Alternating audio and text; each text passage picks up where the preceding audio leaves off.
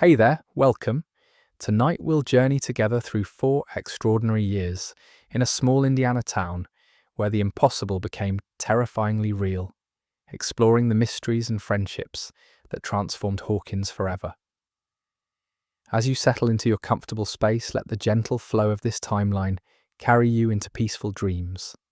Every year holds its own darkness, its own discoveries waiting to be told, from vanishings and monsters to portals between worlds and the fierce loyalty of young people who refuse to let evil win. So let's start with the vanishing. In November 1983, Hawkins was a town like countless others scattered across America's heartland, where children rode bikes through quiet streets and nothing extraordinary ever happened.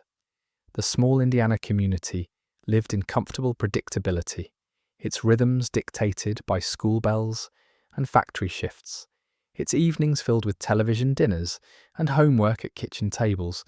Families knew their neighbours, unlocked doors remained common, and the greatest dangers parents imagined were scraped knees and missed curfews. The town sat unremarkably in the American landscape, distinguished only by the National Laboratory on its outskirts, a facility whose secrecy seemed more bureaucratic than sinister, more boring than threatening. The evening of November 6th began, as hundreds had before it, with 4 12-year-old boys gathered in Mike Wheeler's basement for their weekly Dungeons and Dragons campaign. The basement had become their sanctuary over years of friendship, a space where imagination transformed suburban mundanity into epic adventure. Dustin Henderson, Lucas Sinclair, Mike Wheeler, and Will Byers had spent countless hours in that wood-panelled room, their campaigns stretching across months, their shared mythology as real to them as anything in their ordinary lives. This particular night, their characters faced a creature from their game's bestiary, a demogorgon, a monster whose multiple heads and otherworldly nature made it the perfect embodiment of unstoppable evil.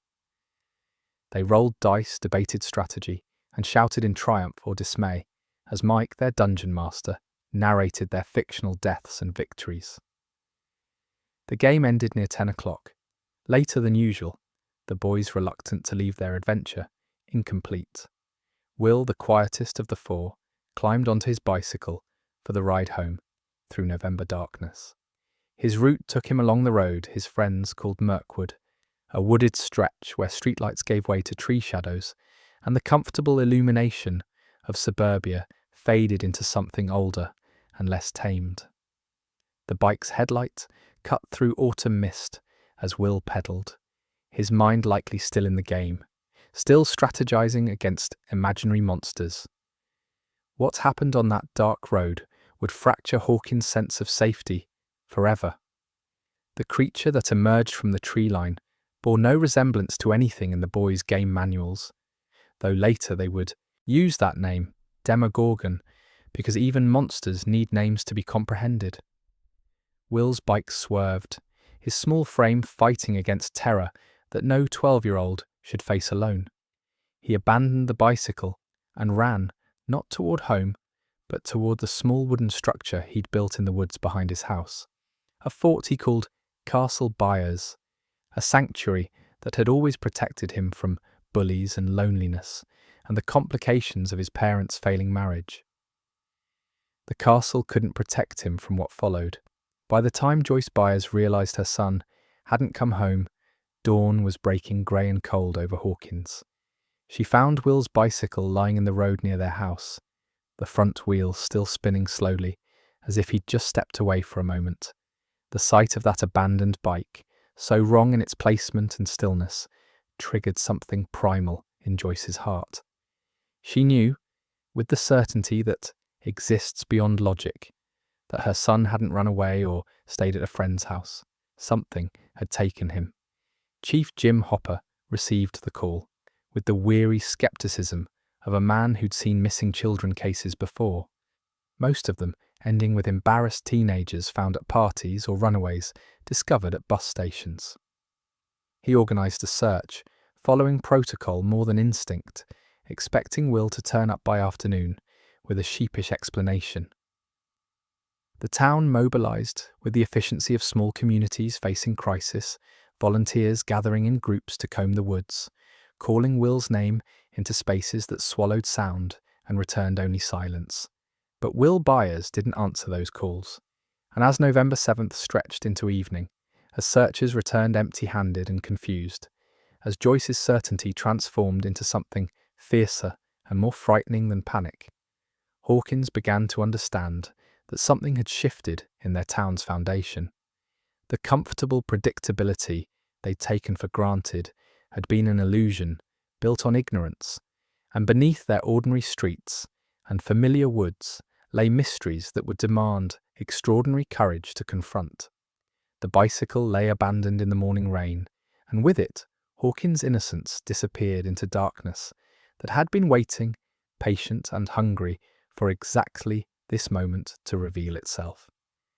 Into this crisis stepped four boys whose bond, forged through years of shared adventures and imagined quests, would prove stronger than any force they'd face. Mike Wheeler, Lucas Sinclair, and Dustin Henderson had grown up alongside Will Byers, their friendship the kind that needed no explanation or justification, built on a foundation of basement campaigns and bicycle rides, and the unspoken understanding that together they were braver than any of them could be alone. They were the kind of friends who finished each other's sentences, who communicated through glances across crowded classrooms, who defended each other against bullies with a ferocity that surprised adults who underestimated the depth of 12-year-old loyalty.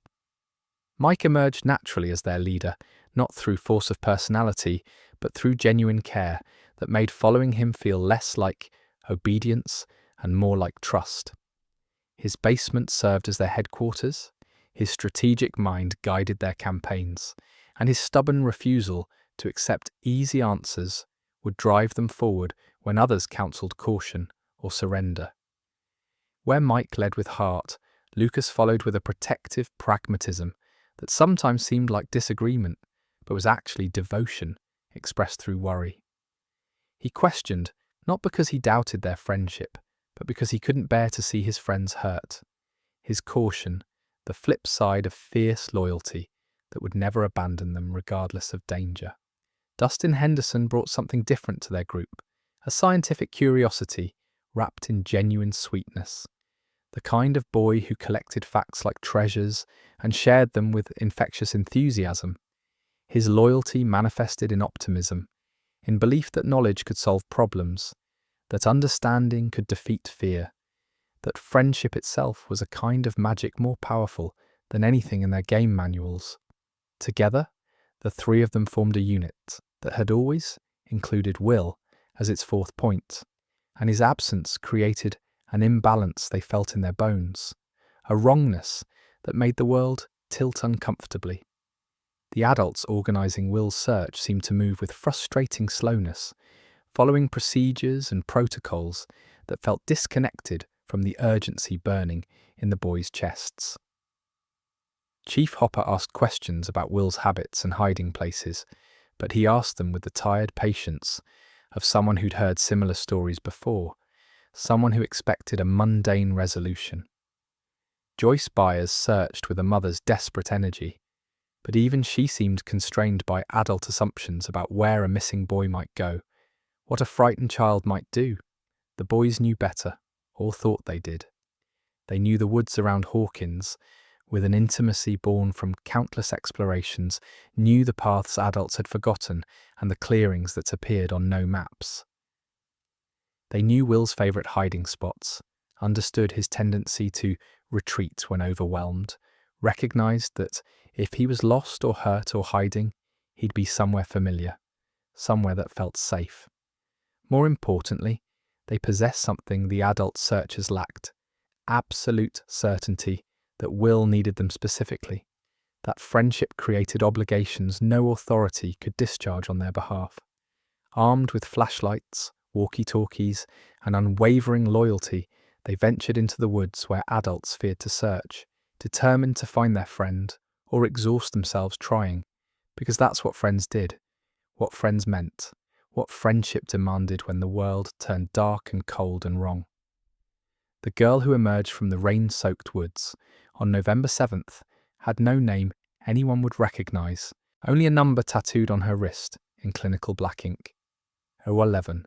She appeared before the boys' flashlight beams, like something from their campaigns made flesh, a figure so unexpected and impossible that for a moment they could only stare, their search for Will interrupted by this stranger who seemed equally lost, equally terrified, equally desperate for salvation. Her head had been shaved to stubble, her thin frame swallowed by an oversized hospital gown that clung to her skin in the rain, and her feet were bare and bleeding from running through November woods that showed no mercy to the unprepared. She didn't speak at first, couldn't or wouldn't explain where she'd come from, or what she was fleeing, but her eyes held a wariness that spoke of experiences no child should carry. When the boys tried to approach, she flinched, her body language screaming of abuse and captivity, of hands that had hurt rather than comforted, of voices that had commanded rather than soothed. Dustin offered her his jacket with the gentle awkwardness of a boy unused to girls but fundamentally kind, and Mike, seeing something in her frightened silence that resonated with his own protective instincts, made a decision that would change everything. They took her to Mike's basement, smuggling her past his parents through a combination of luck and careful timing, establishing her presence in that wood-panelled sanctuary where their friendship had been forged over years of dice rolls and imaginary adventures.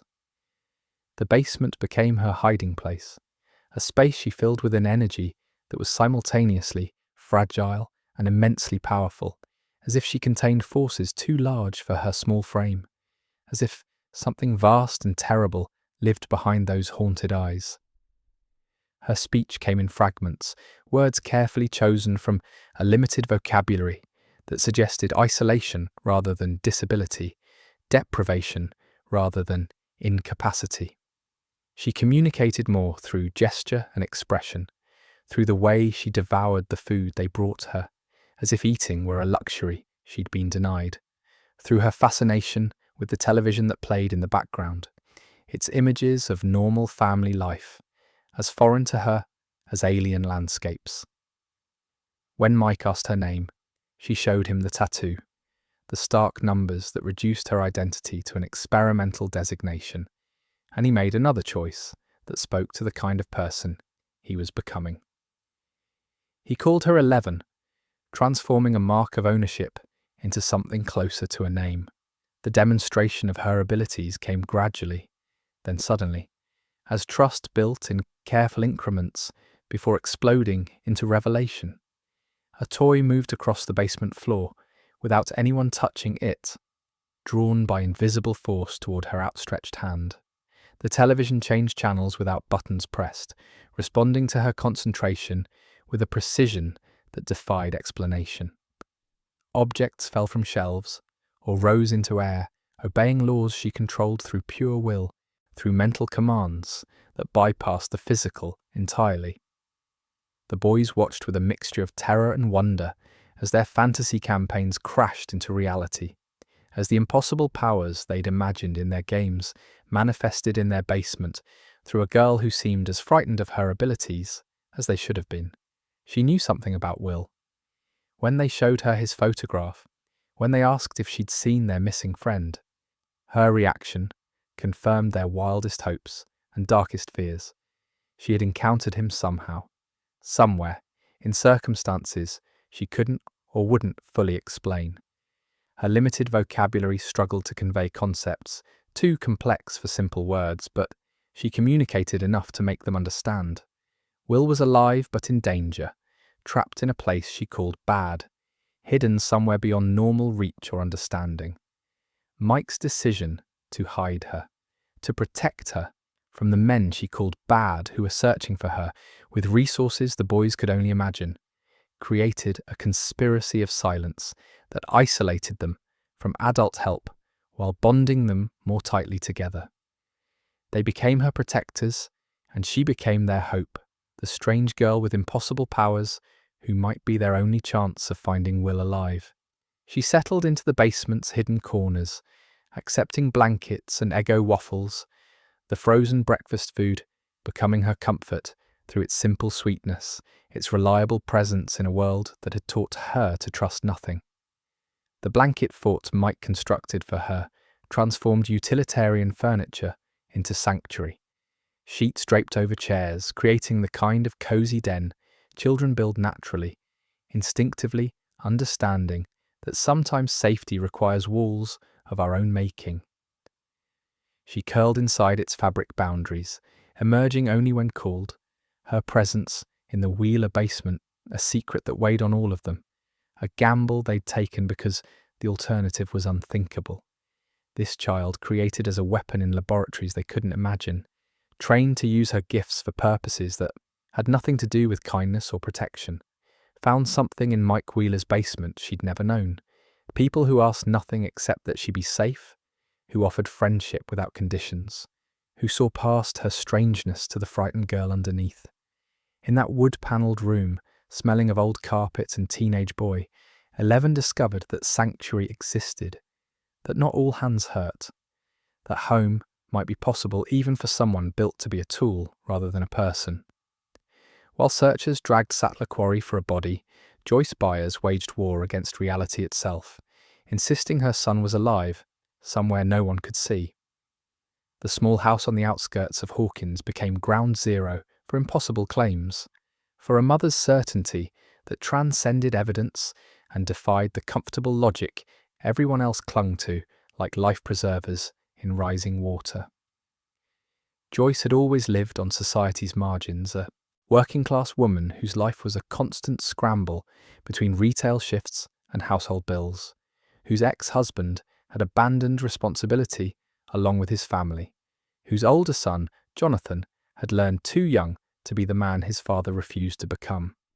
She possessed nothing that commanded automatic respect or belief, no credentials that made her declarations credible, no social standing that protected her from dismissal when she spoke truths that sounded like madness. But she knew her son. She knew him in the way only mothers can know the children they've raised alone through poverty and hardship, knew the sound of his breathing and the rhythm of his fears, knew the difference between absence and death with a certainty that lived in her bones rather than her brain. When others spoke of moving on, of accepting tragic accidents, of planning funerals, Joyce rejected their reality with a ferocity that frightened neighbours and concerned friends, because accepting their version meant abandoning Will to whatever darkness held him, and that was simply impossible, unthinkable, a betrayal her heart refused to commit. The first communication came through electricity, through the lights in her small living room that flickered with intention rather than malfunction, pulsing in patterns that suggested intelligence, presence, desperate attempts at contact from somewhere beyond normal perception. Joyce watched the bulbs glow and dim, with a rhythm that matched her racing pulse, understanding before conscious thought caught up that Will was reaching out, that whatever separated them wasn't impenetrable, that love could create pathways technology couldn't detect. She spoke to the lights as if they were her son, asking questions and watching for responses, one flash for yes and two for no, building a language from illumination and shadow. The Christmas lights came next, strung across her walls in an alphabet of coloured bulbs that transformed her living room into something between shrine and command centre. She painted letters on the wallpaper beneath each light, creating a communication system that looked to others like the visual manifestation of a breakdown, but functioned for Joyce as the only rational response to impossible circumstances. When the light spelled out RUN in desperate flashes, when Will's voice came through the wall, thin and terrified, calling for her help from somewhere that shouldn't exist, she responded not with doubt, but with action. Because mothers don't question their children's voices, don't analyse whether the impossible is possible before trying to save them. Hawkins watched her unravel, or so they thought.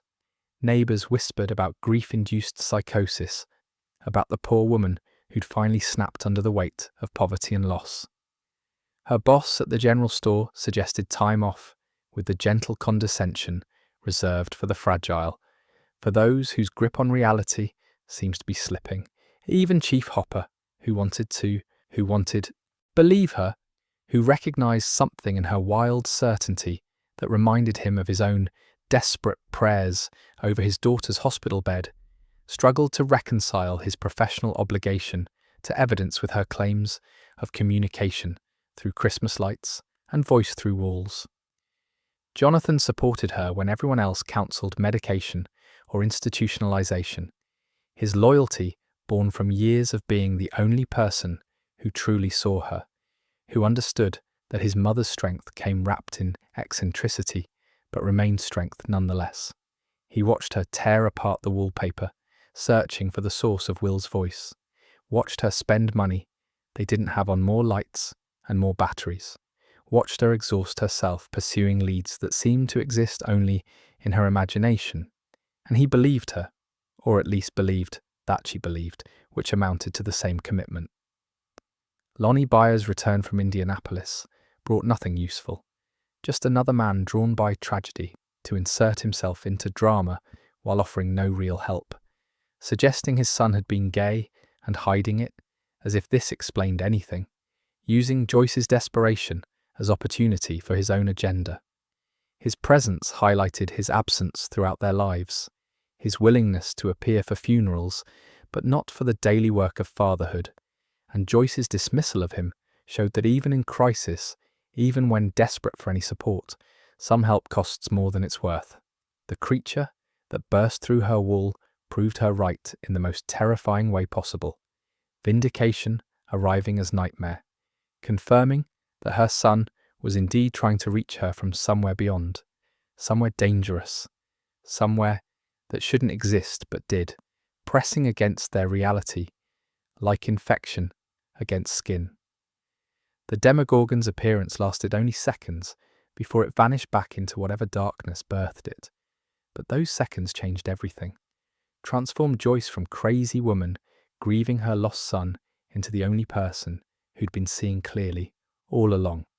In the alphabet strung across her wall, Joyce Byers created a bridge between worlds that science couldn't explain, but love made possible, proving that sometimes the most rational response to impossible circumstances is trust in bonds that transcend dimension and logic both, because mothers know their children across any distance, through any barrier, and will tear down reality itself to bring them home. The same forces that took Will Byers weren't finished with Hawkins, and the night Nancy Wheeler crossed into Steve Harrington's world, her best friend crossed into something far darker.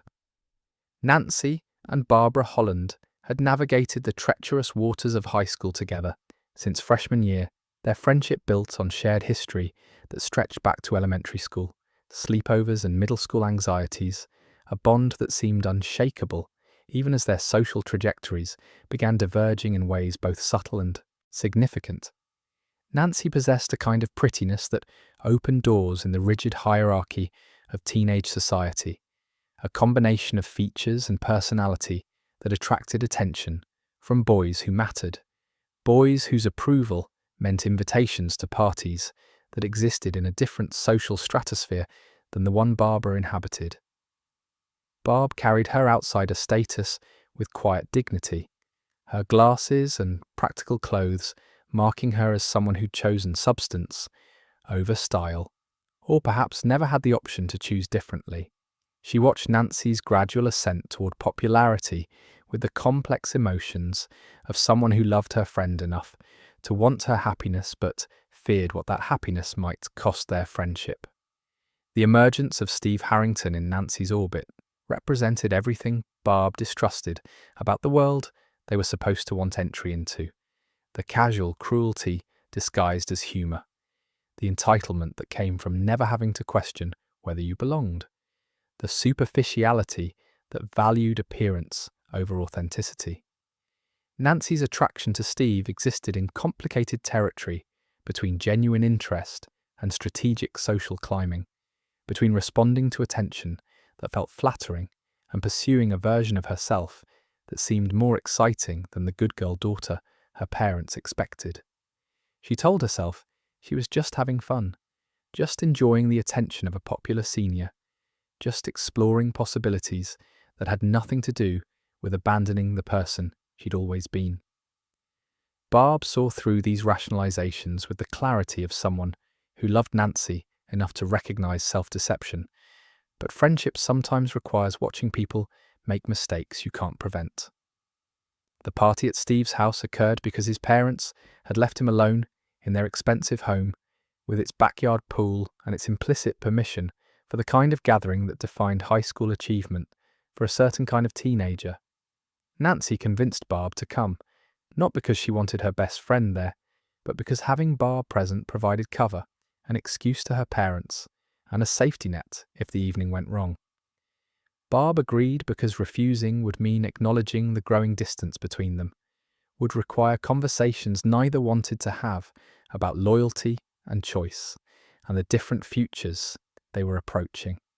The party unfolded with the awkward intensity of teenagers performing adulthood without understanding its scripts or consequences. Nancy drank beer with the determination of someone trying to prove something, trying to shed inhibitions that suddenly felt like limitations rather than protections. Steve's friends performed their roles as popular kids with the casual confidence of those who'd never questioned whether they deserved their social position. Barb sat by the pool in her practical clothes, watching her best friend transform into someone slightly unfamiliar, someone who laughed too loud at jokes that weren't funny, who touched Steve's arm with calculated casualness, who seemed to have decided that crossing into his world required leaving parts of herself behind. The moment of choice came near midnight, when Nancy had to decide between staying with Steve and leaving with Barb, between the life pulling her forward and the friendship anchoring her to who she'd been. She chose Steve, chose to stay, chose to go inside with him while Barb waited by the pool, and in that, choosing created the circumstances that would haunt her forever. Barb sat alone in the November cold, blood seeping from a small cut on her hand where she'd gripped the beer can too tightly, trying to open it and prove she belonged in this world that clearly didn't want her.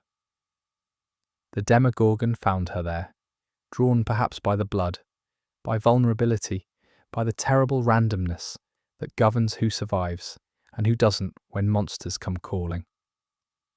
Barbara Holland disappeared into darkness, while inside the house Nancy made different choices about intimacy and trust and crossing thresholds that seemed important at the time, but would matter less than the friend who vanished while she wasn't watching.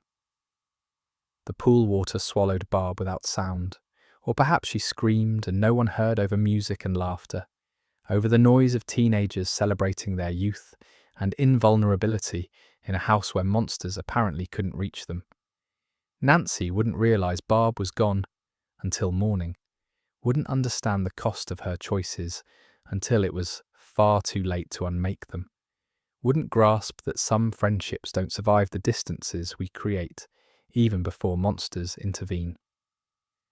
Barb's glasses sank slowly in the pool, settling near the drain where they would remain as evidence of a death no one witnessed, of a disappearance the town would eventually explain as running away, of a girl who mattered intensely to one person and barely registered to everyone else.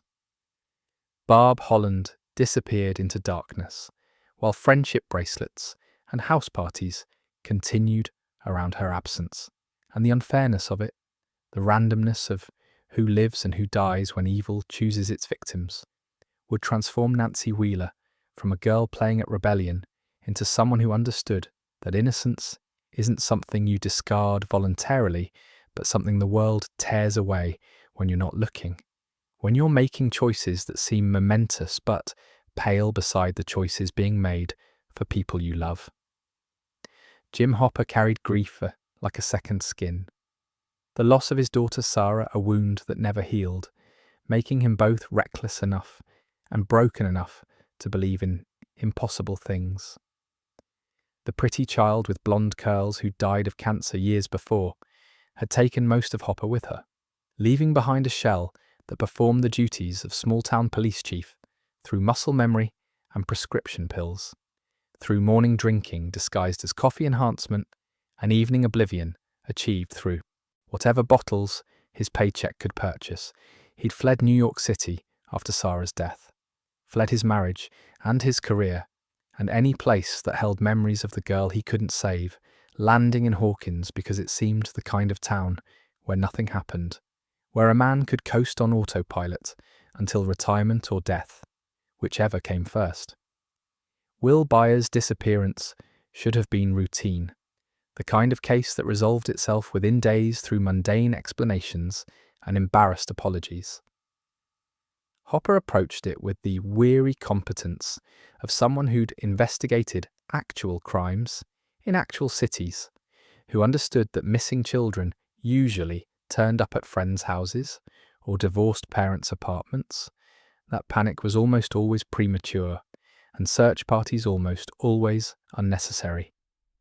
He organised the volunteers and dragged the quarry, and followed procedures with the expectation that Will would appear sheepish and alive, that Joyce's hysteria would fade into relief, that Hawkins would return to its comfortable predictability.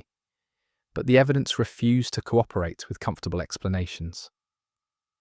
The bike abandoned in darkness, the complete absence of leads or sightings, the state police interest that seemed disproportionate to a missing child case, the laboratory's immediate involvement in ways that suggested preparation rather than response. Hopper had investigated enough to recognize the signs of institutional cover-up, the too smooth cooperation that indicated rehearsed responses, the documents that appeared too quickly and contained too little actual information. Hawkins National Laboratory had always existed at the town's periphery, a government facility that employed locals in low-level positions while keeping its actual work classified behind fences and armed guards. But Hopper had never paid it particular attention until its representatives started appearing at his station, offering assistance that felt more like surveillance. The turning point came when the state police pulled a body from the quarry, a small corpse identified as Will Byers through methods that didn't allow for parental viewing, rushed into a coroner's report that declared drowning before Joyce could demand to see her son. Hopper knew death had stood over enough bodies in his career to recognize when one didn't fit, when circumstances aligned too perfectly, when bureaucracy moved too efficiently. The lab's fingerprints were all over Will's supposed death, and while Hopper couldn't articulate exactly how he knew this, his instincts screamed that the boy in the morgue wasn't Joyce's son, that the case being closed was actually just beginning. Breaking into Hawkins' laboratory violated every professional standard Hopper theoretically upheld, but professional standards assumed authorities operated in good faith, assumed truth mattered more than convenience, assumed the system worked. He entered through maintenance tunnels with Officers Powell and Callahan, men loyal enough to follow their chief into probable career suicide, navigating the facility's corridors with the tactical awareness earned in New York rather than rural Indiana. The lab sprawled beneath its visible buildings, levels descending into earth like archaeological digs into progressively darker history, corridors lined with rooms whose purposes Hopper couldn't guess, but instinctively feared. The portal chamber existed at the facility's deepest level, a vast space dominated by a tear in reality that pulsed with energies Hopper had no framework to understand. Scientists in hazmat suits monitored equipment that measured the immeasurable, recorded the unrecordable, attempted to quantify a doorway that led somewhere physics claimed couldn't exist. The rift itself resembled organic tissue more than scientific anomaly, membranous and somehow alive, breathing with rhythms that matched no natural pattern. Hopper stood at the chamber's entrance, watching technicians in protective gear approach the gate, as if it were a living thing that might attack if startled, and he understood, with sickening certainty, that Will hadn't drowned in any quarry. The lab's response to his intrusion came swiftly and revealed their priorities clearly. They offered money, offered to smooth over his illegal entry, offered explanations sanitized of actual information. And when these offers met resistance, they threatened his career, his freedom, his life with the casual efficiency of organizations accustomed to controlling narratives through whatever means necessary. Dr. Martin Brenner himself appeared, a man whose grandfatherly appearance masked something predatory and cold, whose explanations of the gate and its connection to will sounded like truth filtered through layers of strategic omission. Hopper negotiated, not because he trusted them, but because dead police chiefs help no one. Because staying alive and employed meant staying close enough to the truth to act when opportunity arose. He extracted what promises he could, demanded access to information about Will's location, accepted their terms while planning to violate everyone as soon as circumstances allowed. The lab had created something they couldn't control, had torn open doorways between dimensions and lost track of what came through, and now a child was paying the price for their arrogance, for their belief that understanding something meant controlling it. Sarah's memory drove every choice Hopper made in those November days, every risk he took and every compromise he accepted, because he'd been helpless to save his own daughter from cancer that ate her from inside, helpless against an enemy he couldn't fight or threaten or arrest. But Will Byers wasn't dying of something natural and inevitable. Will was lost because adults had made choices that prioritized knowledge over safety, power over wisdom, and Hopper could do something about choices, could fight human enemies in ways cancer had never allowed. In the sterile corridors of Hawkins National Laboratory, Hopper found what he'd been searching for since Sarah died. A reason to fight, a chance to save a child, proof that impossible things deserved impossible efforts, and the beginning of transformation from a man waiting to die into someone who might remember how to live. The dimension that existed beneath Hawkins, like a dark reflection, was neither hell nor alien world, but something more terrifying. Home, twisted into nightmare, familiar streets transformed into hunting grounds, where every landmark remained recognizable, yet profoundly wrong. Understanding this place required abandoning assumptions about how reality worked, accepting that dimensions could exist layered upon each other like transparencies in an overhead projector, occupying the same space while remaining fundamentally separate until something tore the barrier between them. The boys learned about this parallel world through 11, whose abilities allowed her to perceive and even traverse the thin places where dimensions pressed closest together, where the membrane separating their Hawkins from its shadow self grew permeable enough for consciousness to slip through. She explained using the Dungeons and Dragons board that had mapped so many of their imaginary adventures, pointing to the game pieces and describing something Mike immediately recognized from their campaign materials. The Veil of Shadows, a dimension of decay and death, a plane existing parallel to the world they knew. Mike's manual described it as a place of monsters and nightmare, an existence without sun or hope, where creatures fed on whatever life stumbled into their domain. The description matched what 11 showed them, matched what she'd glimpsed during her sessions at the laboratory, matched the place where Will was hiding and dying slowly in cold darkness. The physical properties of this shadow dimension defied comfortable categorization. Cold penetrated everything there, not the clean cold of winter, but something older and more hostile, a temperature that seemed to leach warmth from living tissue directly rather than through mere air, decay accelerated, organic matter breaking down at unnatural rates, producing the thick atmosphere of spores and particles that drifted through air thick as water. The landscape existed in perpetual twilight, illuminated by lightning that flashed without thunder, by bioluminescent growths that clung to surfaces in patterns suggesting intelligence, or at least organized purpose. The geography mirrored Hawkins exactly.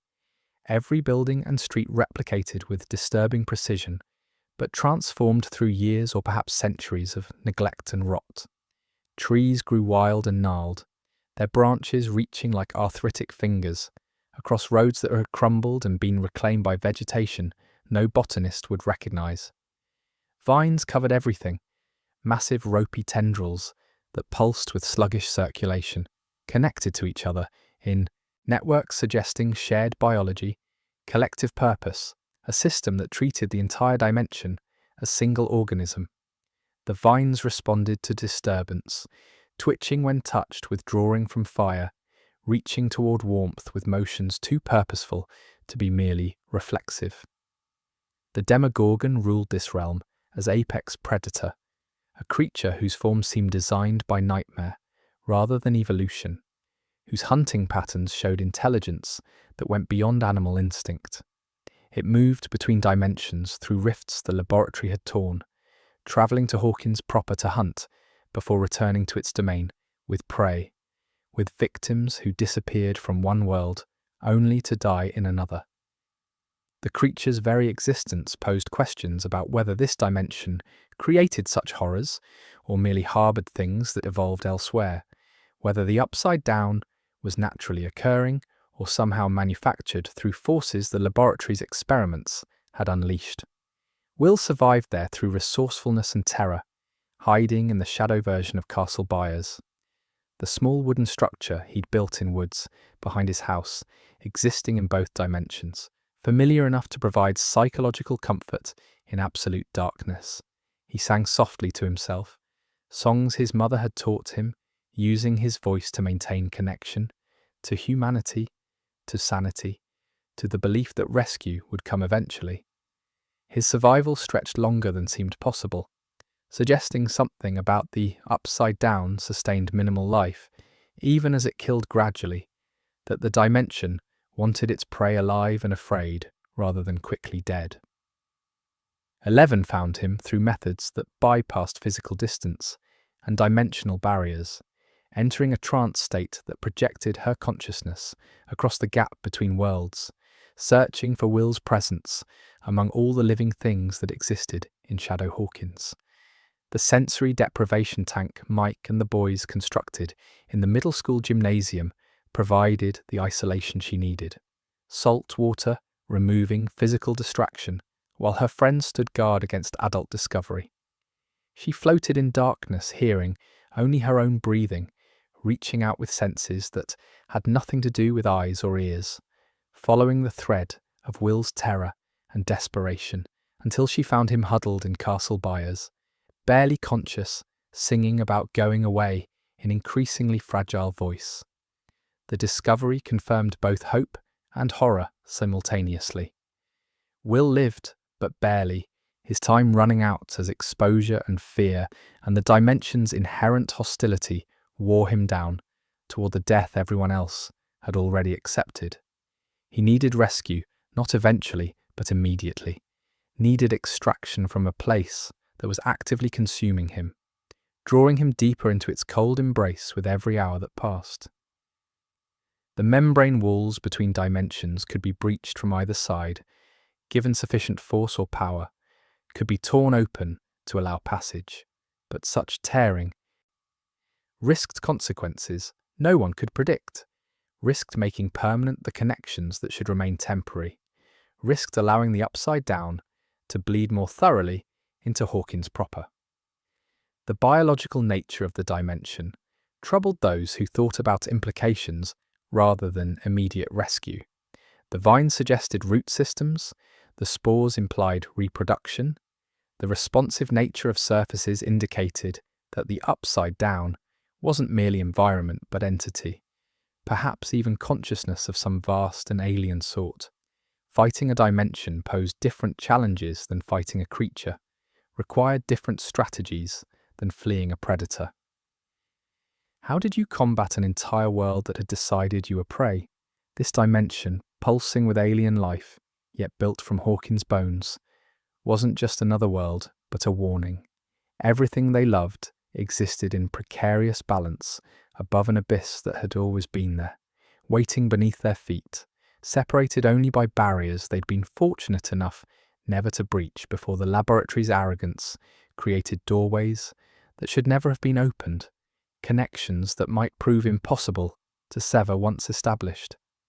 As November turned to its final days, 3 separate battles converged in Hawkins Middle School, where friendship, maternal love, and sacrifice would tear open the world to save a single boy. The school had become focal point, not through strategic importance, but through the peculiar geometry of dimensional rifts. The thin places where Upside Down and Hawkins proper pressed closest together, where the membrane between worlds grew permeable enough that force applied from either side might breach it completely. Joyce and Hopper prepared to enter through the laboratory's gate, armed with little more than desperate courage and hazmat suits that might protect them from the dimension's toxic atmosphere. While in the school gymnasium, children prepared to defend against adults who decided 11 was property to be retrieved, rather than a person to be protected. The journey through the gate felt like being born in reverse, passing through tissue that resisted and clung, emerging into cold that attacked exposed skin with predatory intent. Joyce and Hopper stepped into the Upside Down's version of Hawkins' laboratory with the disorientation of travellers arriving in countries that looked almost but not quite like home, where familiar landmarks existed in states of advanced decay, where the air itself tasted of rot and wrongness. They moved through shadow corridors following the path Joyce had memorized from Christmas lights, spelling out locations, from Will's desperate attempts to communicate his hiding place across dimensional barriers. Love had made crossable. Castle Byers stood in the upside-down woods, exactly where Will had built it in the real world, a small wooden fortress that had survived longer than seemed possible in an environment actively hostile to all construction. Inside, Will lay barely conscious, his small body showing signs of exposure and terror, his breathing shallow and irregular, his skin cold beyond what mere November temperatures could explain. Joyce gathered him with the fierce tenderness of mothers reclaiming children from death itself, speaking his name like incantation, like prayer, like the most important word in any language, while Hopper checked for vitals that registered weak but present, life hanging by threads that might snap at any moment. The escape required speed the Upside Down didn't want to permit. The dimension itself seemed to resist their departure, vines reaching to entangle fleeing feet. The Demogorgon's roar echoing through dead trees as it sensed prey attempting escape. They ran through landscape that tried to trap them, Joyce carrying Will's limp form, while Hopper cleared path and provided what protection a gun could offer against nightmare made flesh. The gate stood ahead like birth canal or prison exit, the membrane rippling with their approach, and they plunged through with the desperation of people who understood this was their only chance. That hesitation meant death in dimensions built to consume rather than sustain. Will's heart had stopped by the time they cleared the gate, his small chest still and cold, his lips blue with oxygen deprivation that had progressed beyond what minutes alone could explain. Hopper performed CPR with the mechanical precision of someone trained in revival, compressions, and breaths administered in rhythm, while Joyce spoke to her son with the voice she'd used to call him home across dimensional barriers, refusing to accept that bringing him back only to lose him would be this story's ending. The first breath Will took on his own came ragged and painful, his eyes opening to fluorescent lights instead of perpetual twilight, his mother's face instead of predatory darkness, and in that moment, Hawkins reclaimed one of its children from the abyss. While Joyce fought death in the Upside Down, Mike Wheeler fought adults in a middle school gymnasium, defending 11 against laboratory agents who'd come to retrieve their escaped experiment with tranquilizer guns and clinical disregard for her humanity. The boys had barricaded themselves with whatever equipment the gym offered, hurling dodgeballs and pushing bleachers in desperate attempts to slow trained soldiers, their resistance as futile as it was necessary. 11 cowered behind Mike, exhausted from her sensory deprivation search for Will, her powers depleted to nothing by efforts that had drained her completely, leaving her as vulnerable as any 12-year-old facing armed adults. Mike positioned himself between the agents and 11 with the kind of courage that comes from caring more about someone else than yourself. His thin frame inadequate protection, but offered nonetheless. He spoke to her with fierce conviction, words about belonging and home, about how she wasn't the monster, how she didn't have to go back, how she had friends now, had people who would stand with her against everyone else if necessary. The speech shouldn't have mattered against tranquilizer darts and adult strength, shouldn't have changed the outcome of a confrontation. This unbalanced, but it mattered to 11 in ways that transcended tactical situations, reminded her that she possessed power beyond what laboratory training had instilled, power that came from being something more than weapon or number. The Demogorgon's arrival in the gymnasium transformed the confrontation completely. The creature emerging from the wall as if solid surfaces were mere suggestions rather than barriers. Its arrival announced by the screaming of agents who found themselves facing something their training had never prepared them to combat. The monster that had hunted children through Hawkins and taken Barb Holland's life moved with predatory certainty toward everyone in the gymnasium, making no distinction between those it had been hunting and those who'd come to hunt its prey, driven by hunger and instinct rather than alliance or mercy. 11 rose to face it with the last reserves of strength her small body contained, her nose already bleeding from powers she'd exhausted, but summoned anyway, because her friends needed her, because monsters needed stopping, because she was done running from the bad men and their pets. The telekinetic force she unleashed shook the gymnasium's foundations, her scream mixing with the Demogorgon's roar, the two sounds creating disharmony that hurt ears and heart simultaneously. The creature resisted, its otherworldly nature designed to survive attacks that would kill normal flesh. But 11 pushed harder, drawing on reserves beyond physical, beyond what doctors could measure or laboratories could quantify, accessing the pure will that let consciousness shape reality when everything else failed. The Demogorgon disintegrated particle by particle, its physical form losing coherence as 11's power tore through its molecular bonds, unmaking it at fundamental levels. But such power demanded payment. 11's body began dissolving too, fragmenting into particles that drifted upward, like reversed rain, like a girl becoming light, becoming nothing, becoming gone. Mike reached for her and grasped empty air, his desperate attempts to hold her meeting resistance from physics that couldn't be argued with or denied. She vanished completely, taking the monster with her, leaving only silence and blood on tile and the terrible understanding that salvation had required sacrifice, that saving them had cost her everything. Will woke 3 days later in Hawkins Hospital with tubes and monitors tracking systems that had nearly failed, with Joyce sleeping in the chair beside his bed and Jonathan camped on the floor below, with the town celebrating his rescue through stories sanitized of dimensional horrors and laboratory conspiracies. The official narrative spoke of Will becoming lost in the woods, of falling into quarantine tunnels, where he survived through cleverness until rescue arrived, of government facilities helping rather than causing his ordeal. Hawkins accepted these lies with the eagerness of people preferring comfortable falsehood to impossible truth, relieved to return to normalcy, even if that normalcy rested on foundations of deliberate ignorance. Barb's funeral occurred in December, with closed casket and whispered speculation about running away, about troubled girls making tragic choices, with Nancy Wheeler standing at the graveside carrying guilt she couldn't voice, without revealing truths no one wanted to hear.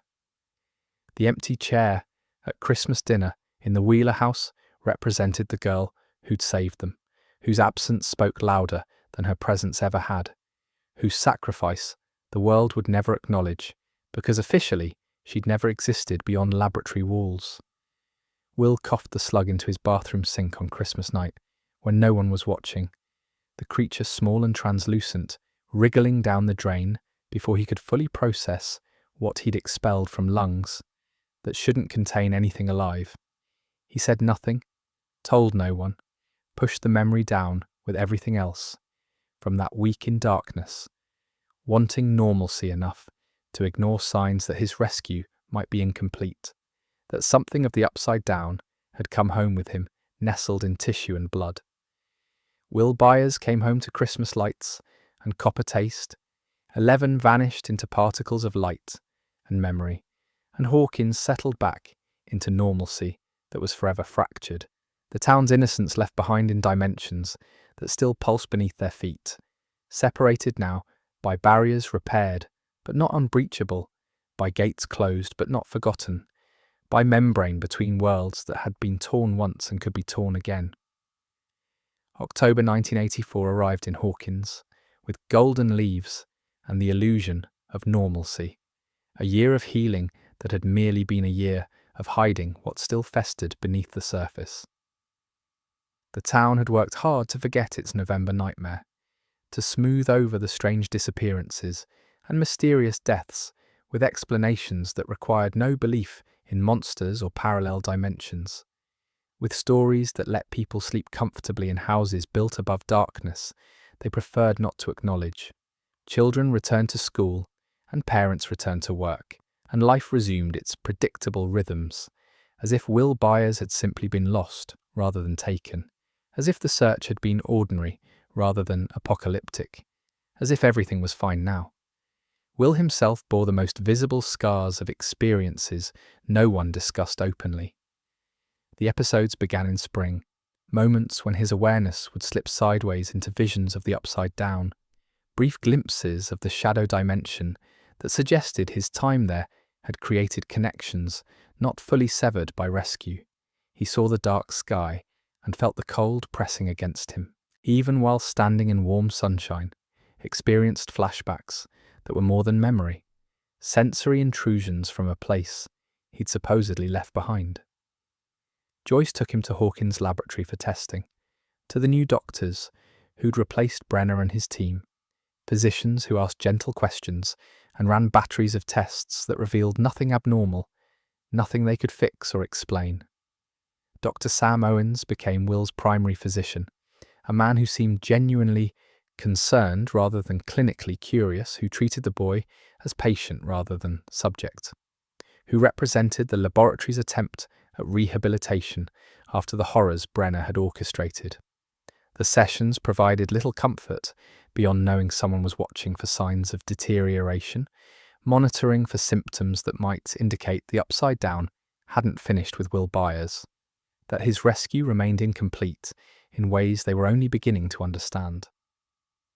Mike Wheeler spent the year in a different kind of haunting, mourning a girl who'd existed for 1 week in his life, but left a permanent impression on his heart. He called 11 on the walkie-talkie every night for 353 days, speaking into static that never answered, maintaining vigil for someone who was either dead or unreachable, who had vanished saving him, and might never know how desperately he wanted her back. The other boys gently suggested moving on, letting go, accepting that she was gone, but Mike understood loyalty in ways that transcended logic or self-protection. His nightly broadcasts a kind of prayer that required no response to remain meaningful. The party itself had changed in subtle ways that accumulated into transformation. Dustin returned from science camp with stories of a girlfriend no one quite believed, with confidence that hadn't existed before, with the beginnings of the person he would become. Lucas discovered interests beyond their basement campaigns, developing skills and friendships that existed outside their tight circle, growing in directions that didn't require everyone to grow together. The four-pointed unit that had faced monsters together found itself fragmenting into individuals with diverging paths, held together by shared history, but pulled apart by natural adolescent evolution. Max Mayfield's arrival from California injected new energy and new tensions into dynamics that had seemed fixed. The red-headed girl with the skateboard and the chip on her shoulder earned the arcade's high score and the nickname Mad Max, establishing herself as force to be reckoned with before anyone knew her story, before they understood She was fleeing her own monsters in the form of an abusive stepbrother and a mother who'd chosen poorly in her desperation for stability. Max represented both threat and opportunity to the party, a disruption of established patterns and a chance for growth beyond the closed circle they'd maintained since childhood. Nancy Wheeler and Steve Harrington's relationship survived Barb's death and the Demogorgon's attack, but couldn't survive the distance created by trauma they experienced differently. Nancy carried guilt Steve couldn't understand because he didn't know the full truth, because the sanitized version of events she was allowed to share omitted the dimensions and monsters and laboratory conspiracies that actually explained her grief. The relationship frayed gradually through autumn, torn between who they'd been before November and who they were becoming after, between comfortable familiarity and the recognition that shared history doesn't always mean shared future. Jonathan Byers and Nancy found themselves drawn together through understanding that came from parallel experiences, from having fought the same darkness and emerged changed in similar ways. Their growing connection remained unacknowledged through most of the year, existing in glances and conversations that lasted longer than necessary, in the comfort of being around someone who didn't require explanations because they already knew, already understood what it meant to have seen behind reality's curtain and found horror waiting. Bob Newby entered Joyce Byers' life like sunshine after storm, a Radio Shack manager whose genuine kindness and goofy enthusiasm seemed anachronistic in the world Joyce now inhabited, but provided exactly the normality she desperately craved. He loved her without complication, without demanding she be anything other than tired and scared and trying her best, without needing to understand the nightmares that woke her, or the way she sometimes stood at Will's door, just watching him breathe. Bob represented the possibility of moving forward, of building something stable on ground that had proven treacherous, of choosing hope despite evidence that hope was dangerous luxury.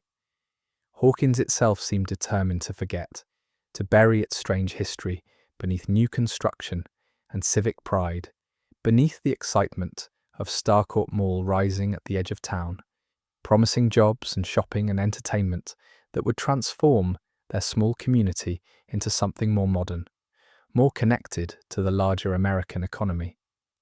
The mall's construction proceeded with remarkable speed, its framework rising through summer like monument to progress, to the future, to everything that wasn't monsters and missing children and government conspiracies.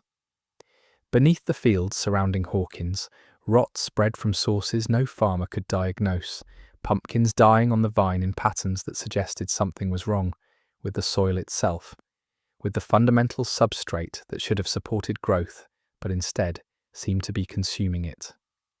The decay went mostly unnoticed or was attributed to blight, to bad luck, to anything except the truth that something beneath the ground was changing, spreading, preparing for emergence. The party moved forward because that's what survivors do, but each carried pieces of the upside. Down inside them, memories that flickered like Joyce's Christmas lights, impossible to forget, dangerous to remember, fragments of truth they could share only with each other because everyone else had chosen comfortable lies over uncomfortable reality, had decided that normalcy was worth the price of deliberate ignorance. For 364 days, Jane Hopper existed as a secret, hidden in a cabin in the woods where breakfast was Eggos and family was a police chief who loved her enough to keep her caged for her own safety. Hopper had found her in the Upside Down's forest shortly after she'd disintegrated the Demogorgon, her small body unconscious among the decay and darkness, alive against all probability, breathing the toxic air that should have killed her, but somehow hadn't. He'd carried her through the gates before the laboratory could discover her survival, understanding instinctively that returning her to those sterile rooms meant condemning her to worse than death, meant transforming her back into property rather than person, into weapon rather than child. The cabin stood isolated enough that neighbours were theoretical rather than actual, surrounded by woods that provided natural barriers against casual discovery. Hopper's grandfather had built it decades earlier as hunting retreat, and it had sat mostly abandoned through years when Hopper lived elsewhere, pursuing careers and marriages that eventually collapsed under the weight of loss he couldn't process. Now it became sanctuary and prison simultaneously, protection that required isolation, safety purchased through loneliness, love expressed as containment, because the alternative was laboratory recapture, or worse. The rules Hopper established were non-negotiable, born from paranoia that wasn't actually paranoia when the threats were real and the enemies possessed resources Hopper couldn't match. 11 couldn't leave the cabin during daylight hours when hikers or hunters might glimpse her. She couldn't answer the door under any circumstances. She couldn't use her powers where anyone might notice, couldn't draw attention, couldn't exist in any way that left traces the laboratory's inevitable searchers might follow. The tripwires Hopper installed around the cabin's perimeter served dual purpose, warning of intruders, while reminding 11 that the world beyond those trees remained dangerous, that her freedom extended exactly as far as the forest allowed, and no further. Their routine developed through trial and error, through arguments and compromises, through the difficult process of two traumatized people learning to coexist in close quarters. Hopper brought supplies on irregular schedules, his police chief duties providing cover for absence, while limiting how often he could check on her, forcing 11 to manage extended periods alone, with only television and books for company. He taught her to read using whatever materials he could find, children's books, giving way to novels, his patience with her learning curve driven by recognition that education meant liberation, that knowledge opened doors, isolation tried to close. Television became 11's window to the world she couldn't enter, her education in normalcy conducted through soap operas and game shows, through commercials that promised happiness, through consumption and programs that depicted families nothing like the one she was building with Hopper. She absorbed American culture through this electronic portal, learning social cues and emotional expressions, understanding fashion and music, and the casual interactions that characterized normal teenage life. The screen showed her what she was missing, what other girls her age experienced without thinking, what freedom looked like when it wasn't rationed by necessity and fear. Her powers expanded through boredom and emotion both, developing in directions the laboratory had never encouraged because they wanted weapon rather than person, had trained specific abilities while suppressing others. She learned to change television channels through pure will, to sense Hopper's approach before his truck became audible, to reach out with her mind across distances the laboratory had never tested. The expansion came with costs, nosebleeds, and exhaustion, headaches that lasted hours, but also brought satisfaction of discovering herself beyond what others had made her, beyond the designation 011, beyond the purposes Brenner had intended. Loneliness ate at her with patient hunger, the isolation that kept her safe, also keeping her from the connections she'd tasted briefly in Mike Wheeler's basement. She thought about him constantly, about his kindness and the way he'd looked at her, as if she mattered beyond her abilities, as if she was worthy of protection rather than exploitation. She wanted to contact him, to let him know she survived, to hear his voice through walkie-talkie static, but Hopper forbade it with the gentle firmness of someone who understood that any communication risked discovery, that the laboratory monitored Mike's house, specifically because they knew he mattered to her. The anger came gradually, building through months of cabin walls and broken promises, through Hopper's well-intentioned restrictions that felt increasingly like the laboratory's control wearing a different face. She understood intellectually that he was protecting her, that the rules came from love rather than exploitation. But understanding didn't make isolation easier, didn't satisfy the desperate human need for connection that no amount of safety could replace. She tested boundaries through small rebellions, leaving the cabin when he was gone, exploring forest edges, using her powers in ways that served no purpose, beyond asserting autonomy over abilities everyone else seemed to think they could regulate. The father-daughter bond they were building existed in constant tension between Hopper's protective instincts and Eleven's need for freedom, between his trauma over losing Sarah and her trauma over years of imprisonment. They fought about rules and responsibilities, about trust and safety, about whether protection that required caging was worth its cost. But they also watched television together on the evenings Hopper could stay, shared meals that felt almost like family dinners, developed the shorthand communication of people learning to understand each other's silences and expressions. Hopper brought her a wig for the rare occasions she could venture out, disguising her distinctive appearance beneath synthetic hair that let her pass as normal if no one looked too closely. The wig felt like costume and camouflage simultaneously, a tool for brief freedom that reminded her constantly of all the ways she couldn't simply exist, couldn't walk through the world without concealment, couldn't be Jane or Eleven or whoever she actually was beneath all the names others had given her.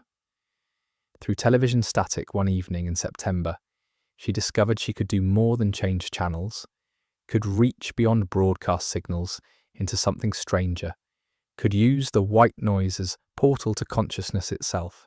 The technique was similar to the sensory deprivation the laboratory had employed, but required no water or darkness.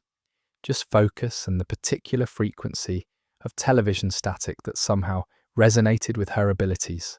She found her mother that way, found Terry Ives trapped in memories that looped endlessly, found the truth about her birth and kidnapping, found family she'd never known existed. In that cabin's silence, Eleven transformed from weapon to daughter, from number to Jane, though the question of who she truly was remained unanswered, pulling her toward a past Hopper hoped she'd never find, toward revelations that would complicate the fragile stability they'd built together, toward family that existed beyond the simple unit of two people hiding in the woods from enemies who would never stop searching. The truth about Jane Hopper's existence before she was 11 lived in Terry Ives' broken mind, memories locked behind electroshock therapy and government torture, accessible only through her daughter's gifts. 11's escape from the cabin came not through rebellion, but through necessity, through the discovery that her mother existed somewhere in Pennsylvania, alive but damaged beyond what conventional medicine could repair, trapped in experiences that repeated endlessly because the shock treatments meant to erase them had instead burned them into permanent loops. The journey to Terry's house required resourcefulness. 11 had learned partly from television and partly from months of restricted independence. She travelled through a world that terrified and fascinated her simultaneously, navigating bus stations and city streets with the wariness of someone who'd been hunted, who understood that exposure meant danger, but couldn't resist the pull of blood connection, of answers to questions about origins that had haunted her since consciousness began.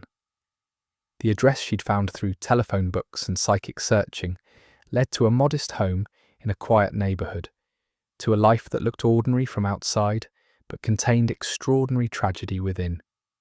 Becky Ives answered the door with the tired kindness of someone who'd sacrificed years caring for a sister the world had abandoned, who maintained vigil over someone trapped between life and death, consciousness and catatonia, present and absent simultaneously.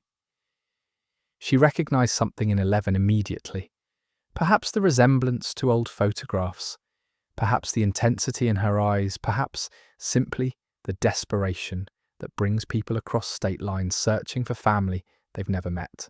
She let the strange girl inside, let her approach Terry, let her attempt connection through methods Becky didn't understand, but hoped might finally reach her sister after years of unsuccessful, conventional treatments. Terry Ives sat in her chair, speaking 3 phrases in endless rotation, words that had meaning. Eleven understood only when she reached into her mother's mind, with abilities the laboratory had trained for entirely different purposes. The psychic connection plunged Eleven into memories that played like films, into Terry's experiences as pregnant volunteer for government experiments, into Dr. Brenner's lies about miscarriage when he'd actually stolen the healthy baby for his own purposes, into Terry's desperate attempts to retrieve her daughter, ending in electroshock that shattered her mind while leaving the crucial memories intact but inaccessible. Eleven witnessed her own birth through her mother's eyes, saw herself as newborn torn from arms that wanted to hold her, understood that she hadn't been created by the laboratory, but stolen from a mother who'd loved her, who'd fought for her, who'd been destroyed for refusing to accept official lies about miscarriage. The revelation transformed her understanding of herself, proved she wasn't merely weapon or experiment, but daughter, person, someone who'd been wanted before she'd been taken. The knowledge brought comfort and rage simultaneously, grief for what had been stolen and fury at those who'd done the stealing. The discovery of Carly came through Terry's memories as well, images of another child in Brenner's laboratory. A girl slightly older than Jane who'd escaped before the 1983 massacre, who possessed different abilities but similar trauma, who was sister not by blood but by shared suffering. 11 found her in Chicago through methods that combined psychic searching and conventional investigation, tracking rumours and traces of a girl who could make people see things that weren't there, who'd built a gang of outcasts and used her powers for purposes Brenner never intended. Carly welcomed her as kin, as fellow survivor of Brenner's experiments, as someone who understood what it meant to be numbered rather than named, to be trained as tool rather than raised as child. The gang Carly had assembled around her consisted of other damaged people, refugees from systems that had failed them, young adults who'd found family in shared anger and rejection of the society that had rejected them first. They lived in an abandoned warehouse, surviving through theft and intimidation, using Kaylee's illusion powers to terrify their enemies and enrich themselves at the expense of those they deemed deserving of punishment. The philosophy Carly preached centered on using their gifts for revenge against those who'd hurt them, on refusing to hide or minimize their power to make others comfortable, on taking what the world owed them after everything it had stolen. She showed 11 how to channel rage, how to use anger as fuel for abilities that grew stronger with emotion, how to stop apologizing for being powerful. The lessons resonated with 11's own fury at Brenner, at the laboratory, at everyone who treated her as less than human, and she felt herself pulled toward Carly's worldview, toward the simplicity of defining justice as revenge, toward the comfort of blaming and punishing, rather than the difficult work of forgiveness and growth. They hunted Ray Carroll together, the laboratory technician who'd assisted in 11's kidnapping, Kaylee creating illusions that made him see his worst fears, while 11 held him telekinetically, prepared to kill on Carly's command. But Carroll's fear revealed not monster, but ordinary man, who'd made terrible choices out of cowardice rather than malice, who had children whose photographs begged for mercy their father didn't deserve, but they hadn't earned punishment for. 11 saw Mike in those children's faces, saw innocence that would be destroyed by actions that felt like justice, but functioned as perpetuating cycles of harm. The vision came unbidden during their confrontation with Carroll, 11's abilities reaching across distance to show her Hopper in danger, the cabin surrounded by agents, her absence leaving him vulnerable to forces he couldn't fight alone. The image clarified everything, revealed that Carly's path led away from the people who actually mattered, from connections that healed rather than harmed, from the family she'd chosen rather than the one trauma had provided. Revenge might feel satisfying, but offered nothing real, created nothing lasting, transformed her into exactly what Brenner had wanted, someone who used power to hurt rather than protect. Jane Ives became 11 became Jane Hopper through a journey away from the only family who shared her blood, learning that home wasn't where you came from, but who waited for you to return. that the bonds formed through choice mattered more than those formed through shared suffering, that healing required moving toward love rather than away from pain, however justified that pain might be, however deserving the targets of revenge appeared. The shadow that hunted Will, buyers for a week in November 1983 had waited patiently for a year, growing in the dark beneath Hawkins, and when it struck again, it didn't take him, it became him. The possession began on Halloween night when Will's latest episode transported him not just to visions of the Upside Down, but fully into that dimension. His consciousness pulled across barriers that should have remained impermeable, his small body standing alone in Shadow Hawkins, while something vast and terrible noticed his presence. The creature that approached him through perpetual twilight bore no resemblance to the Demogorgon, possessed intelligence rather than mere predatory instinct, moved with purpose that suggested strategy rather than hunger. The Mind Flayer, as Dustin would later name it from their campaign materials, existed as something between entity and ecosystem, a consciousness vast enough to encompass entire dimensions, ancient enough to have shaped the Upside Down itself, or perhaps been shaped by it through processes no human framework could comprehend. Its form resembled a spider made of shadow, legs stretching across the sky like storm clouds given purpose, its presence creating cold that went beyond temperature into something closer to the absence of warmth, the negation of life itself.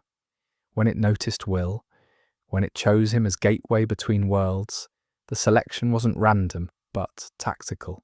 Recognition that this boy had been marked by the Upside Down, had survived its embrace, had connections to both dimensions that made him perfect vessel.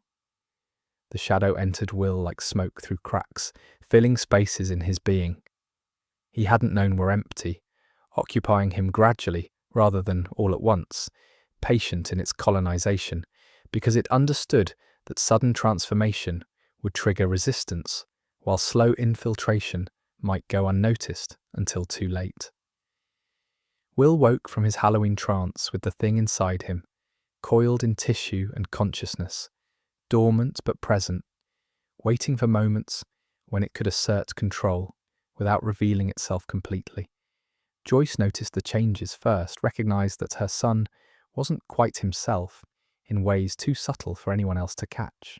His expressions would flicker into something cold and calculating before resuming normal boyish uncertainty. His reactions to temperature shifted, seeking warmth with desperate intensity, as if perpetually freezing from inside. He drew constantly, covering page after page with images of tunnels and vines, of underground networks his conscious mind didn't remember seeing, but his possessed consciousness recalled perfectly. The drawings appeared compulsive, automatic, his hand moving without full awareness, while the thing inside him mapped its domain through his fingers. The Mind Flayer's intelligence became apparent through how it used Will as spy, accessing his senses to monitor Joyce's activities, Hopper's investigations, the laboratory's attempts to understand what was happening. Beneath Hawkins, it observed through Will's eyes while keeping him mostly unaware, his consciousness present, but not fully in control, his memories of certain moments fuzzy and uncertain, gaps appearing in his recollection that he attributed to episodes rather than possession. The creature learned about human society through him, absorbed information about technology and relationships, and the structures that might oppose its eventual emergence. Will's internal battle played out in temperature and memory, in moments when he could assert himself against the invading consciousness, and moments when it dominated completely. He tried to communicate through the methods that had worked before, through lights and coded messages, spelling out words through Christmas lights Joyce hadn't yet taken down, managing to convey fragments of truth between the Mind Flayer's suppressions. The phrase he repeated whenever he could wrest control became their warning. Close gate. 2 words that explained everything and nothing, that identified the problem without providing solution, that proved Will understood what was happening even when he couldn't fight it. Bob Newby's contribution came through puzzle solving rather than combat, through the ordinary man's extraordinary mind applied to Will's extraordinary drawings. Where others saw meaningless scribbles or artistic expression of trauma, Bob recognized maps, specific locations rendered in obsessive detail, tunnels that existed beneath Hawkins in networks too extensive to be natural, too organized to be random. He solved Will's unconscious cartography by overlaying the drawings on actual Hawkins geography, revealing that the boy had mapped an entire underground ecosystem, had charted pathways no one knew existed, had documented the Mind Flayer's domain with perfect accuracy. The revelation of the tunnels transformed understanding from abstract threat to concrete danger. The Upside Down wasn't merely parallel dimension, but invading force, literally digging beneath Hawkins, extending tendrils through Earth, creating infrastructure for emergence that had been growing for a year, while everyone assumed the gate's closure meant safety. Will's possession served a dual purpose: spy gathering intelligence and surveyor mapping territory, his small form containing the consciousness of something vast enough to dream of consuming entire worlds. The episodes intensified as October became November, Will's moments of clarity growing shorter, while the Mind Flayer's control extended longer, his temperature dropping to hypothermic levels, even in heated rooms, his personality flickering between the gentle boy his mother knew and the cold strategist using him as puppet.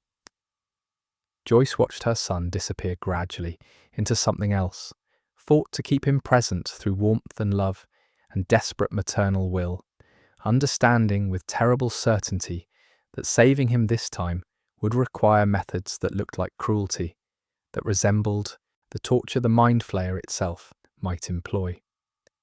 The army analogy came from Dr. Owens during one of Will's sessions at the laboratory, explanation of how the Mind Flayer operated not as individual, but as general commanding troops, how the vines and creatures of the Upside Down functioned as extensions of its will, how Will himself had become soldier in an army that would follow orders without question or mercy.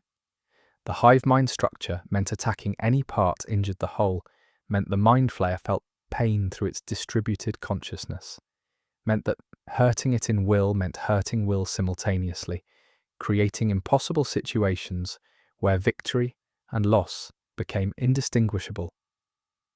Will Byers became a battlefield where human will waged war against alien consciousness, his small frame containing a struggle that would determine Hawkins' survival, every word he spoke potentially betrayal, every moment of clarity a gift that could evaporate without warning, every day bringing him closer to being lost completely to something that had been patient enough to wait a year, and would be patient enough to wait as long as necessary to claim him entirely.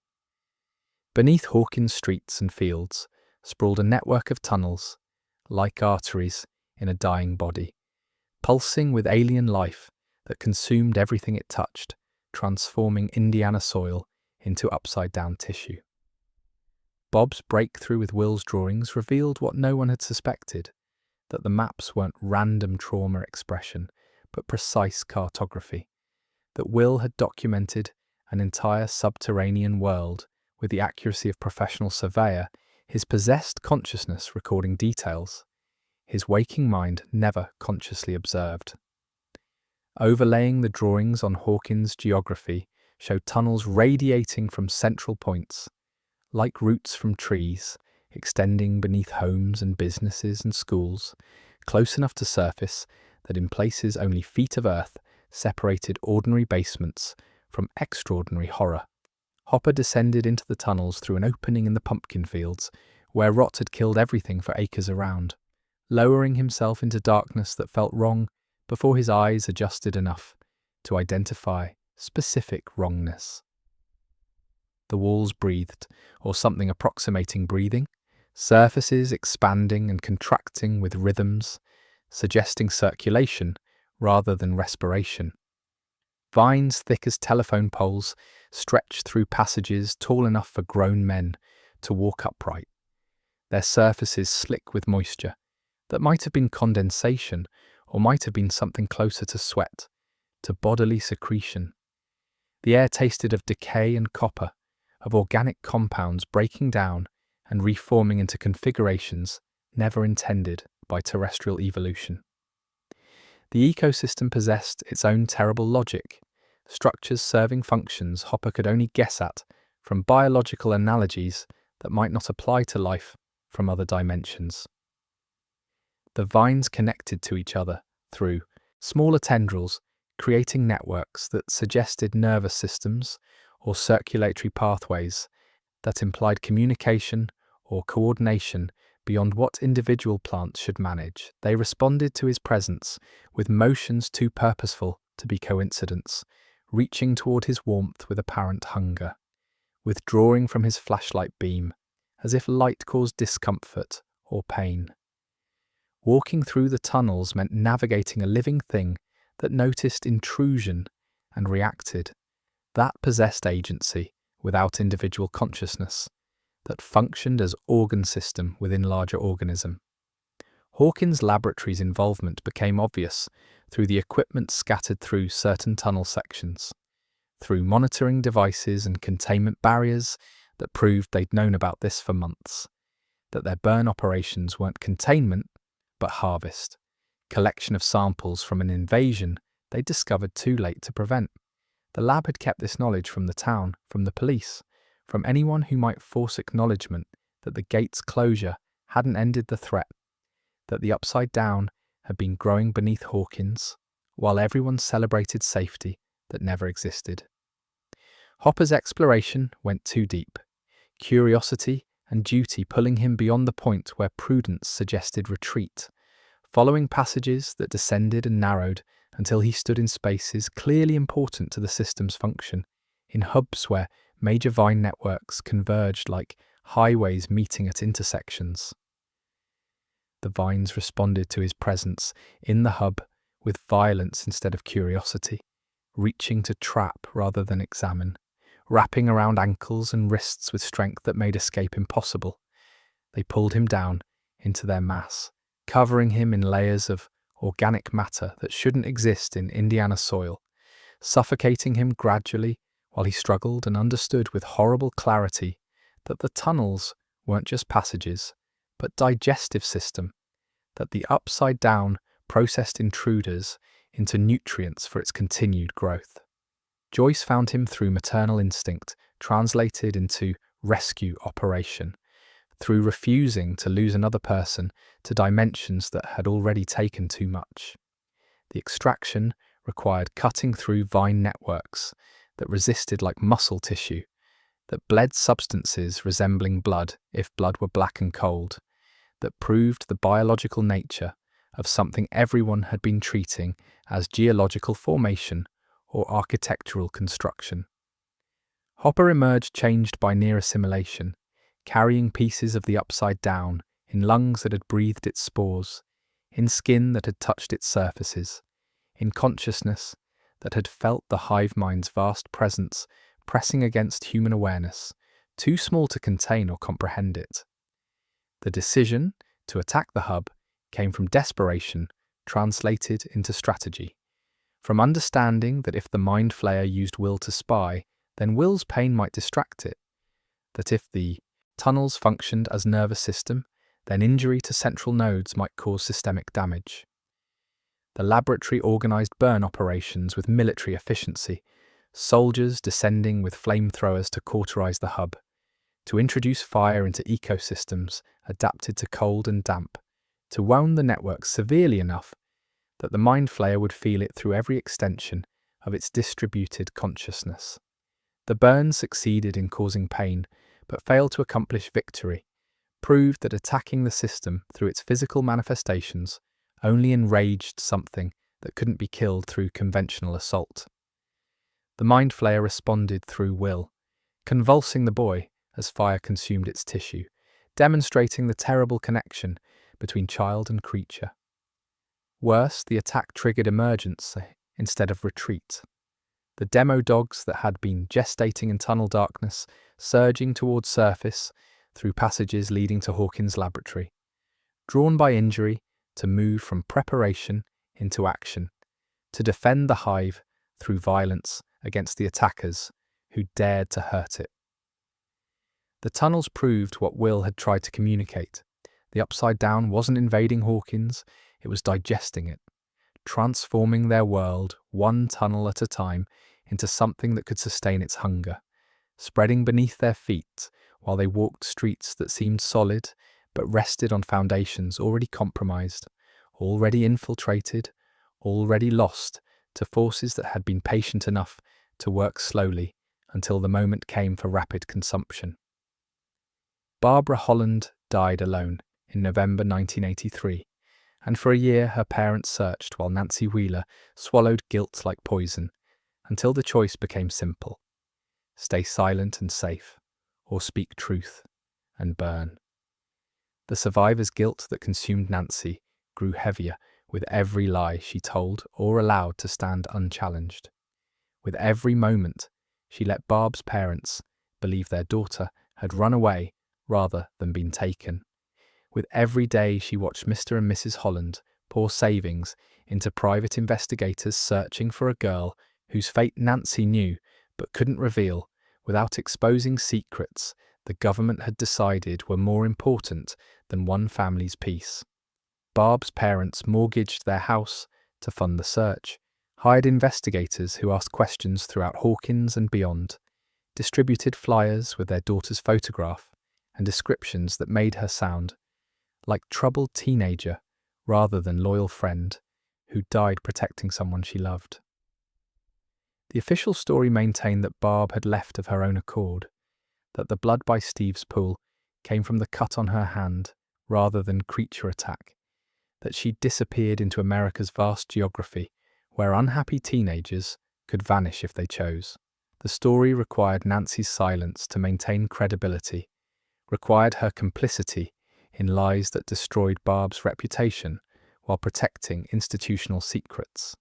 The breaking point came at a party where Nancy drank too much and let truth spill from lips she'd kept sealed for a year, where Steve and his friends celebrated normalcy Nancy couldn't feel, where the gap between who everyone thought she was and who she'd become felt too wide to bridge through continued performance.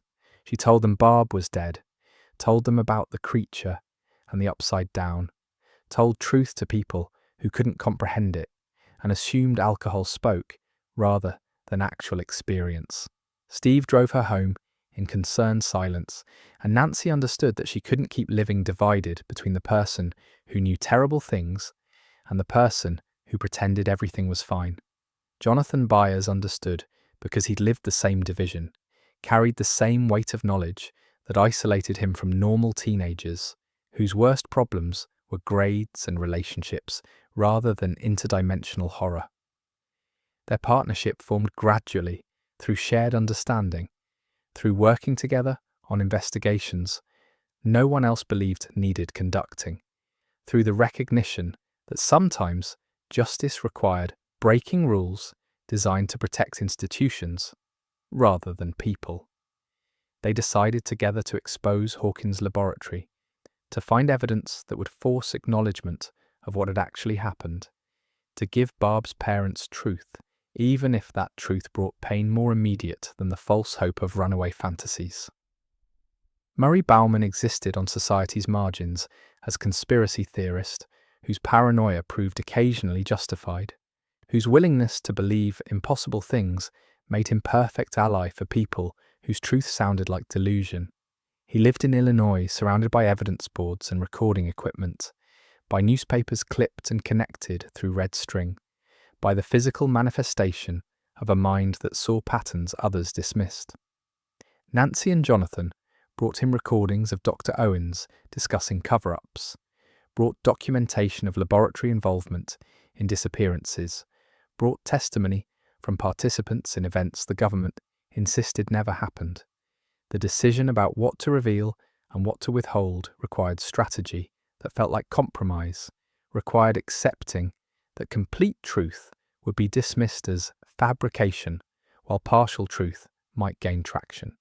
Murray helped them craft a story sanitized of interdimensional portals and shadow monsters, but preserving core facts about government negligence and covered-up deaths, about Barb's murder at a facility that should have protected rather than endangered Hawkins residents. The recordings were edited to remove references too fantastic for mainstream media to accept, leaving accusations serious but believable, criminal but not impossible. The leak went to multiple newspapers simultaneously, released strategically to prevent single-source suppression, distributed with enough documentation that dismissing it required coordinated institutional response. The government couldn't manage quickly enough. Hawkins' laboratory faced investigation by agencies that couldn't be bullied or bribed as easily as local authorities, faced scrutiny that revealed enough troubling activity to justify closure even without understanding the full scope of their crimes. The lab shut down by the end of 1984, its staff reassigned or terminated, its research suspended pending reviews that would drag through bureaucracy for years. Barb's death received public acknowledgement finally, her parents learning she'd been killed rather than having abandoned them, receiving closure purchased through Nancy's willingness to sacrifice comfortable lies for uncomfortable truth. The explanation given sanitized the actual circumstances, removing monsters while preserving the fact of murder, giving the Hollands target for their grief in government negligence rather than supernatural horror.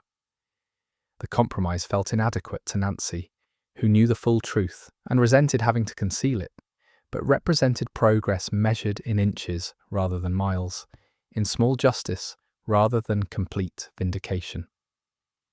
Nancy and Jonathan's relationship deepened through the investigation and its aftermath, built on foundation of shared purpose rather than mere attraction, on recognition that fighting for truth together meant something different than teenage romance built on parties and popularity.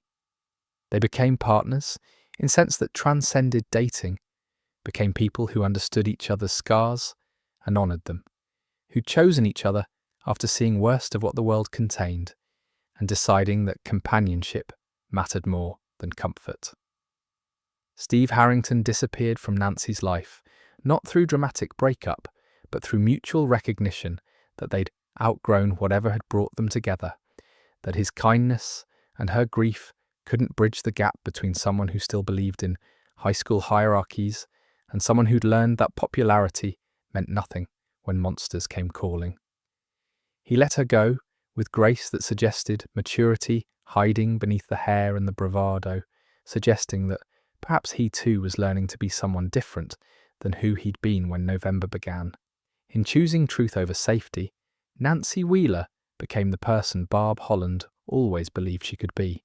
And though her friend would never know it, the justice came not from courts or compensation, but from refusal to let her death mean nothing, from insisting that even in a world that preferred comfortable lies, some deaths demanded witness, some losses required acknowledgement, some friendships transcended death through sheer force of loyalty and love that wouldn't accept silence as acceptable cost of survival.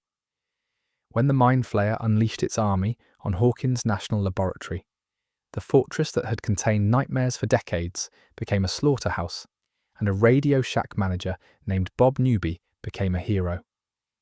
The demo dogs emerged from tunnel openings throughout the facility's lower levels, creatures that the laboratory had monitored but never fully contained, that the burn operations had enraged rather than deterred, that moved with pack coordination, suggesting they shared consciousness with the vast entity controlling them from shadow dimension. They swarmed through corridors with predatory efficiency, targeting anyone who moved, drawn to warmth and fear, with hunger that went beyond natural appetite into something closer to programmed directive. The facility's lockdown protocols activated automatically as breach sensors detected intrusion, steel doors slamming shut throughout the complex, sealing sections to prevent spread while inadvertently trapping people with the creatures hunting them. Joyce and Hopper had brought Will to the lab for testing when the attack began, seeking Dr. Owen's help, understanding the possession that was claiming the boy more completely each day. Mike and his friends had followed through teenage determination to stay close to problems adults tried to handle alone. All of them found themselves trapped in corridors that had seemed safe until safety proved to be another government illusion, another promise institutions couldn't keep. The power failure came swiftly as demo dogs damaged critical systems, plunging the facility into emergency lighting that turned familiar spaces into shadow mazes, where predators held every advantage. The backup generators should have activated immediately, but didn't, their failure suggesting the creatures had damaged infrastructure with tactical precision that went beyond animal intelligence, that implied the Mind Flayer understood technology well enough to target systems that would create maximum chaos. Without power, the security doors wouldn't open, the communications wouldn't function, the climate control wouldn't maintain the precise temperatures certain experiments required. Bob's technical knowledge became their salvation through circumstances that seemed designed to prove ordinary people could be extraordinary when necessity demanded. He understood the facility's systems through decades of electronics work, through the methodical problem-solving that made him successful at Radio Shack, through the same mind that had solved Will's maps by applying logic to impossible situations. He volunteered to reach the control room and manually reboot the generators, to navigate through demon-infested darkness to a location that offered no protection and required exposing himself to creatures that had killed trained soldiers. The journey through the facility tested every assumption Bob had made about his own courage, forced him to move through spaces where death lurked in shadows, just beyond emergency light's reach, required him to focus on technical problems while horror unfolded around him. He reached the control room through luck and determination, through moving when the creatures were distracted and freezing when they approached, through surviving minutes that felt like hours of controlled terror. The reboot sequence required manual override at multiple stations, physical presence at terminals spread throughout the room, Bob's hands steady despite circumstances that justified panic. The systems came back online with the grinding whir of machinery returning to life, lights flooding corridors and security doors unlocking, computers rebooting and displaying status information that documented the facility's catastrophic compromise. Bob's success opened the escape route, created the possibility of survival for everyone trapped in the facility's depths, proved that technical competence mattered as much as physical courage when fighting monsters that had adapted to technology humanity created. The group's escape required speed the situation barely allowed, Joyce and Hopper herding children through corridors, while demo dogs stalked them with patient malice, while Will's possession worsened under stress and proximity to creatures that shared consciousness with the thing controlling him.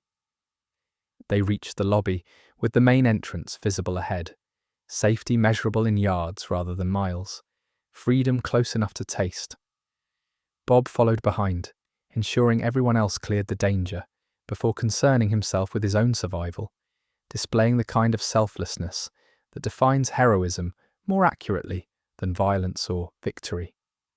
The demo dog that caught him emerged from a side corridor Bob hadn't checked, appearing in his blind spot with the timing of nightmare rather than coincidence, moving with speed that eliminated any chance of escape.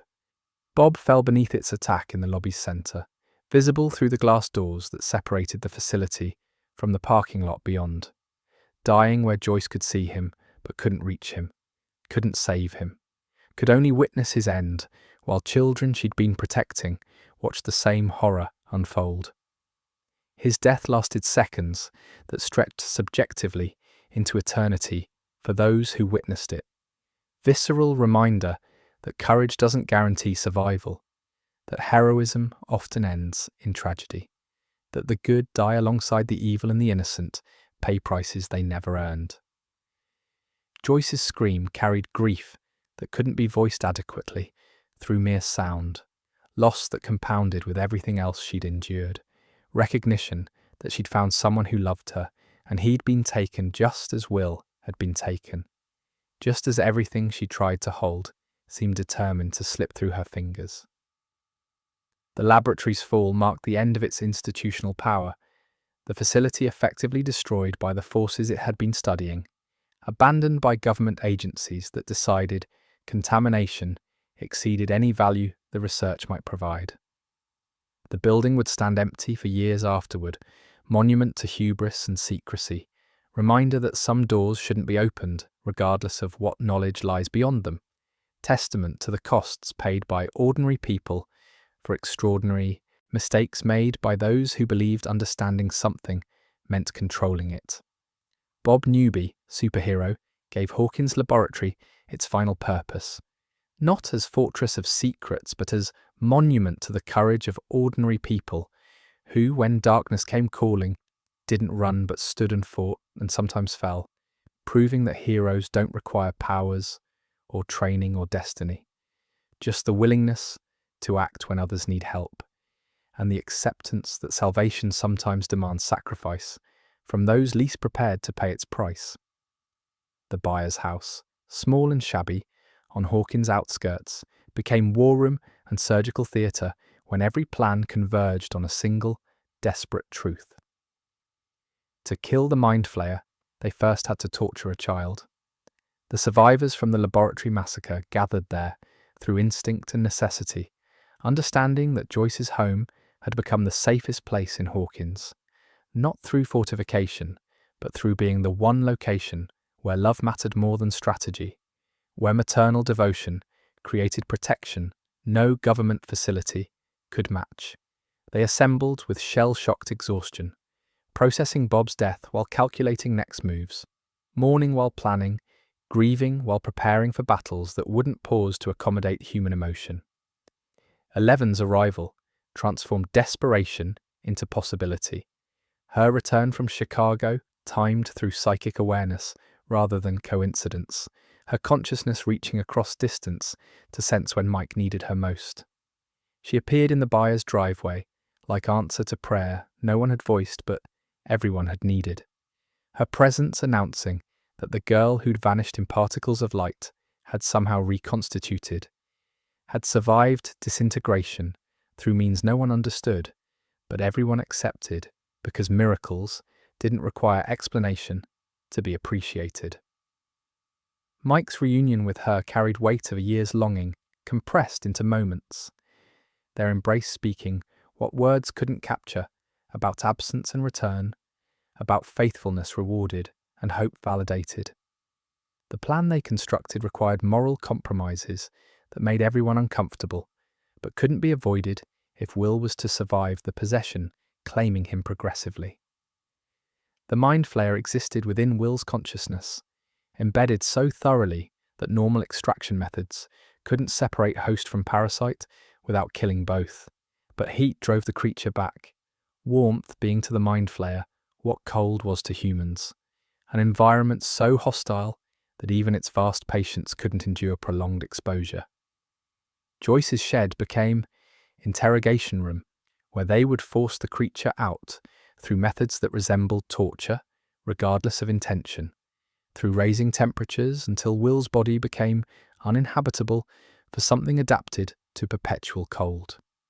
Jonathan helped prepare the space with hands that shook understanding. He was building the apparatus that would hurt his brother, arranging space heaters in configurations that would turn the small shed into furnace, that would cook Will slowly while asking him questions designed to trigger memories the mind flayer couldn't access, memories of love and warmth that were antithetical to its existence. Nancy gathered supplies from stores with lists that read like preparing for surgery or imprisonment, buying equipment that served dual purpose of torture and salvation, purchasing tools they'd use to hurt someone they loved because hurting him offered the only path to saving him. Will's restraints were tied by people who loved him, straps securing small wrists and ankles, not to punish but to prevent injury, when the mind flayer thrashed against expulsion, when the creature inside him fought extraction through his body's involuntary responses. Joyce stood before her son, with tears streaming as she initiated the heating, watching his face transform from confusion to discomfort to agony as temperatures climbed beyond what flesh could tolerate comfortably, past the point where sweat poured and breathing became laboured, into zones where physical distress became overwhelming. Mike asked the questions that would pierce through possession to reach Will's true consciousness, questions about memories they'd shared, about castle byres and bike rides and the day they met, about moments the Mind Flayer couldn't access because it had never experienced friendship or joy or the particular warmth of belonging somewhere. Each question was chosen to hurt the creature through its inability to understand human connection, to create cognitive dissonance between Will's memories and the Mind Flayer's cold calculation, to force separation between boy and monster through emphasizing everything that made them incompatible. The process took hours measured in suffering, in Will's screams that sounded sometimes like the boy and sometimes like something else using his voice, in sweat that soaked through clothing, in pleas for mercy that came from both entities sharing his body. Joyce's agony matched her son's, every moment requiring her to maintain heat that hurt him, to ignore his begging, to continue interrogation that felt like violation regardless of necessity. She spoke to him constantly, reminding him she was there, that this was temporary, that she loved him enough to hurt him if hurting saved him, that mothers do terrible things when terrible things are required. The breakthrough came when Mike invoked memory of the day Will disappeared, asking not about the monster or the fear, but about their D&D campaign, about the role Will had made before leaving, about mundane details that belonged to Will alone, rather than to the thing possessing him. The boy's face flickered between expressions, consciousness fighting for control, human will asserting itself against alien occupation through sheer force of remembered identity. He gasped words between screams, managed to spell out locations through finger movements when speech failed, provided intelligence about the Mind Flayer's plans, even while the creature tried to suppress him. The final extraction came violently, Will convulsing as black smoke poured from his mouth like something being vomited, like his body rejecting poison it had contained too long. The substance that emerged resembled smoke but moved with purpose, fled toward the door seeking escape, seeking to preserve itself despite losing its host.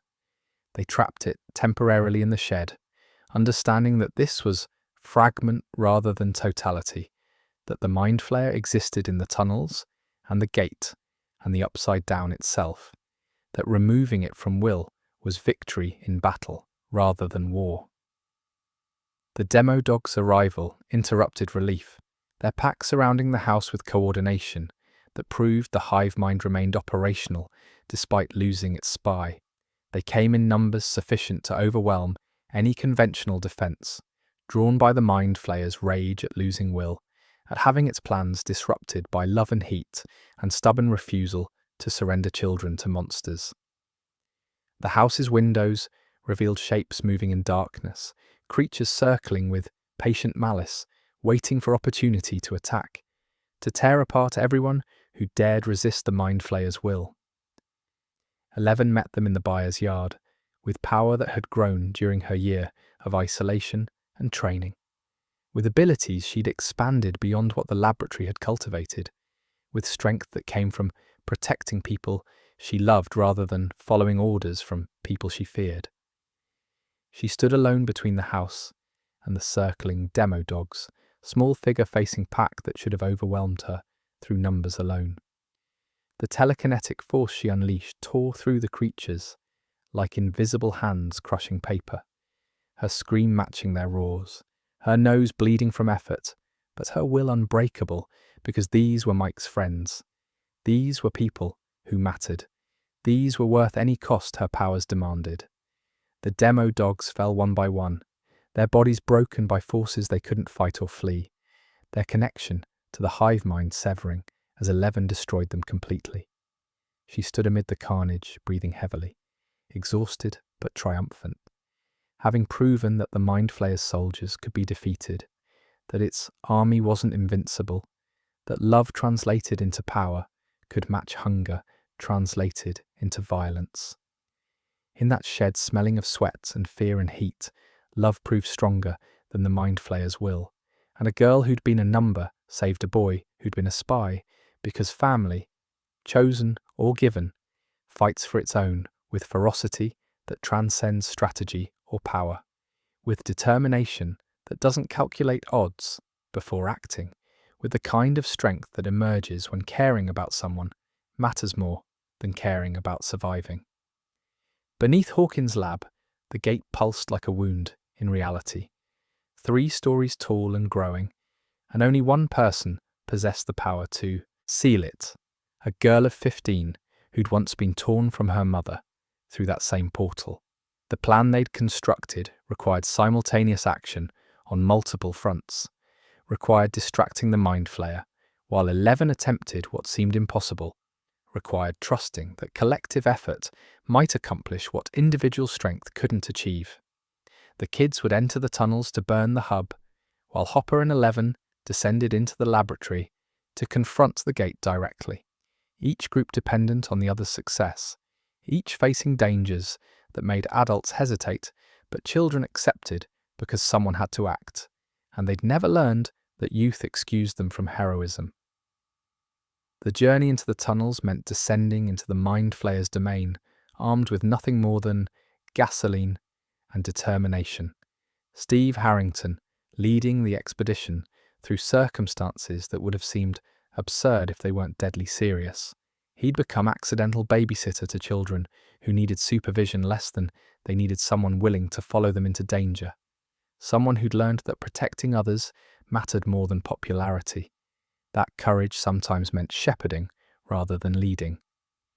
Dustin, Lucas, and Max descended with him into passages that breathed and watched, that noticed intrusion and reacted with the hostile awareness of organism defending itself against infection. The hub sprawled at the tunnel network's centre, exactly where Bob's maps had indicated, a massive chamber where vines converged in densest concentration, where the biological infrastructure reached its most complex development. They poured gasoline across surfaces that recoiled from chemical touch, soaked the central node in accelerant that would turn living tissue into ash, prepared to wound the mind flayer through attacking its nervous system directly. The danger became apparent as they worked, demo dogs approaching through tunnels, drawn by disturbance, converging on the hub to defend what instinct told them required protection. Dart's appearance should have meant death, should have ended their mission, as the creature Dustin had briefly kept as pet emerged from shadow, with its flower petal face opening, to reveal teeth designed for tearing. But Dustin spoke to it with the voice he'd used when it was small enough to fit in his hands, offered it candy with the same gentleness that had characterized their strange friendship, reminded the creature through gesture and tone that they'd shared something before loyalty to the mind flayer had demanded Dart choose sides. The demo dog hesitated, its programming warring with memory of kindness, and in that hesitation allowed them passage, allowed them to escape, while it held back its packmates, choosing boy over hive through impulses the mind flayer hadn't anticipated or couldn't control. Steve's bat found purpose defending the others as they fled, the nail-studded weapon he'd grabbed during previous crises serving, again connecting with demo dog flesh in impacts that would have traumatized the boy he'd been a year ago, but felt necessary to the person he'd become. They emerged from the tunnels as flames spread behind them, as the hub ignited and smoke filled passages, as the mind flayer felt pain through every extension of its distributed consciousness and roared its fury across dimensions. The laboratory's descent felt like approaching mythology rather than geography. Hopper and 11 in hazmat suits navigating corridors that had seen so much horror that the walls themselves seemed contaminated. The gate chamber existed at the deepest level, beyond checkpoints and warning signs, beyond the point where conventional physics applied and reality became negotiable. The rift dominated the vast space with presence that bent perception, Membrane between worlds stretched and torn, opening that pulsed with energies Hopper felt in his teeth and bones, that made 11's abilities resonate in ways both painful and clarifying. The gate had grown since the last time anyone had measured it, expanding steadily. Through the year, everyone assumed it was closed, feeding on the tunnel network and the Mind Flayer's presence, preparing for complete merger between dimensions that would erase the distinction between Hawkins and its shadow. The edges rippled with organic wrongness, tissue that resembled flesh but operated on principles no anatomy textbook described, surface that responded to approach with motions suggesting awareness, hunger, anticipation of final opening that would let the upside down flood through completely. 11 approached with Hopper's hand on her shoulder, his presence serving as anchor to humanity, to identity beyond power, to the reminder that she was Jane before she was weapon, person before she was force. She raised her hands and reached toward the gate with abilities that had grown through isolation and love both, through year of expanding range and learning that power served purpose beyond destruction. The telekinetic force she unleashed met resistance immediately. The gate fighting closure with energy drawn from the dimension behind it, from the Mind Flayer's will channeled through the tear, from forces that wanted merger and wouldn't surrender easily. Her nose bled within seconds, blood streaming down her face as she pushed harder, as she tore reality back together through sheer will applied to molecular bonds that shouldn't have separated in the first place. The effort was monumental beyond what her training had prepared her for, beyond what year of practice had developed, requiring her to dig deeper than she'd ever gone, to access reserves that felt finite and terrifyingly small against the vastness she opposed. She screamed, the sound mixing with the gate's own noise, with the shriek of dimensions grinding against each other, with reality protesting as she forced it to obey her command rather than the Mind Flayer's hunger. The creature itself appeared in the gate's depths, the shadow spider vast beyond comprehension, its presence filling the opening as it made final assault, as it tried to force its way through before closure became irreversible. It reached for 11 with appendages made of darkness and malice, reached to claim her or destroy her, to stop the girl who dared oppose something ancient and powerful and patient enough to have waited eons for this opportunity. But Hopper stood beside her, speaking words she couldn't hear over the chaos but felt nonetheless, reminding her she wasn't alone, that she'd never be alone again, that family meant standing together against anything. 11 pushed with everything she had, with every ounce of power her small frame could channel, with determination that transcended ability and approached something closer to pure will refusing to accept defeat.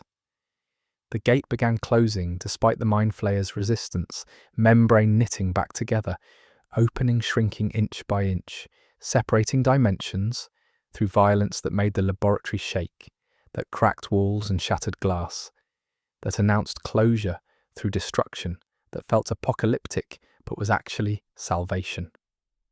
The final seal happened suddenly, membrane snapping shut with sound that resembled thunder if thunder could scream, the gate closing completely and the Mind Flayer's presence vanishing from Hawkins, expelled back to its own dimension, separated from the world it had tried to consume.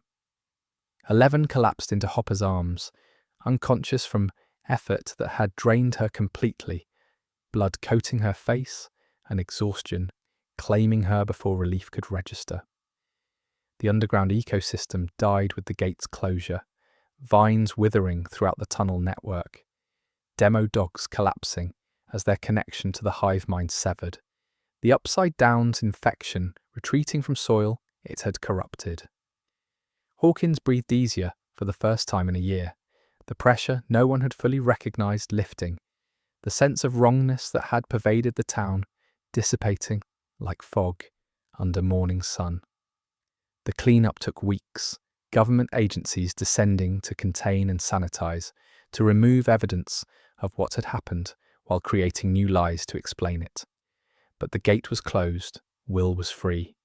11 had proven that love translated into power could defeat hunger, translated into invasion. And for the moment, Hawkins existed completely in its own dimension. Though scars remained in earth and memory both. Though everyone who'd fought knew that victories weren't permanent, that closed gates could be opened again, that vigilance was price of continued safety. The gate closed with reality's sigh, and for the first time since November 1983, Hawkins existed completely in its own dimension. Those scars remained in the earth and in every person who'd glimpsed what lay beneath. Though closed didn't mean gone, though safety felt less like absolute state and more like temporary condition that required constant maintenance against forces that never truly stopped pressing against the barriers between worlds. Spring 1985 arrived in Hawkins with promise of ordinary teenage concerns. Relationships, jobs, the new mall downtown. While beneath that normalcy, doors Russians thought were permanently sealed began quietly, distantly, to open once more. The months following the gate's closure brought changes that felt earned after years of fighting monsters, transformations in relationships and identities that suggested Hawkins might finally enjoy peace it had purchased through repeated sacrifice.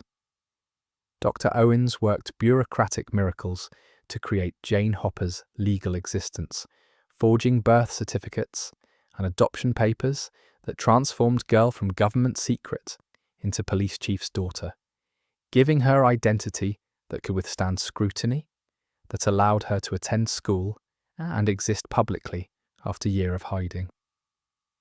11's integration into normal teenage life proved more challenging than defeating interdimensional threats, requiring her to navigate social hierarchies and academic expectations without benefit of the childhood that prepared others for such navigation. She attended Hawkins Middle School with combination of wonder and confusion, fascinated by mundane aspects of education that seemed magical in their ordinariness after laboratory training rooms and cabin isolation. Mike stayed close throughout her adjustment, their relationship evolving from friendship forged in crisis into romance characterized by intensity that made other teenagers' concerns seem trivial by comparison. Hopper watched their relationship with protective anxiety that manifested as rules. Mike found unreasonable, and 11 found suffocating. 3-inch door policies and limited contact hours that felt like imprisonment after everything they'd survived together. The cabin that had been sanctuary became battleground, where adoptive father and teenage daughter negotiated boundaries neither fully understood, where Hopper's fear of losing another daughter met 11's need for autonomy, where love expressed through control created tensions that normal families experienced, but theirs felt magnified by abnormal history. Lucas and Max's relationship became official through middle school standards, their coupling completing the party's transformation from unit of boys into group fragmenting along romantic lines. They navigated their connection with less intensity than Mike and 11, but more ease. Their bond built through shared experiences, fighting mind flayers, but maintained through genuine compatibility, through discovering they liked each other beyond circumstances that had thrown them together. Dustin prepared for science camp with excitement about girlfriend Susie he'd met previous summer. Relationship conducted entirely through radio contact, dependent on schedules and atmospheric conditions, romantic in its distance and dedication. Will felt the changes acutely, watching his friends pair off, while he remained behind not through lack of interest, but through interests that didn't align with expectations, through awareness he couldn't yet articulate about who he was and who he wanted. The D&D campaigns he organised met with declining enthusiasm, his friends too distracted by relationships to invest in imaginary quests when real-life romance consumed their attention.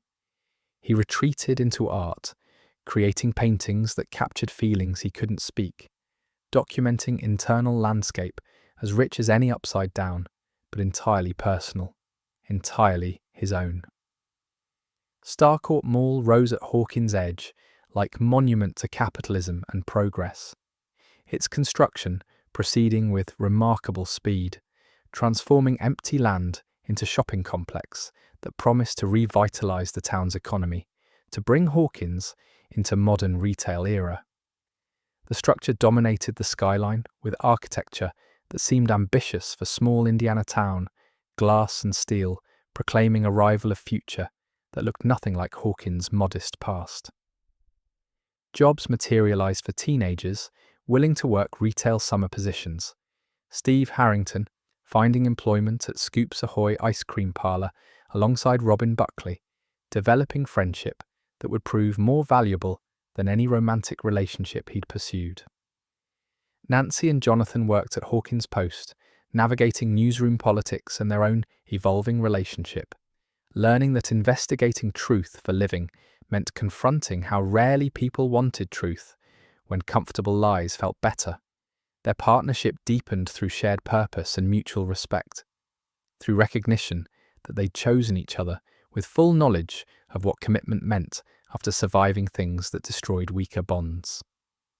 The town celebrated its apparent safety with summer plans and commercial optimism, with excitement about the mall's grand opening and anticipation of normal summer characterized by ordinary pleasures.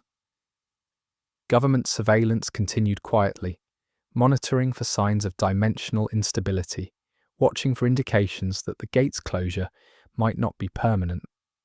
Strange electromagnetic interference appeared occasionally in readings that suggested something was affecting Hawkins' magnetic fields, anomalies attributed to natural variations rather than investigated as potential warnings about threats no one wanted to acknowledge. Hawkins had earned its summer of ice cream and first kisses, movie theatres, and arcade games. Though beneath the mall's bright lights, machines hummed with purpose that had nothing to do with American commerce, with intentions that would prove summer's promise was illusion carefully constructed over foundations of Cold War ambition and hubris that refused to accept some doors should remain permanently closed. Dustin Henderson came home from Camp Nowhere with girlfriend stories no one believed and a Russian transmission no one could ignore, leading a group of teenagers and one former sailor into conspiracy that reached from Indiana to Moscow. His return brought tales of Susie, the brilliant girl who became his long-distance girlfriend through intellectual compatibility and shared love of science, a relationship his friends dismissed as fabrication born from loneliness or wishful thinking. But the radio transmission he'd intercepted while testing his new Cerebro communication tower proved impossible to dismiss, proved that something in Hawkins was sending coded messages in Russian, proved that the town's dangers extended beyond dimensional rifts into Cold War espionage. The transmission consisted of a voice reading what sounded like numerical codes and cryptic phrases, repeating at specific intervals, with precision suggesting military or intelligence operation rather than amateur radio enthusiast. Dustin recognized Russian from language courses at camp, understood enough to identify the broadcast as suspicious even if he couldn't translate its contents. He sought help from Steve at Scoops Ahoy, recruiting his friend into translation efforts that transformed ice cream parlor breaks into decryption sessions, that turned summer job tedium into investigation, requiring skills neither possessed, but both were determined to develop. Robin Buckley joined their efforts through proximity and boredom, through overhearing their attempts at translation and recognizing opportunity for intellectual stimulation beyond serving frozen desserts. Her facility with languages, developed through academic achievement Steve had never managed, proved crucial for decoding messages that referenced silver cat and other terms that made no literal sense but suggested coded references to locations or operations. Together, they pieced together enough meaning to understand that somewhere in Hawkins, Russians were operating with purposes that required secrecy. That involved deliveries and timing, that suggested something significant enough to risk international incident if discovered.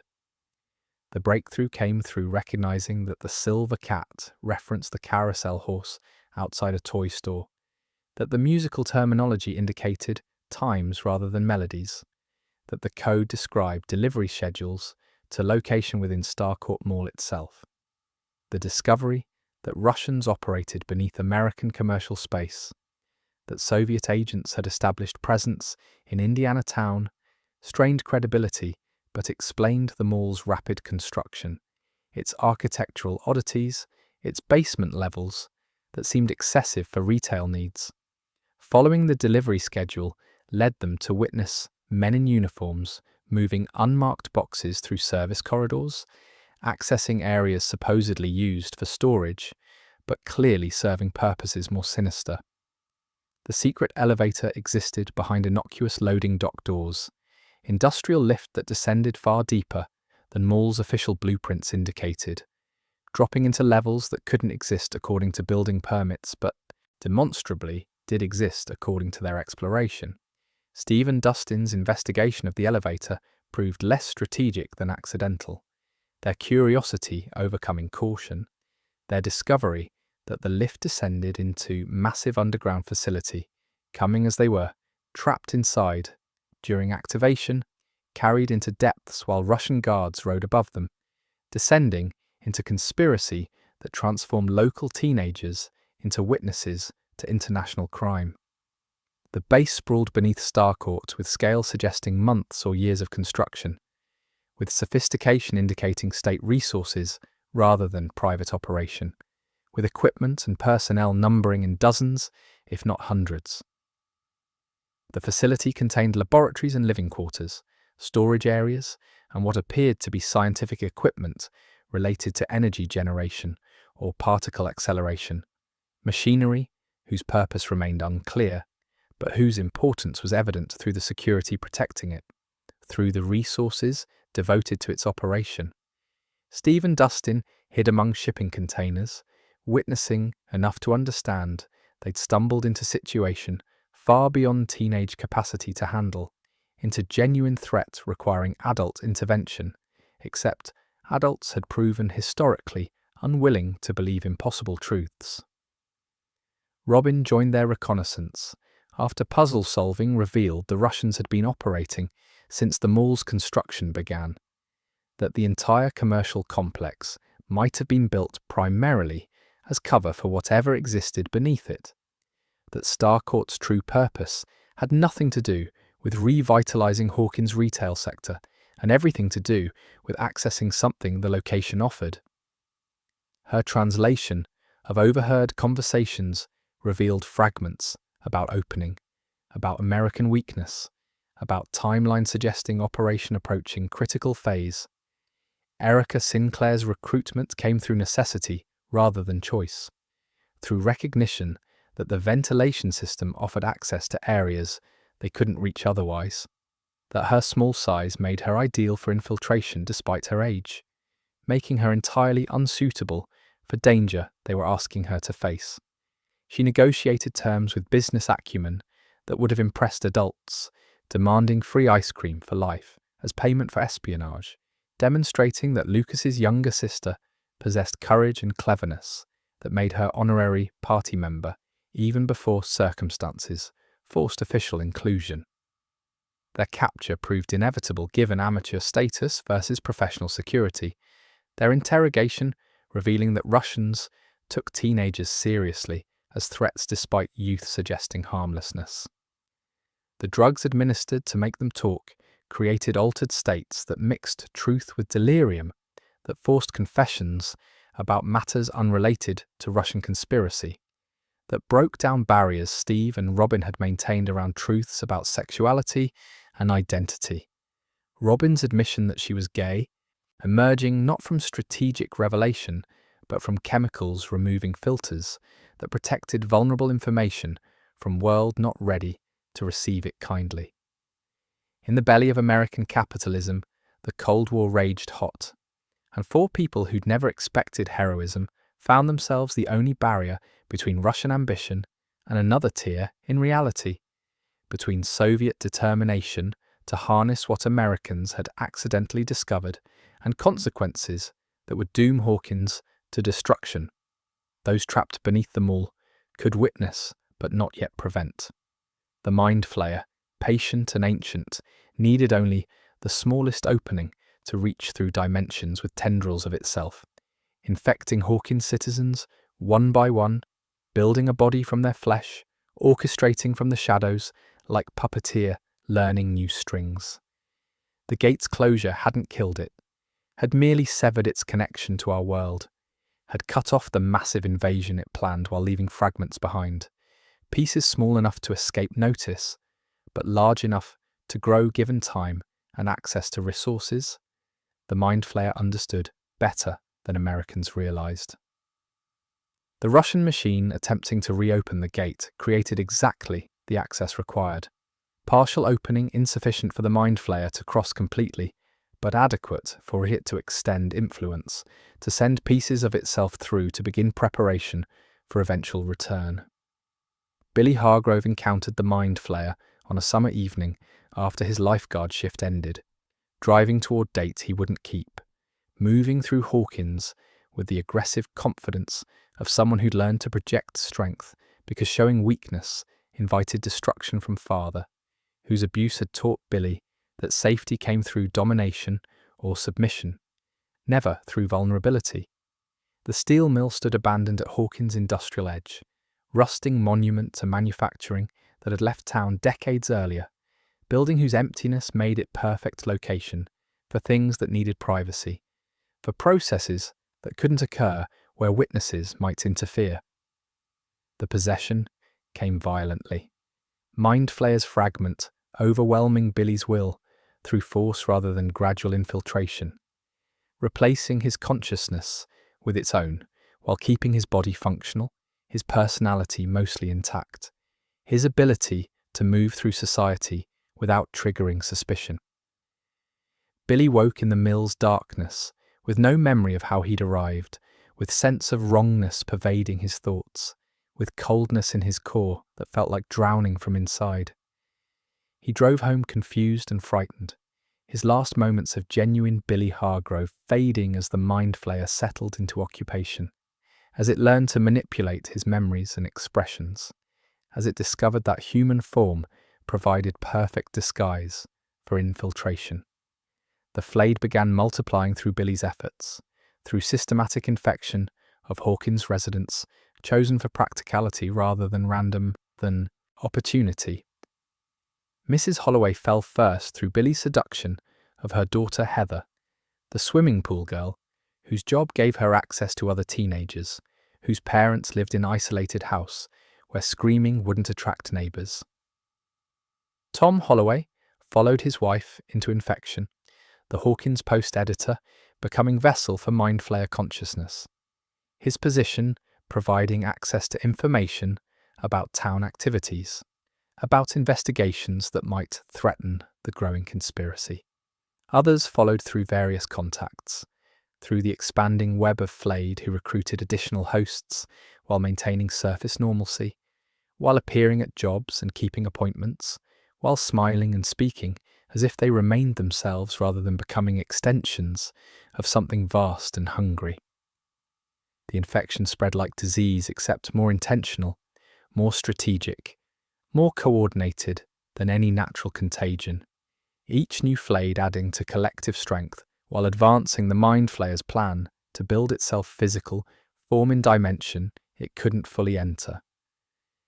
Nancy and Jonathan stumbled into the conspiracy through journalism rather than intention, through investigating Mrs. Driscoll's report about rats behaving strangely, about rodents that seemed diseased or mad, that moved with coordination, suggesting intelligence directing them.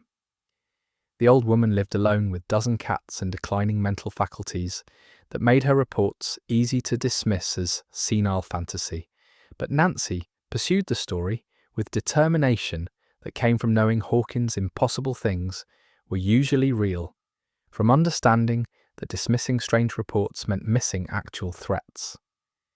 The rat's behaviour proved as disturbing as Mrs. Driscoll claimed. the creatures gathering in masses that moved together, sacrificing themselves in ways that served no survival instinct, eating fertilizer and chemicals that should have repelled them, consuming substances that would kill them slowly for reasons that made no biological sense. Nancy photographed their remains, documented their chemical consumption, gathered evidence that suggested the rats were being controlled or compelled, that something was using them for purposes human observers couldn't immediately understand. Mrs. Driscoll's transformation revealed the connection between rats and humans, between preliminary experiments and actual infection, between the mind flayer testing its abilities on small animals before graduating to larger prey. The old woman began exhibiting symptoms that matched Billy's initial changes, temperature drops, and personality shifts, cravings for substances no human should want to consume. She drank cleaning supplies with desperate intensity, consumed fertilizer as if it were food, sought chemicals her flayed consciousness needed for processes her human brain couldn't comprehend. The hospital became investigation site when Mrs. Driscoll was committed for behaviour doctors attributed to dementia rather than possession, when Nancy visited seeking answers and found patient who looked human but moved wrong, spoke wrong, existed wrong in ways that triggered every warning instinct someone who'd fought monsters twice before had developed. The attack came suddenly, Mrs. Driscoll's frail appearance disguising strength infection granted, her elderly frame possessed by force that had nothing to do with human musculature. Her assault on Nancy revealing that the flayed were stronger, faster, more dangerous than their bodies should allow. The basement chase sequence revealed the horror completely, Mrs. Driscoll pursuing with single-minded determination, with movements that transitioned between human locomotion and something more disturbing, with sounds that came from throat but weren't quite human in their intonation. Nancy and Jonathan fled through corridors that should have been safe, through hospital that should have protected rather than harboured threats, escaping only through luck and Nancy's willingness to hit elderly woman with fire extinguisher, despite knowing the person attacking wasn't really Mrs. Driscoll anymore. The melting began in earnest as July approached its end, the flayed gathering at locations throughout Hawkins, receiving summons they couldn't resist from mind flayer consciousness, coordinating through their shared connection. They came to the steel mill and other remote locations, walking with purposeful stride, joining others of their kind, preparing for transformation that would prove the infection's actual purpose wasn't creating army of human slaves, but gathering biomass for construction of physical form. The dissolution was horrifying in its organic reality, human bodies losing cohesion, flesh liquefying and flowing together, combining into masses that resembled nothing natural, that moved with terrible purpose, that proved the mind flayer was building itself body from Hawkins' citizens, constructing avatar from stolen tissue, creating monster from people who'd been neighbours and friends before becoming raw material for something that viewed humanity as resource rather than equal consciousness. The meat monster's emergence from combined flayed tissue represented nightmare made physical, creature composed of human bodies melted together and reshaped into configuration that served the mind flayer's will, that functioned as its hand in dimension it couldn't fully enter, that moved through Hawkins, hunting those who opposed it, while the Russian machine beneath Starcourt weakened barriers further, while separate threats converged towards single, apocalyptic crisis that would determine whether Hawkins survived or became first casualty in war between dimensions. The Mind Flayer, denied an army from another dimension, built one from Hawkins' own citizens, proving that the most terrifying invasions aren't those from beyond, but those from within. Neighbour turned stranger, friend turned flesh, proving that monsters don't always arrive from other worlds, but sometimes emerge from familiar faces, wearing expressions that look almost, but not quite human, speaking words that sound almost, but not quite right, moving through daily life, almost but not quite normally, until the moment comes for revelation, for transformation, for the horror that hides in plain sight to finally show its true form. July 4th approached with fireworks planned and freedom celebrated, while Hawkins fought on multiple fronts, each group discovering that their separate mysteries were threads in the same terrible tapestry. 11 and Max had formed friendship that bypassed the boys entirely, alliance built through shared frustration with Mike and Lucas's possessive tendencies, through discovering they enjoyed each other's company beyond circumstantial proximity. Their partnership brought lightness to summer that had grown increasingly dark, shopping trips and sleepovers, creating space for being teenage girls rather than soldiers in dimensional wars, allowing them moments of normalcy that felt precious because both understood how rare such moments were.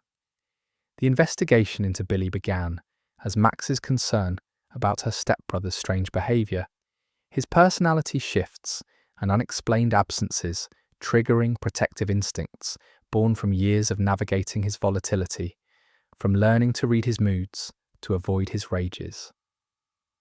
11 agreed to help through loyalty to Max and curiosity about her own expanding abilities, through willingness to use powers for purposes that felt more teenage detective than world-saving hero. They spied on Billy at the community pool, where he worked as lifeguard, 11 reaching into his mind to see what he was hiding, to understand the changes Max sensed but couldn't articulate. The vision 11 received from Billy's consciousness came fragmented and terrifying. Images of the steel mill and Mrs. Holloway screaming, of the mind flayer's presence filling spaces where Billy should be, of cold replacing warmth, of something vast wearing his face, while the real Billy screamed from depths of his own mind. She pulled back from the connection, with nosebleed that suggested the effort had cost her, with understanding that Billy was both victim and threat, both the person Max had known and something else entirely, both worth saving and possibly too dangerous to approach without preparation. The confrontation at the pool came because waiting felt impossible once they understood the threat, because Max couldn't abandon her stepbrother despite their terrible history, because 11's confidence in her abilities made caution seem optional rather than necessary. They approached Billy during his shift, Max attempting conversation that would have revealed truth, 11 prepared to defend if Billy attacked.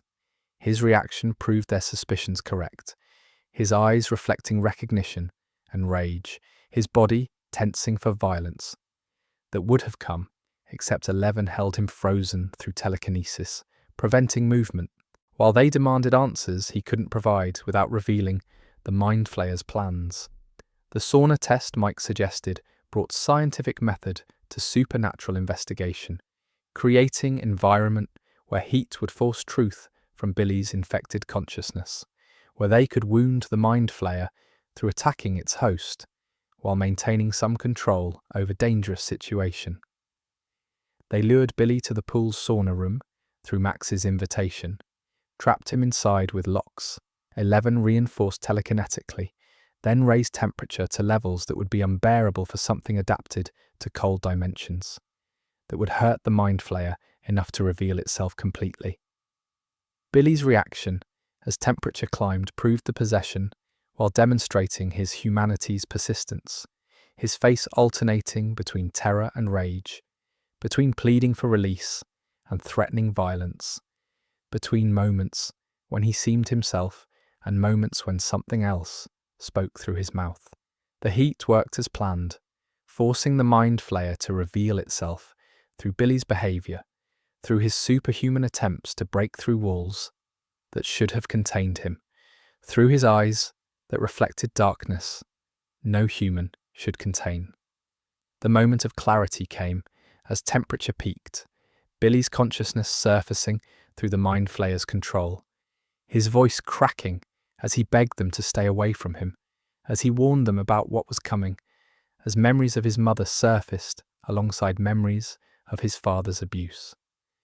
He spoke of the beach and his mother's smile before she left, before his father's rage turned on Billy exclusively, before he learned that showing vulnerability invited destruction. The revelation humanized him completely, transformed him from threatening figure into tragic one. Victim of abuse who'd become victim of possession. Person who'd never learned to be anything except what survival demanded. The escape came through superhuman strength infection provided. Billy breaking through barriers that should have held, fleeing into sunlight that hurt him but didn't stop him, disappearing before they could extract more information or attempt rescue that might have been possible if they'd understood earlier that Billy himself wanted saving. That part of him remained imprisoned within the Mind Flayer's control, screaming for help while being forced to serve purposes that horrified whatever humanity he retained. Eleven's exhaustion following the sauna test revealed that her powers weren't infinite, that the year of practice and growth hadn't made her invulnerable to drain, that using her abilities repeatedly over days without rest was depleting her in ways that wouldn't recover through simple sleep. The nosebleeds persisted longer, her headaches intensified, her ability to move objects or read minds flickered unreliably, suggesting she was approaching limits even she didn't fully understand, that her body couldn't sustain the demands she'd been placing on it. The groups converged at the cabin with fragments of different investigations, each piece contributing to larger picture none had seen completely. The kids shared knowledge of Billy and the Flayed, of the Mind Flayer building itself body from infected citizens. Hopper and Joyce contributed information about Russian conspiracy beneath Starcourt, about the machine attempting to reopen the gate. Nancy and Jonathan added intelligence about rats and chemical consumption, about the infection spread through the town. The pattern emerged clearly once all pieces connected. The Russians weren't independent threat, but enabling one, their machine creating opening the Mind Flayer used, their ambition serving its purposes whether they intended that service or not. The plan formed through recognition that both threats required simultaneous action, that destroying the machine would close the gate while killing the Mind Flayer's physical form would eliminate its presence in Hawkins. That failure on either front meant failure completely. Dustin's knowledge of Starcourt's layout provided tactical advantage, while Eleven's powers, despite their weakening, offered capability no one else possessed. Hopper's law enforcement authority granted them legitimacy, while Murray's paranoia had prepared him for exactly this kind of conspiracy. Joyce and Hopper's relationship, which had developed through shared trauma and mutual respect, faced the reality that fighting together meant risking loss together, that neither could protect the other while both pursued dangerous goals. They acknowledged feelings that had grown over 2 years of crisis without time to address them properly, without space for romance when survival demanded constant attention, their unspoken partnership finally approaching something that might become more if they survived what was coming. United, finally, by impossible truths, Hawkins' defenders faced the reality that both threats required simultaneous action. Destroy the key, kill the monster, save the town. Knowing not everyone would survive trying. Knowing that some battles required sacrifice from those who'd already given too much. Knowing that hesitation meant death for everyone. That courage meant acting despite fear. That being hero sometimes meant accepting you might not live to be called one. July 4th, 1985 brought fireworks to Hawkins, though not from the display planned at Starcourt Mall, but from explosions in Russian tunnels, from a monster made of flesh dying in screaming agony, from a hero's fall that saved 2 worlds. The execution of their plan required precise coordination across locations separated by miles and circumstances, required trusting that teenagers in a mall could survive long enough for adults in Russian base to complete sabotage. That distraction would work long enough for destruction to succeed, that love could overcome possession one final time before it was too late.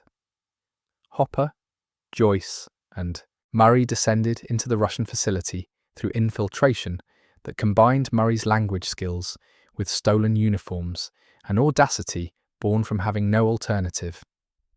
The base sprawled beneath Starcourt with industrial efficiency, soldiers and scientists moving with purpose, that suggested operation approaching culmination, that implied timeline wouldn't accommodate delay or second attempts.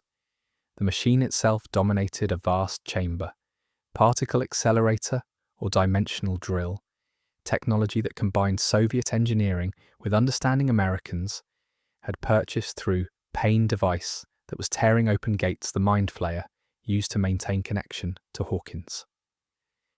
The kids gathered at Starcourt knowing they were bait, knowing the Mind Flayer would come for them, and particularly for 11, who represented greatest threat to its plans, who had closed the gate once and might do so again if given opportunity. The mall transformed from commercial space into battlefield as daylight faded, its bright corridors and familiar stores becoming arena where supernatural fought suburban, where monsters hunted among mannequins and merchandise, where the absurdity of location couldn't disguise the reality of danger.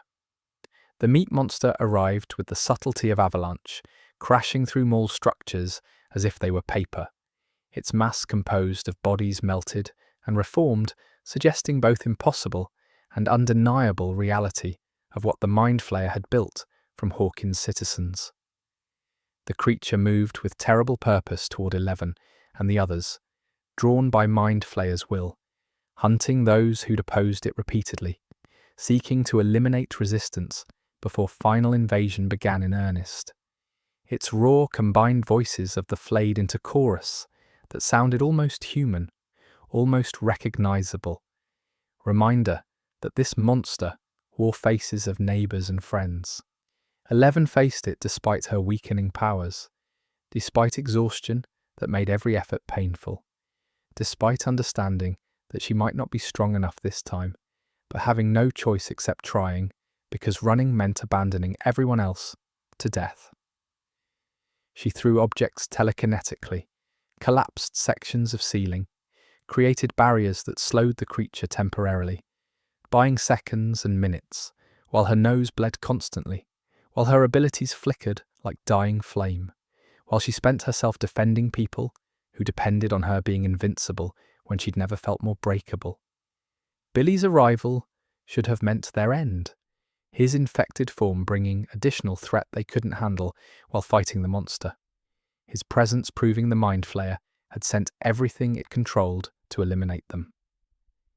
He cornered 11 in the mall's center, his face showing no recognition or mercy, his hands reaching to drag her toward the creature that waited nearby to consume her. Max screamed her stepbrother's name with desperate hope that some fragment of him remained accessible, that the person who'd protected her sometimes, despite his rage, might surface one final time.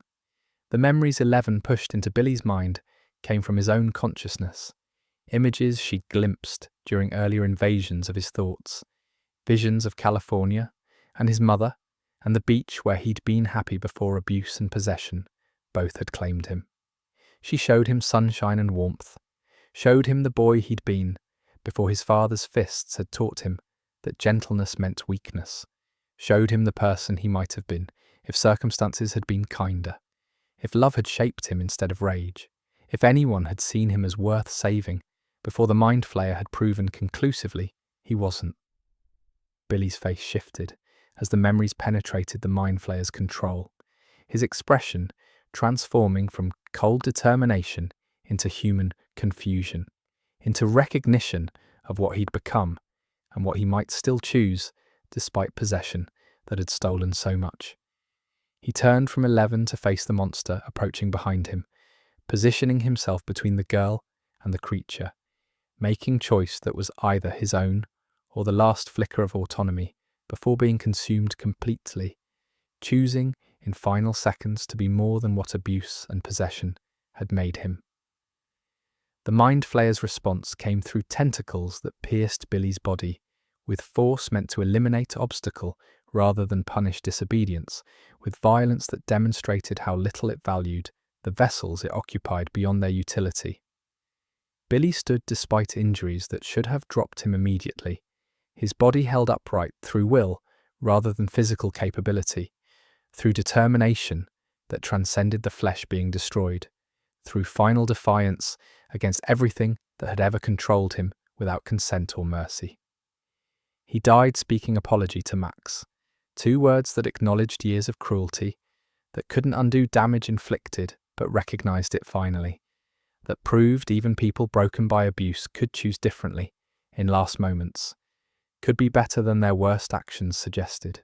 His body fell as the mind flayer withdrew its attention, moving past the obstacle he'd briefly represented, advancing toward 11, who now faced it without interference and without powers sufficient to stop its approach. In the Russian facility beneath them, Joyce and Hopper fought through soldiers toward the control room where Murray worked to understand technology designed by scientists he'd never met, to disable safeguards and destroy machine in ways that would prevent repair. Hopper battled the Russian assassin who'd pursued them through the facility, their fight brutal and exhausting. 2 men exchanging blows with desperation, born from understanding consequences of failure. The combat brought them to the chamber with the machine, to platform overlooking particle accelerator that hummed with energies, tearing reality itself. The keys that would destroy the machine required simultaneous turning by 2 people positioned across chamber from each other, required Joyce and Hopper to separate, while Russian soldier pursued, required impossible timing and trust that other would act, despite personal cost. Hopper reached his station with seconds to spare, blood streaming from injuries that would require attention he wouldn't have time to seek, calling to Joyce across the distance that separated them, voice carrying over machine noise and combat chaos. Joyce hesitated with hands on her key, seeing Hopper trapped on platform with no escape route, understanding that turning her key meant triggering explosion that would consume him along with the machine, that saving Hawkins meant losing the man who'd become more than friend, who represented possibility of future that contained something beyond fighting monsters. Hopper's expression, as he met her eyes across the chamber, carried acceptance of what she had to do, pleading without words for her to be strong enough to sacrifice him, to choose the many over the one, to do what love sometimes demanded. She turned the keys. The explosion consumed the chamber in light and noise that suggested reality itself protesting, machine collapsing catastrophically as containment failed and energies meant to tear dimensions instead tore matter, vaporizing metal and flesh without distinction, creating devastation that would have killed everyone present if not for Russian engineering creating barriers that channeled destruction away from observers. The platform where Hopper had stood disappeared in the blast, consumed completely, leaving no body to recover, no evidence of survival beyond Joyce's hope that somehow impossibly he'd escaped in final seconds. The mind flayer's death happened simultaneously as the gate closed completely, as connection between dimensions severed absolutely, as the fragment left in Hawkins lost support from vast consciousness that had sustained it. The meat monster collapsed screaming, its biomass losing cohesion, flesh that had been held together through dimensional energies reverting to biological material subject to normal physics and decay. The creature dissolved across Starcourt's floor, leaving only organic residue, and freed Flayed, who woke confused and traumatized, unaware of their time as vessels, mourning lost days without understanding why. The aftermath brought government agencies and media coverage, official narratives about mall fire and Russian infiltration that explained visible damage while concealing dimensional truth. Starcourt burned through the night, its destruction attributed to sabotage and accident, its secrets sealed beneath tons of debris and classified documents. The flayed survivors faced interrogation and therapy, processing trauma through frameworks that couldn't acknowledge actual causes, healing through lies that seemed kinder than truth. 3 months later, October arrived with the Byers family preparing departure from Hawkins, moving to California, where Joyce hoped fresh start might heal wounds Indiana couldn't stop inflicting. 11 came with them, adopted officially after Hopper's death, becoming Joyce's daughter-in-law, if not biology, belonging to family that had formed through crisis rather than blood. The house emptied gradually, furniture and belongings packed into trucks, rooms that had hosted battles and breakthroughs, both standing bare and echoing. Mike's goodbye to 11 carried weight of separation, neither wanted but circumstances demanded. Their relationship facing distance that felt insurmountable, their promises to stay connected, competing with reality that long-distance teenage romance rarely survived. He would write letters and call when rates allowed, would maintain hope that somehow distance wouldn't matter, would learn eventually that love could persist across miles, but required work that neither had learned yet to sustain.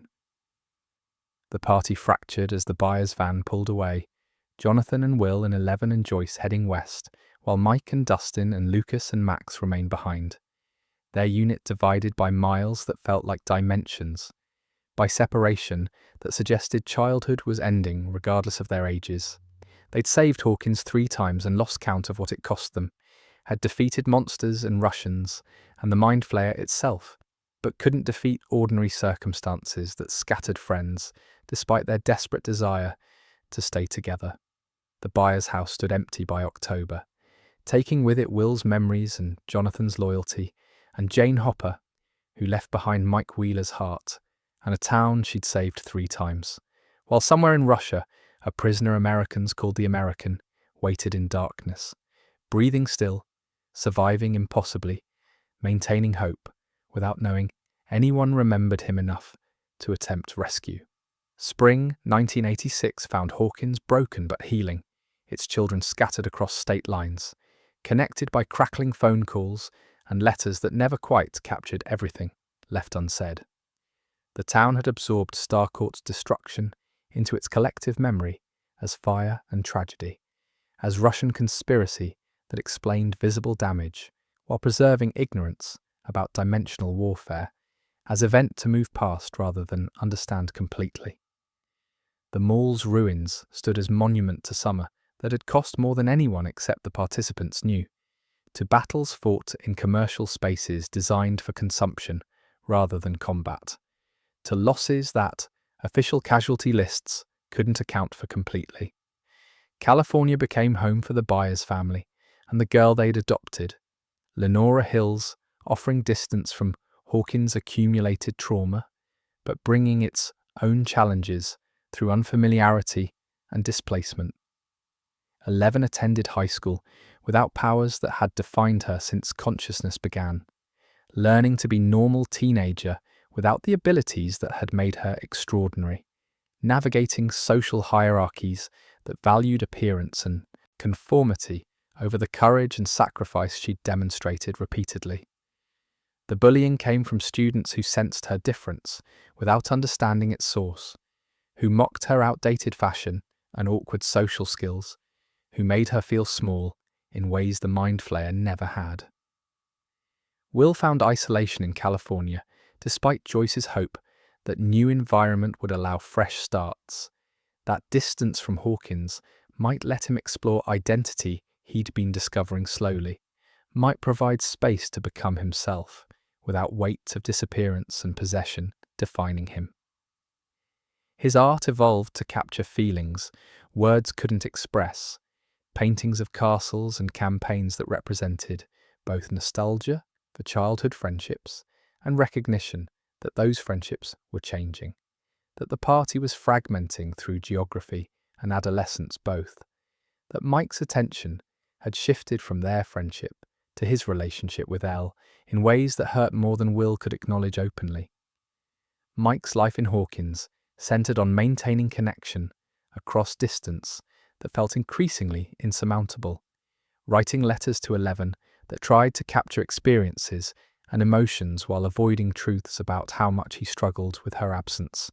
His depression manifested as withdrawal from remaining friends, as obsession with girlfriend he couldn't see, as inability to enjoy present because he lived perpetually in past or wished for future. Dustin and Lucas felt the distance not just from those who'd moved, but from Mike, who remained physically present but emotionally elsewhere. Steve Harrington and Dustin Henderson's friendship deepened through shared trauma and genuine affection, through Steve's continued evolution from popular kid to responsible adult who'd found purpose in protecting younger people, in being reliable when reliability mattered more than coolness. Their bond represented family of choice that transcended age and social status, that proved the connections forged through fighting monsters outlasted those built on superficial similarity. Lucas navigated divided loyalties between basketball team that offered popularity he'd never experienced and Hellfire Club that represented continued connection to interests others dismissed as childish. His success on the court came at cost of time with friends who'd stood beside him through actual dangers, created tension between who he'd been and who he was becoming, between past defined by supernatural battles and future that might contain ordinary teenage achievements. Max retreated into grief that consumed her gradually, processing Billy's death through isolation that worried everyone, but she refused to address, living in trailer park with mother who checked out through drinking, avoiding friends who reminded her of summer. She couldn't forget, but couldn't process either. She saw the school counselor weekly, discussed trauma through frameworks that couldn't acknowledge her stepbrother had died possessed by interdimensional entity, that he'd sacrificed himself after year of being controlled, that grief was complicated by years of abuse that made mourning him feel like betrayal of her own pain. Eddie Munson led Hawkins High's Hellfire Club with theatrical enthusiasm that made Dungeons and Dragons feel important rather than embarrassing, that created space where being different was celebrated rather than punished, where imagination mattered more than conformity. His reputation as freak and dealer existed in tension with genuine kindness toward younger students, with willingness to include freshmen in campaigns when others would have dismissed them, with philosophy that outcasts deserved community as much as popular kids did. Hawkins itself seemed finally at peace. The supernatural threats that had plagued it apparently ended with Starcourt's destruction, with gate closed and Mind Flayer expelled, with enough time passed that even those who'd fought could almost believe the danger had passed permanently. But in Russian prison camps where winter never truly ended, where American prisoners worked until they died or wished they could, one man maintained hope through discipline and endurance, through refusing to accept that survival was impossible, through believing somehow rescue would come, even when reason suggested otherwise. They had survived monsters and Russians and loss. These children forced to grow too fast, and spring 1986 promised them ordinary concerns. Grades, basketball, prom, crushes, while in Hawkins' shadows and Russian tundra, new and old horrors prepared their arrivals, while the gate's closure proved less permanent than anyone hoped, while darkness gathered strength for emergence that would make previous battles seem like preparation for war that was only now beginning in earnest. Chrissy Cunningham died with her eyes destroyed and bones shattered from the inside, her body suspended in air, then dropped like a puppet with cut strings, and Eddie Munson, Hawkins' resident freak, watched it happen in his trailer, helpless and damned. The death came on March 21st, when spring break should have meant relief from academic pressures, when teenagers should have been planning parties rather than dying in ways that defied natural explanation, when Hawkins seemed finally free from the supernatural threats that had plagued it through previous years. But the monster that killed Chrissy had been waiting, growing stronger, choosing victims with precision that suggested intelligence rather than random hunger. Chrissy had worn perfection like armor, her blonde hair and cheerleader uniform, and place at popular tables suggesting life of ease and privilege, suggesting problems no deeper than prom date selection or college applications.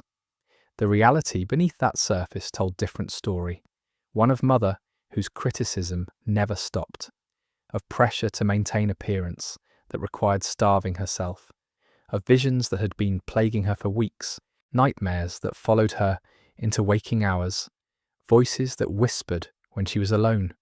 She hid her terror behind practiced smile, her deterioration behind makeup and careful wardrobe, her desperation behind the performance of normalcy that took more energy each day to maintain. The visions she experienced grew progressively worse, transitions from ordinary perception into waking nightmares, where walls bled and clocks chimed ominously, where her mother's voice became monstrous, where reality itself seemed to crack and reveal something terrible underneath. She recognized she needed help, but couldn't seek conventional assistance without revealing vulnerability that would destroy the image everyone expected her to maintain, without admitting that perfect Chrissy Cunningham was breaking beneath pressure no one acknowledged, because acknowledging would require helping. Eddie Munson represented solution, born from desperation, dealer whose reputation suggested he could provide substances that might quiet the visions, that might let her sleep without nightmares, that might make existence bearable until she figured out permanent solutions. She approached him after game with embarrassment of someone crossing social boundaries, popular girl seeking help from school freak, transaction that should have been simple, except Eddie saw past her facade immediately, recognized pain hiding behind perfection, because he'd spent years reading people who hid truths from judgmental world. Their conversation in the woods revealed unexpected connection, moment of genuine human contact, where Eddie treated her not as cheerleader or customer, but as person worth kindness, where Chrissy glimpsed what friendship might feel like if she could escape the prison of expectations everyone had built around her. He invited her to his trailer to complete the transaction, his offer carrying no ulterior motive beyond providing what she'd requested, his manner suggesting safety she hadn't felt in months of drowning in terror no one else could see. The trailer felt like sanctuary initially, space that belonged entirely to Eddie and his uncle, decorated with interests others mocked but he celebrated, representing authenticity Chrissy had sacrificed for acceptance. She relaxed slightly in an environment where performance wasn't required, where being frightened and confused didn't need hiding behind smiles and assurances that everything was fine. Eddie searched for the substances she'd requested, talking to fill silence, offering distraction through normalcy of drug deal conducted with surprising gentleness. The attack came without warning that Eddie could perceive, Chrissy's face going blank mid-conversation, her eyes rolling back, her consciousness pulled into dimension Eddie couldn't see or enter. She stood paralyzed by forces he couldn't fight, unresponsive to his increasingly desperate attempts to reach her, trapped in nightmare that played out behind eyes that saw something other than his trailer's familiar interior. Eddie's panic escalated as seconds stretched into minutes, as nothing he tried brought her back, as he witnessed possession or seizure or something worse than either. The levitation began slowly, then accelerated, Chrissy's body rising against gravity's pull, lifted by invisible hands that positioned her like specimen for examination, that held her suspended while Eddie screamed her name from below. The sounds that came from her weren't quite screams, weren't quite human, suggested suffering beyond what voice could properly express. Her limbs twisted at impossible angles, bones breaking with sounds that made Eddie's stomach revolt, her body contorting in ways that proved something was destroying her systematically, methodically, with terrible purpose. Her death lasted perhaps 30 seconds, measured objectively, but felt eternal to Eddie watching helplessly, seeing girl he'd been kind to destroyed in ways that made no sense, that suggested evil he'd never imagined, despite reputation as devil worshipper. That proved reality contained horrors. His darkest fantasies hadn't approached. When her body finally dropped, when whatever held her released its grip, she fell broken and empty, eyes collapsed into skull, limbs arranged wrong. Life departed in violence that left Eddie traumatized beyond any drug experience, beyond any horror movie, beyond anything his 20 years had prepared him to witness. His flight came from instinct rather than calculation, from understanding that being found with her body meant accusations he couldn't disprove, meant jail or worse regardless of innocence, meant town that already hated him would finally have excuse to destroy him completely. He grabbed keys and ran, leaving her body for Uncle to discover, leaving scene that would be interpreted as murder rather than supernatural attack, leaving behind any chance of normal life, because who would believe that girl died from monster? No one else could see, killed by forces that shouldn't exist in world that had decided magic and monsters weren't real? The investigation began within hours, Chrissy's body discovered and interpreted through frameworks that required human murderer rather than acknowledging supernatural truth. Eddie became prime suspect through circumstance and prejudice both, through being last person seen with her, through reputation as dealer and freak that made him perfect villain in narrative town wanted to believe. The media coverage transformed tragedy into moral panic. Articles about satanic cults and dangerous outcasts, about good girl destroyed by bad influence, about Dungeons and Dragons, leading youth into darkness.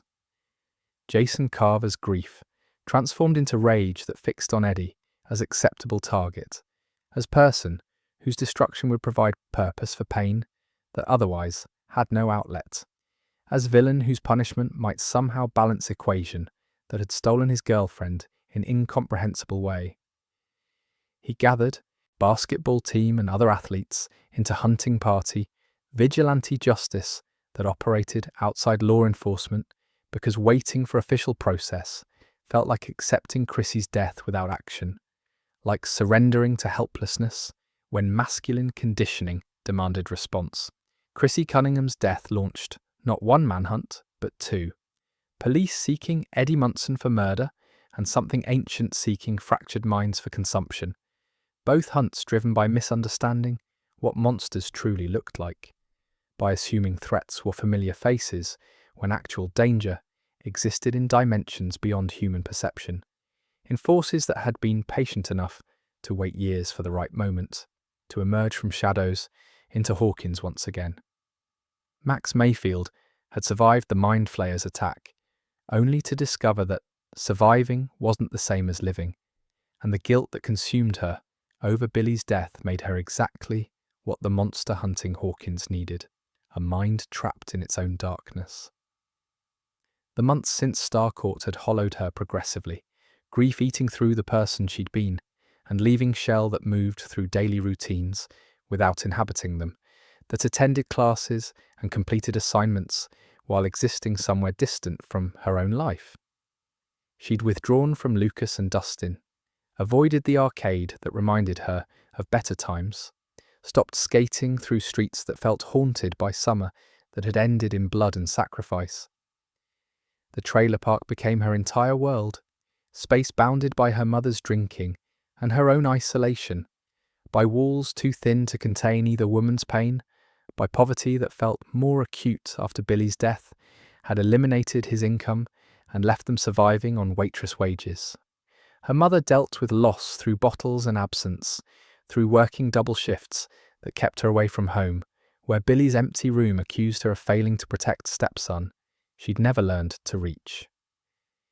Max dealt with loss through letters she never sent, through headphones that blocked out worlds she couldn't face, through running up that hill played on repeat because Kate Bush's voice somehow made existence bearable when nothing else did. The symptoms began in March, shortly after spring break started, shortly after Chrissy Cunningham died in ways news reports couldn't explain adequately. Max experienced headaches that felt like her skull was too small for her brain, nosebleeds that came without warning or injury, nightmares that followed her into waking hours, with persistence that made sleep feel like enemy rather than refuge. She dismissed the signs initially as stress or grief, as normal responses to abnormal circumstances, as manageable problems that didn't require attention or intervention. The visions came next, reality cracking to reveal something underneath, her mother's face transforming into something monstrous, her stepfather's voice calling from grave he'd earned through abuse Billy had endured and perpetuated, clocks appearing in peripheral vision, and chiming with sound that felt like countdown, to ending she couldn't name, but somehow knew was approaching.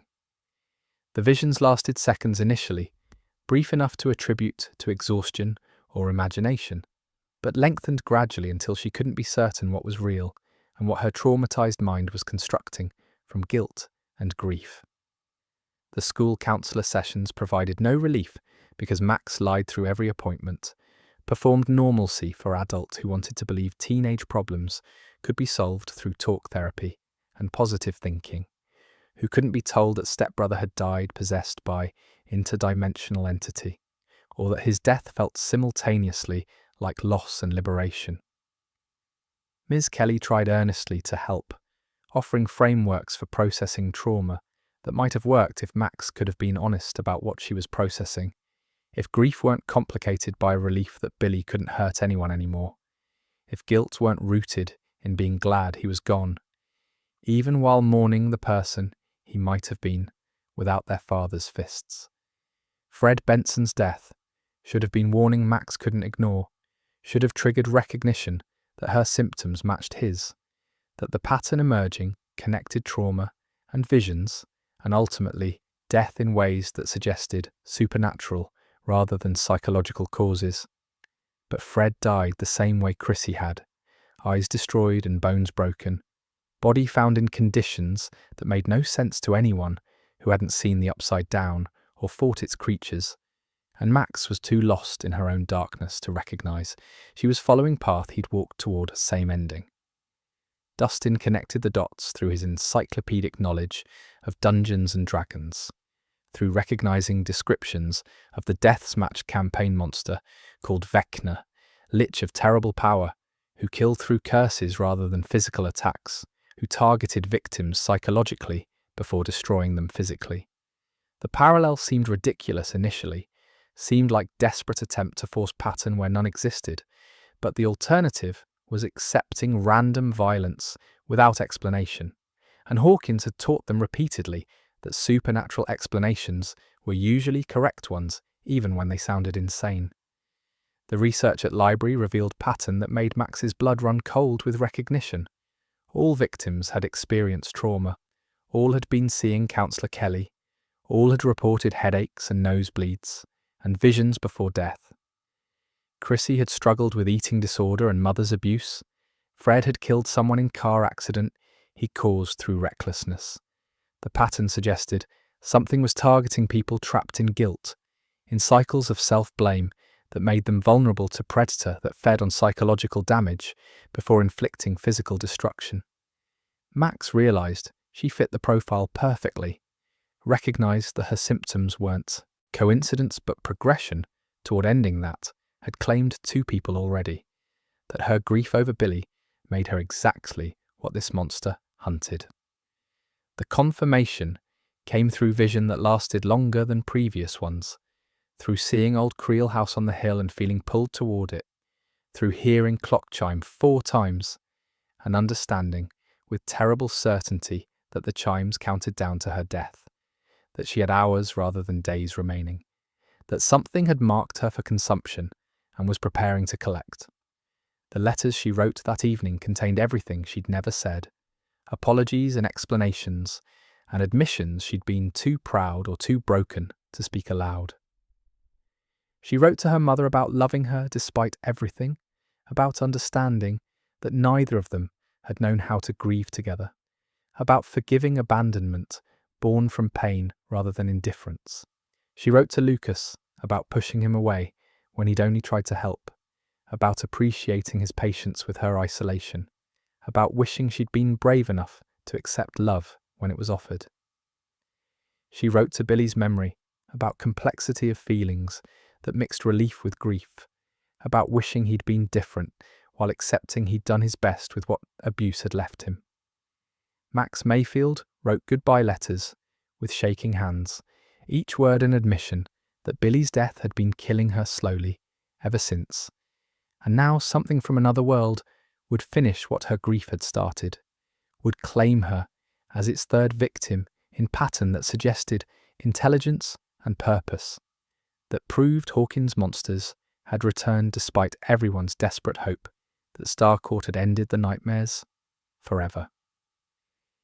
The answers to Hawkins' curse lay in a house that had stood abandoned since 1959, where a family died in ways that matched Vecna's kills exactly, where Nancy Wheeler and Robin Buckley would discover that Hawkins' National Laboratory's original sins ran deeper than anyone imagined. The Creel house loomed on a hill overlooking town, Victorian architecture decayed through decades of neglect, windows broken and boards rotting, surrounded by overgrown yard that neighbourhood children dared each other to approach on Halloween. Local legend claimed it was haunted, claimed lights flickered in empty rooms, claimed screams echoed through walls when moon was full, but legends rarely captured truth accurately, rarely understood that ghosts were sometimes less terrifying than the living who'd created them. Nancy's investigation began with Victor Creel, sole survivor of the family tragedy, man who'd spent 27 years in Penhurst Psychiatric Hospital after being convicted of murdering his wife and daughter through means never adequately explained. The trip to Penhurst required convincing asylum staff that journalism students researching historical cases deserved access to patient, generally denied visitors, required projecting authority neither Nancy nor Robin possessed, but both could perform convincingly through years of lying to adults about supernatural investigations. Victor emerged from his cell, diminished by confinement and medication, eyes carrying weight of decades spent imprisoned for crimes he insisted he hadn't committed. His story unfolded through fragmented narrative, through memories preserved despite attempts to erase them, through shock therapy and chemical suppression, through testimony judged insane, but containing truth that made more sense than comfortable lies. The Creel family had moved to Hawkins in 1959, seeking fresh start after Victor's return from war, choosing the large house because it seemed like American dream made tangible, like promise that trauma could be escaped through relocation and optimism. His wife Virginia had been devoted mother, his daughter Alice a bright teenager, his son Henry a quiet boy who seemed troubled, but Victor attributed his withdrawal to adjustment difficulties rather than recognizing signs of something fundamentally wrong. The deaths began with animals, rabbits and squirrels, found mutilated around the property, killed with precision that suggested intelligence rather than predator instinct, arranged in patterns that Victor initially attributed to local teenagers playing cruel pranks. Then lights began flickering with no electrical cause, doors opening and closing without wind, sounds in walls that suggested infestation, except exterminators found nothing alive in the house's structure. Virginia became convinced the house was haunted, tried to convince Victor they should leave, pleaded with urgency he dismissed as feminine hysteria because men in 1959 didn't take wives' concerns seriously when those concerns challenged masculine authority. The night the family died, Victor remembered visions of giant spider made of shadows, remembered watching helplessly as his wife and daughter levitated and their bones broke, remembered sounds of their dying echoing through house that suddenly felt alive and malicious. He'd been found unconscious surrounded by their bodies, blamed by authorities who decided his war trauma had made him snap, convicted through combination of circumstantial evidence and town's need for explainable evil, rather than acknowledgements that some horrors couldn't be reduced to human violence. Henry had survived through being in coma that lasted a week, had woken with no memory of events, had been placed in care of relatives who moved him away from Hawkins before he could testify. Nancy and Robin's realization that Victor had been framed came through recognizing pattern of his wife and daughter's deaths matched Vecna's victims exactly, through understanding that the real killer had been in the house all along, that Henry hadn't been innocent child but murderer who'd orchestrated his family's destruction while maintaining cover of youth and apparent vulnerability. The confirmation came through research that revealed Henry Creel had disappeared from relatives' care shortly after placement, had vanished from records as if he'd never existed, had been erased through mechanisms that suggested government intervention rather than ordinary adoption or institutional placement.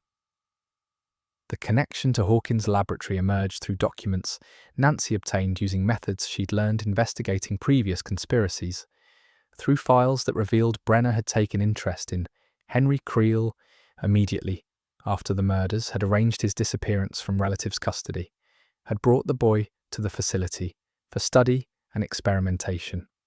Henry hadn't been numbered randomly, but had been designated 1, the first subject in experiments that would eventually produce 11, the template Brenner used to understand how psychic abilities manifested and could be enhanced through chemical and psychological manipulation.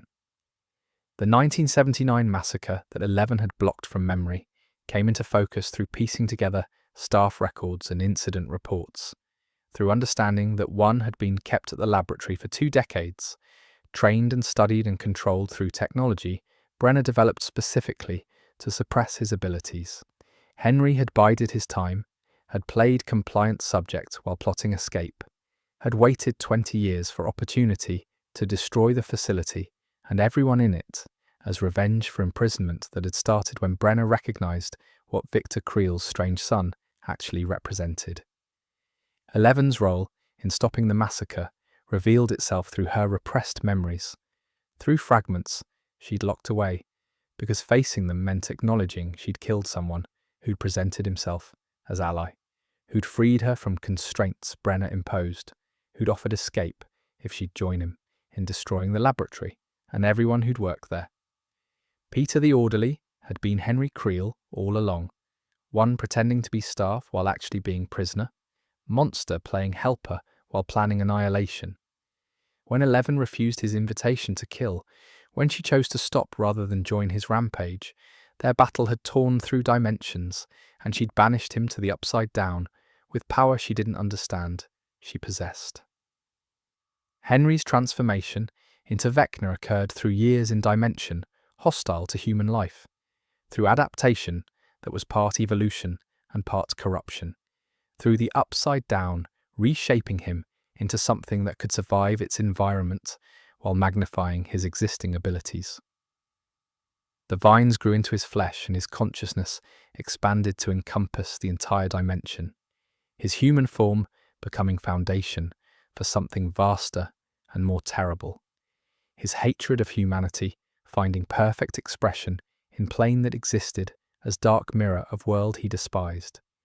He became the mind flayer, or perhaps merged with it, consciousness vast enough to orchestrate invasions across dimensional boundaries, patient enough to wait years for opportunities to emerge.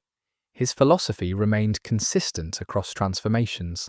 Humanity deserved extinction for its hypocrisy and cruelty, for building civilizations on lies about love and connection when all human interaction was performance and manipulation, for creating suffering through forcing individuals to exist in society that demanded conformity while punishing difference.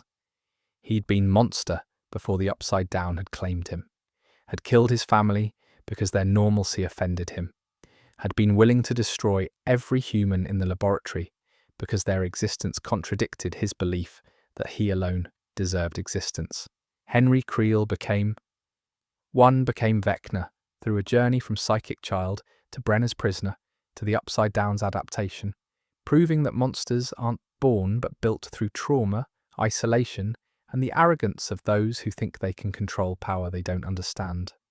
Though in Henry's case the question remained whether abuse created evil or merely fed something that had always been there, whether humanity bore responsibility for what he became, or if some darkness existed beyond explanation, beyond redemption, beyond anything except destruction. At the abandoned Creel House graveyard, Max Mayfield lifted into air with death written in her eyes, and 4 teenagers scrambled through a Walkman's tapes, searching for the one thing that could anchor her to life, her favourite song.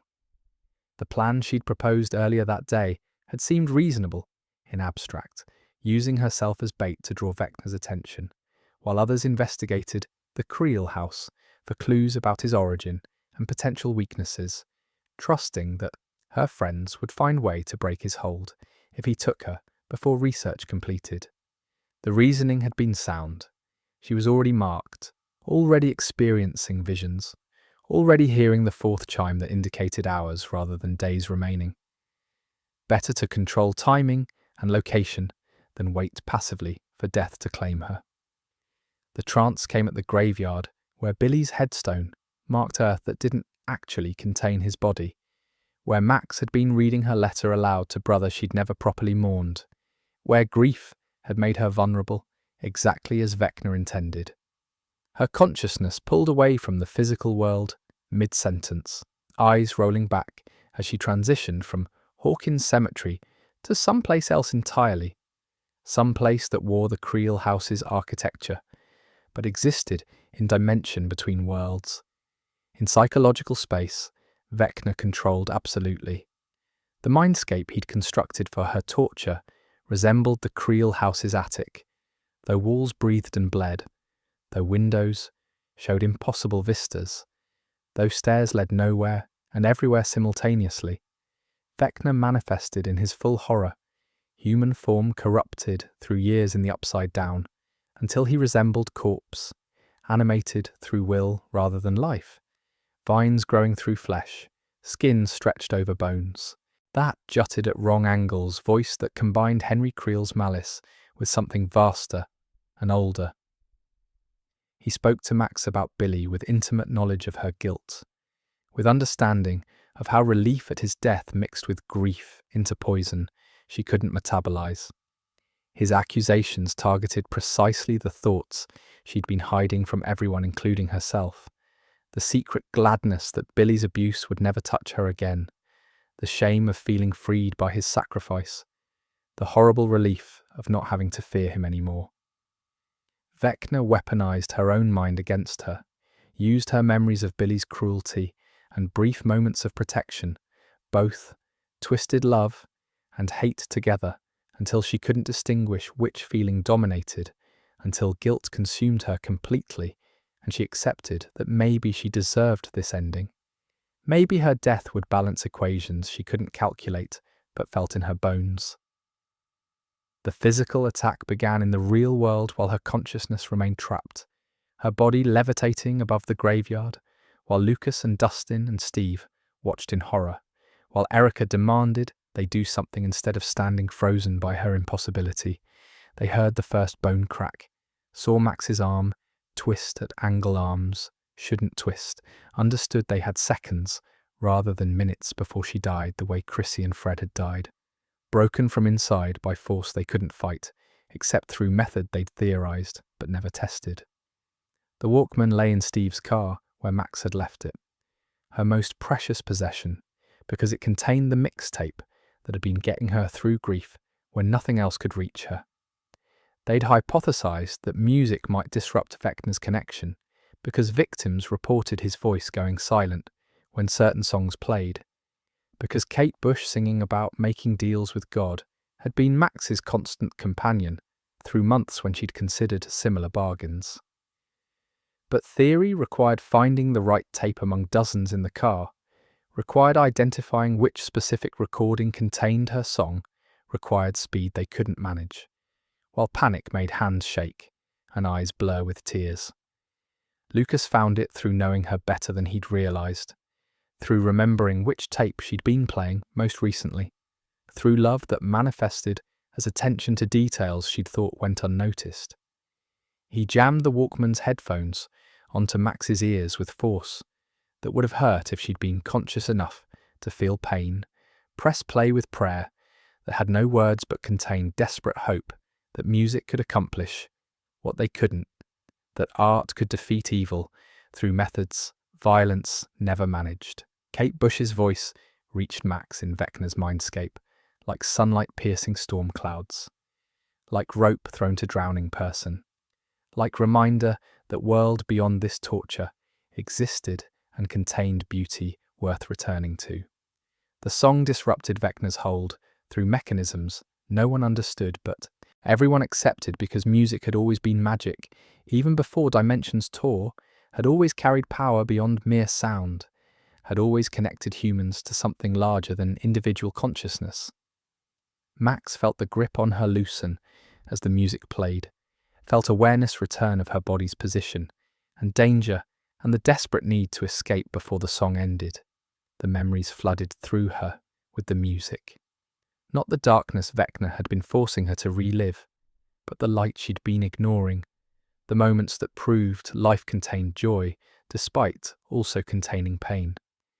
She remembered the arcade and Lucas's terrible jokes, remembered skateboarding through Hawkins with wind in her hair, remembered Halloween costumes and laughter and friendship that had survived her attempts to push everyone away, remembered that Billy's death didn't have to define her entire existence, that she could mourn him while also choosing to keep living. The portal appeared as red glow in Vecna's mindscape, doorway back to reality that required only her willingness to run toward it, to choose life over surrender, to accept that surviving meant carrying guilt, but guilt was burden she could bear if she didn't have to bear it alone. Max ran through the Creel house's impossible geography while Vecna raged behind her, his fury at losing prey mixing with grudging recognition that she'd found the one weakness he couldn't overcome, the one power his hatred couldn't match. She fell back into her body gasping, lowering slowly to ground as Vecna's hold released, returning to Lucas's arms while her friends surrounded her crying and laughing simultaneously, while relief mixed with understanding that this was temporary victory, that Vecna would hunt her again given opportunity, that the song had saved her once, but might not save her twice. The headphones remained on her ears playing Kate Bush on repeat, the cassette rewinding automatically to play again. Her lifeline maintained through technology and art both. Kate Bush, a stranger across an ocean, saved Max Mayfield's life that afternoon, proving that sometimes salvation comes not from power or weapons, but from art, from the songs that remind us why life's worth fighting for, why grief doesn't have to be fatal, from voices that speak to us through speakers and headphones, from melodies that anchor us when everything else tries to pull us under, from the mysterious alchemy that transforms sound into meaning, music into medicine, art into the force that stands between us and the darkness that would consume us if we let it. The plan was simple, in the way that jumping from cliffs into unknown waters is simple. Enter the Upside Down through Watergate, find Vecna's physical form. While he's hunting, kill him before he kills 4 victims, and opens megagates that would tear Hawkins into the darkness forever. Understanding Vecna's ultimate goal transformed random killings into pattern with terrifying implications, revealed that each death wasn't merely individual tragedy, but step toward dimensional merger that would erase distinction between Hawkins and its shadow permanently. 4 victims would create 4 gates that would converge into single massive rift, portal large enough to let the Upside Down flood through completely, to transform their world into extension of Nightmare Dimension, where Vecna ruled as god rather than exile.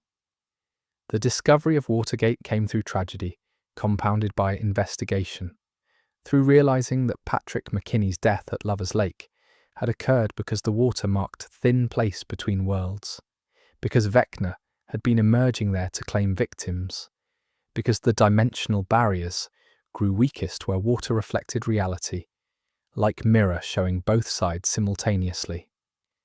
The portal existed beneath the lake's surface, gateway that opened when approached by those who knew to look for it, membrane between dimensions submerged but accessible to anyone willing to dive into March-cold water without certainty they'd emerge into air rather than drowning in space between worlds. The decision to attack Vecna in the Upside Down rather than waiting for his next emergence came through recognizing that his physical body remained vulnerable while his consciousness traveled during hunts, that he couldn't defend flesh while projecting mind across dimensions to torture victims. Nancy had seen his lair during her own brief capture in his mindscape, had glimpsed the Creel house's upside-down version, where Vecna's body rested surrounded by vines and decay, where he orchestrated attacks while remaining physically stationary, where killing him required reaching place most people couldn't access and surviving environment actively hostile to human life. The team division emerged through recognition that success required simultaneous action on multiple fronts, that preventing the fourth death demanded both attacking Vecna and protecting Max, that Eddie's fugitive status made him liability in official Hawkins, but asset in places adults couldn't easily reach. Nancy, Steve and Robin would enter the Upside Down as main assault force, their experience with dimensional travel and monster fighting making them best equipped for direct combat. Dustin and Eddie would create distraction that would draw Vecna's attention while attack occurred, would use amplified music and noise to provide tactical advantage. Lucas and Erica would guard Max as she served as bait one final time, would keep her alive while Vecna attempted to claim her, would maintain her music and protect her physical form while her consciousness fought in Mindscape. Eddie Munson's transformation from fugitive to soldier came through recognizing that running had accomplished nothing, that survival without purpose felt worse than death with meaning, that being coward was fate he could choose to reject, even if town had already decided his character. The days spent hiding at Reefer Rick's house while Jason's vigilantes and police both hunted him had given Eddie time to confront himself, to recognize that every decision in his life had been about avoiding conflict rather than standing for anything, about protecting himself rather than contributing to anything larger. The irony wasn't lost on him that he'd finally found cause worth fighting for. In the same week, town decided he was murderer worth hunting. Weapons preparation revealed how far they'd come from basement campaigns and bicycle adventures, how thoroughly real monsters had taught them that fantasy violence bore no resemblance to actual combat. They gathered Molotov cocktails and modified spears, obtained shields fashioned from trash can lids, prepared for battle with understanding that D&D had never prepared them for actual risk of dying, that rolling dice and taking damage were completely different when pain was real and death permanent. The weapons felt inadequate against enemy who'd survived decades in hostile dimension, who'd killed multiple victims without being touched, who possessed power that bent reality itself. The emotional weight of preparation came through acknowledging that some might not return, that heroism meant accepting mortality as price of attempting impossible, that love for each other and for Hawkins both demanded risk they couldn't calculate precisely but understood instinctively was total. Steve spoke to Dustin about pride in who he'd become, about brotherhood that transcended their age difference. Nancy and Robin discussed fear honestly without letting it paralyze them.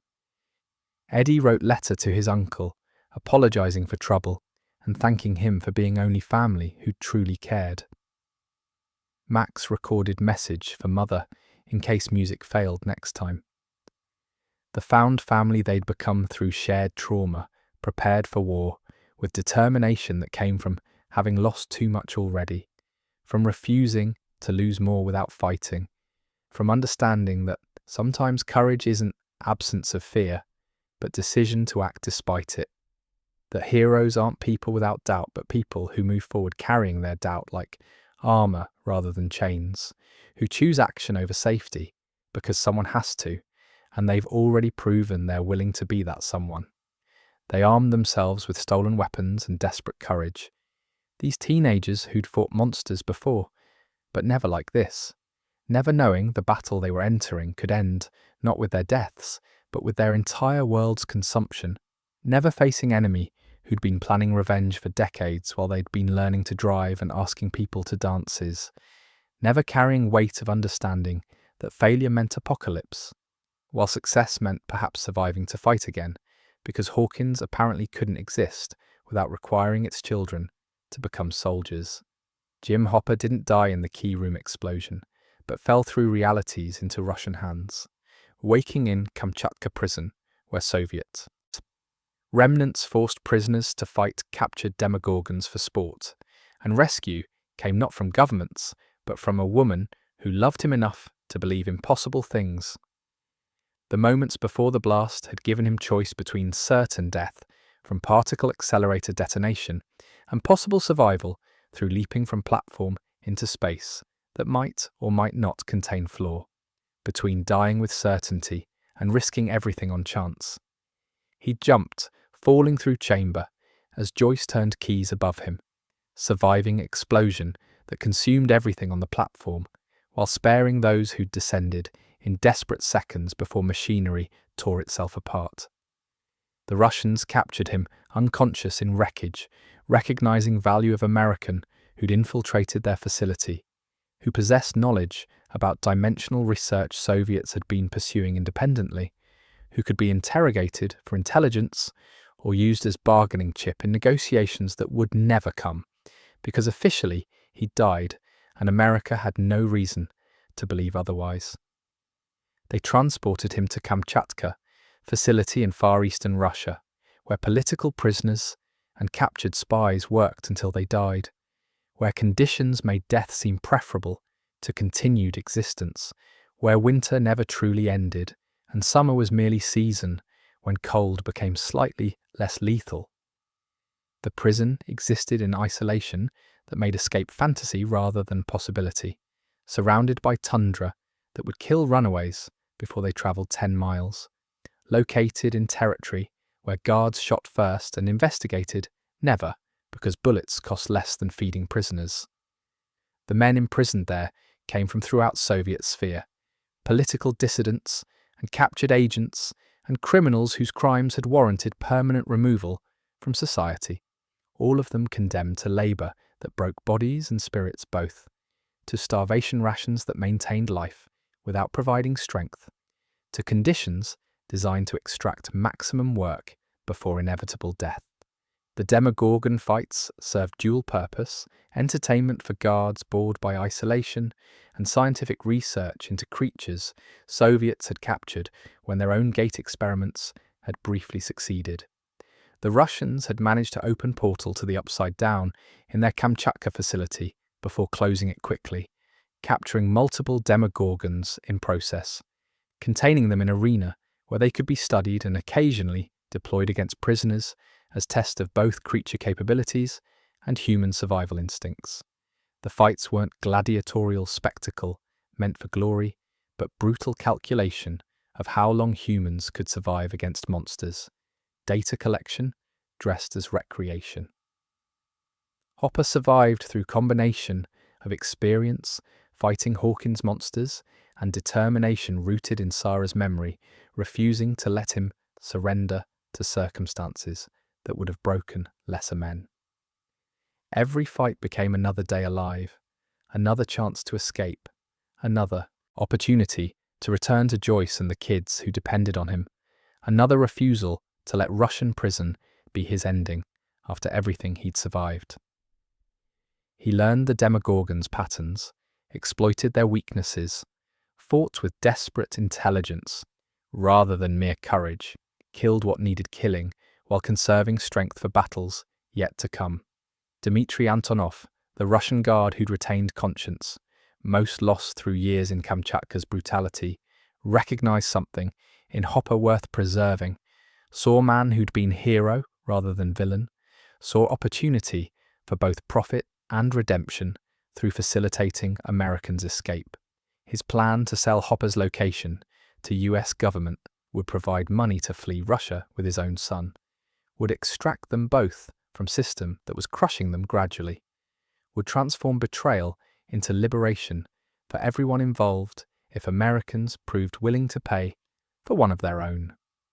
The package that reached Joyce in Hawkins contained Matryoshka doll and message that couldn't be ignored, despite coming from source she had no reason to trust, despite requiring belief that Hopper had survived when evidence suggested otherwise, despite demanding she act on faith rather than certainty, because love sometimes meant accepting impossible things as possible if alternative was accepting loss she couldn't bear. The coded message inside the doll layers spoke of American alive in Russian prison, of opportunity for rescue if payment arrived quickly, of deadline after which opportunity would expire and prisoner would die.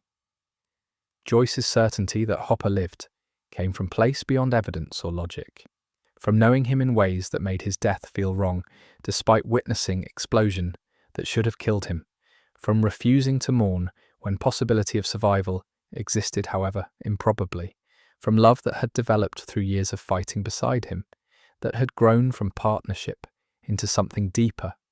Neither had acknowledged while he was present, but she couldn't ignore during his absence. She enlisted Murray Bauman for his Russian fluency and experience with international espionage, for his paranoia that became useful when actual conspiracies required navigation, for his willingness to attempt rescue mission that would require travelling to Russia during Cold War tensions without government support or official cover. The infiltration relied on Murray's language skills and Joyce's determination, on forged documents and bribery, on luck and audacity in measures that shouldn't have succeeded but did, because sometimes desperation accomplishes what planning cannot. They entered Kamchatka, posing as suppliers, navigated prison systems through combination of confidence and confusion, located Hopper through intelligence Dmitri provided, and confirmed he was who they'd been promised to rescue. The reunion happened in seconds, stolen from careful schedule. Joyce and Hopper's eyes meeting across prison yard. Recognition and relief and love all communicated in glance before circumstances demanded they focus on escape rather than emotion. The prison riot emerged organically from conditions requiring only spark to ignite, from prisoners recognizing opportunity in facilities disruption, from chaos compounding as plans went wrong and improvisation became necessary.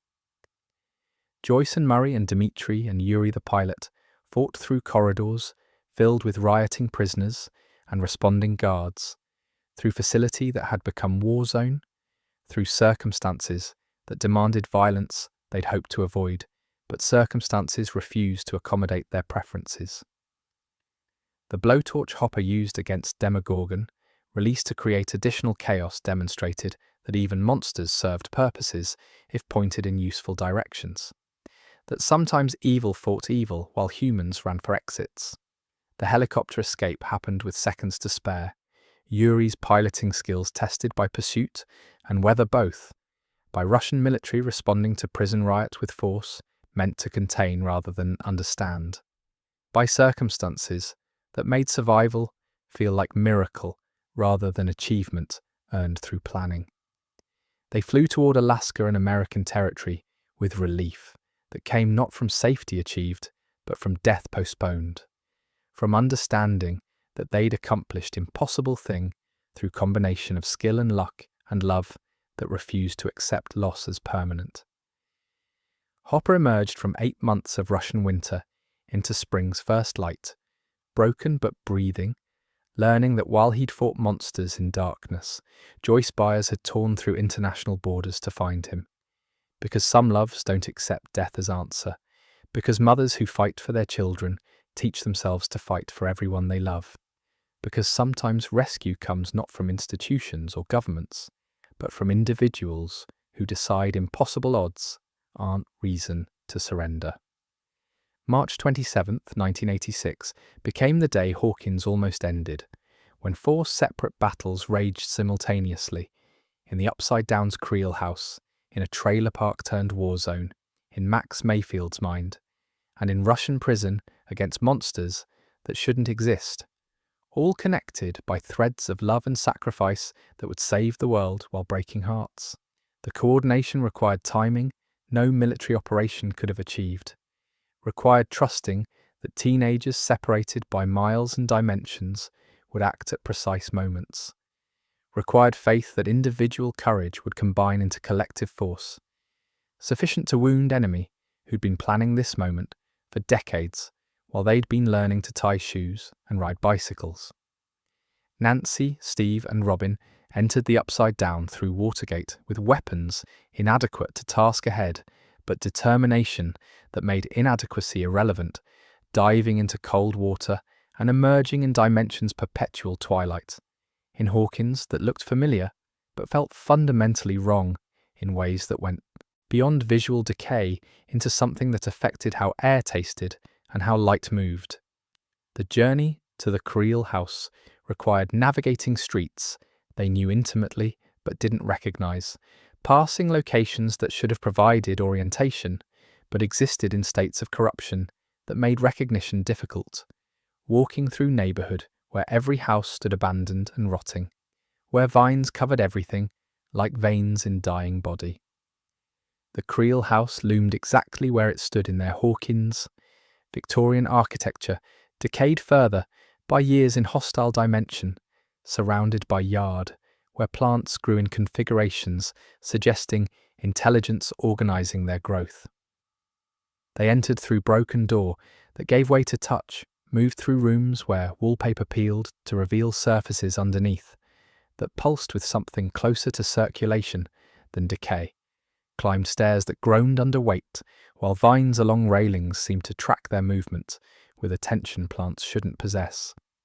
Vecna's body waited in the attic, where Nancy's vision had shown it, suspended in web of vines that connected to him at multiple points, feeding him, or draining him, or both, maintaining physical form while consciousness travelled to torture Max. His appearance was horror made flesh, human features corrupted through years becoming part of Dimension that sustained him, skin stretched over bones that had grown wrong, vines threading through tissue as if he'd become hybrid of man and environment. He was dormant, focused entirely on Max, vulnerable in ways he would never be if aware of their presence. The attack came with everything they'd brought. Molotov cocktails thrown to ignite, flesh and vine both. Shotguns firing rounds that tore through corrupted tissue. Improvised spears thrust into body that bled but didn't die easily. Vecna's physical form burned and broke, but didn't collapse immediately.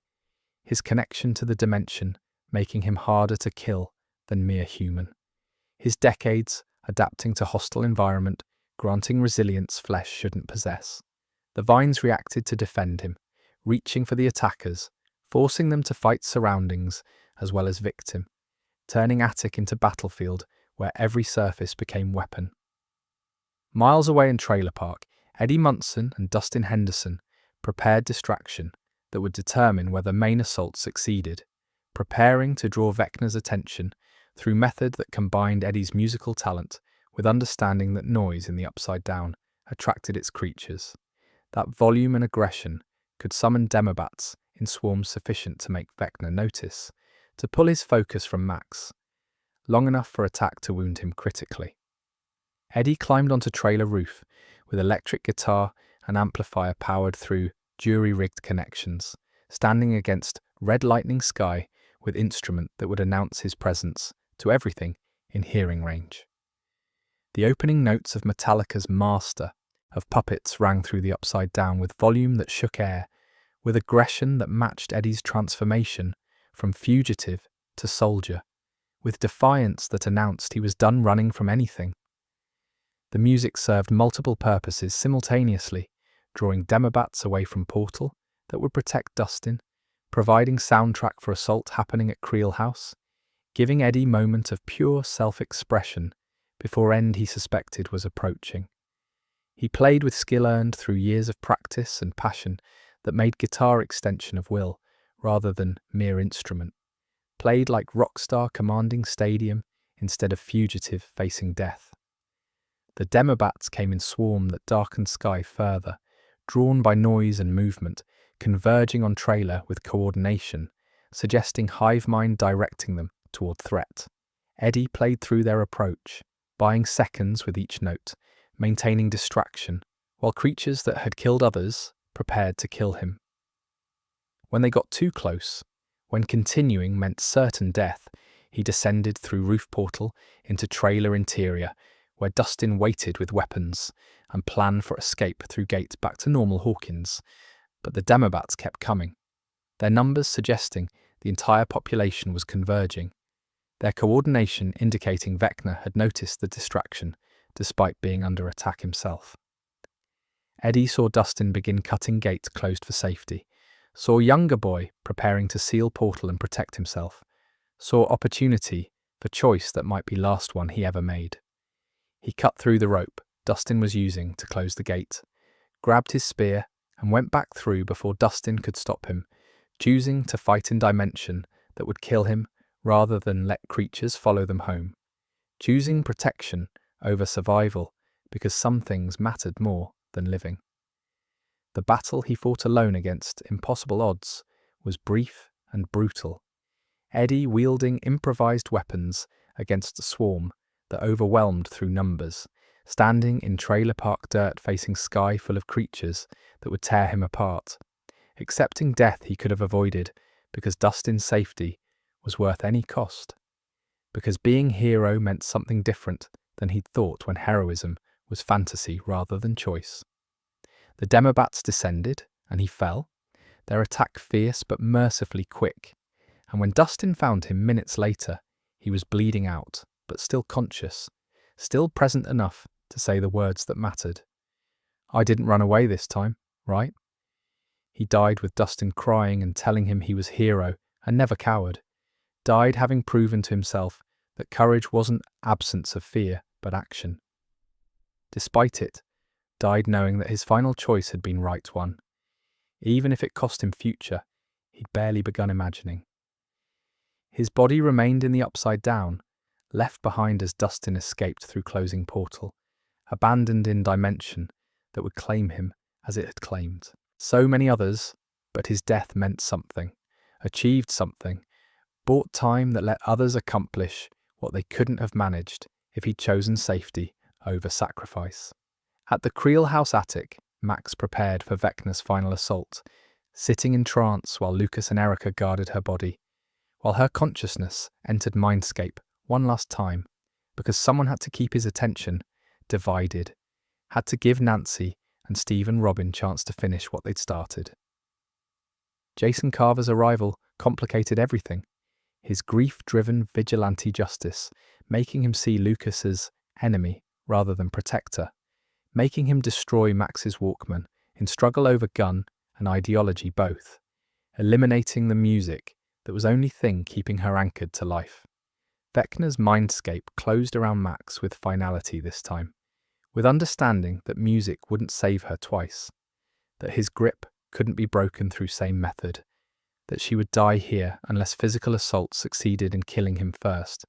He spoke to her about deserving this ending, about guilt being appropriate response to Billy's death, about her death serving purpose larger than individual life, about opening gate that would transform Hawkins into extension of dimension where he ruled. Max felt her bones begin to break, felt her body in real world starting to fail, felt death approaching with certainty music had postponed but couldn't prevent forever. 11's psychic arrival in Mindscape came without warning to either Vecna or Max.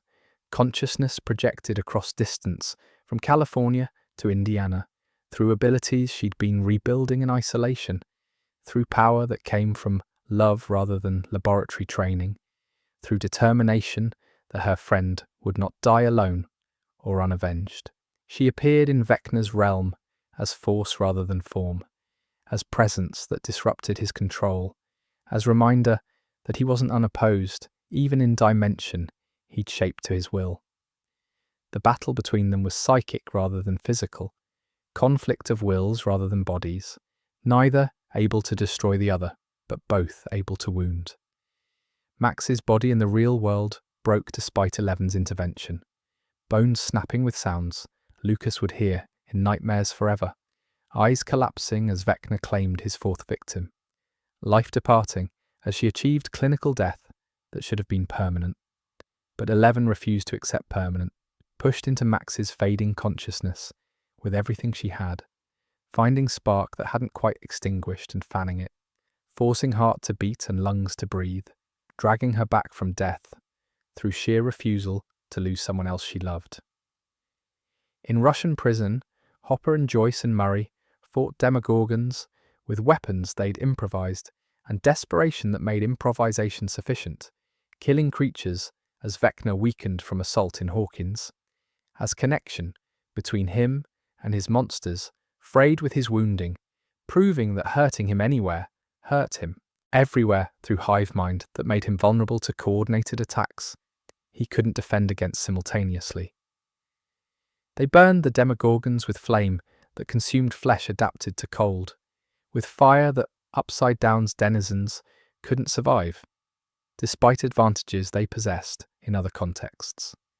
Vecna's escape came through retreat rather than victory, through recognizing that staying meant death, through pulling back from Max's mindscape and focusing on healing body that Nancy and Steve and Robin had wounded critically. He survived by sacrificing his fourth victim's complete death, by accepting that gates would open even if Max lived in states between life and death, by understanding that partial victory today meant opportunity for complete victory tomorrow if he survived to attempt it. The gates opened despite everything, 4 rifts tearing through Hawkins from points where victims had died, spreading from kill sites in expanding tiers that divided town literally, that let Upside Down bleed through in ways Gates' closure in 1984 had supposedly prevented permanently.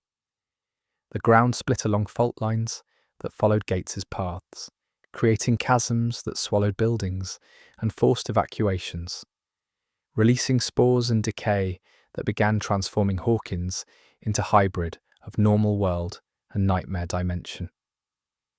Max woke in hospital 3 days later to learn she was blind, that Vecna had taken her eyes even if 11 had saved her life, that she existed in coma that medical science couldn't explain because her brain showed activity but consciousness remained trapped somewhere unreachable, that she breathed and her heart beat, but the person who was Max seemed absent, locked in prison. 11 couldn't free her from despite desperate attempts. Eddie's death was reported as victim of earthquake that Hawkins experienced. His uncle Wayne left to mourn alone. The town that had hunted him, never learning he'd died hero instead of villain. His sacrifice unknown to everyone except friends who'd witnessed it, who would carry guilt of surviving when he hadn't for rest of their lives. Hawkins stood but wounded, torn by 4 gates that turned streets into chasms and let the Upside Down seep through like infection, while Max Mayfield lay somewhere between life and death. Eddie Munson's body cooled in another dimension, and Vecna, burned but breathing, plotted from shadows, because some monsters don't die. They evolve, they adapt, they wait for opportunities that patient evil can always find in a world where good exhausts itself, protecting what evil eternally seeks to corrupt and consume.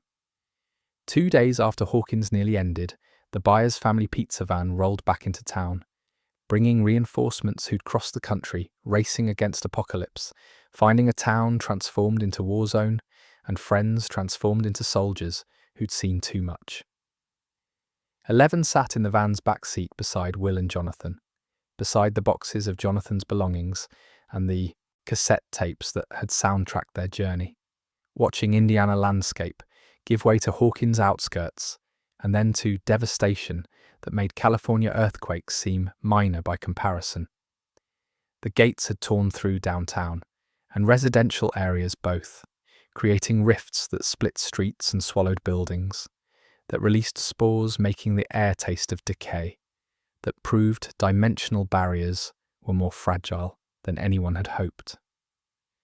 Joyce drove past neighborhoods she'd known for decades now, rendered unrecognizable, past homes collapsed into chasms that glowed with red light from below, past makeshift shelters where displaced families gathered under FEMA tents, past National Guard checkpoints that treated natural disaster with protocols designed for war zones.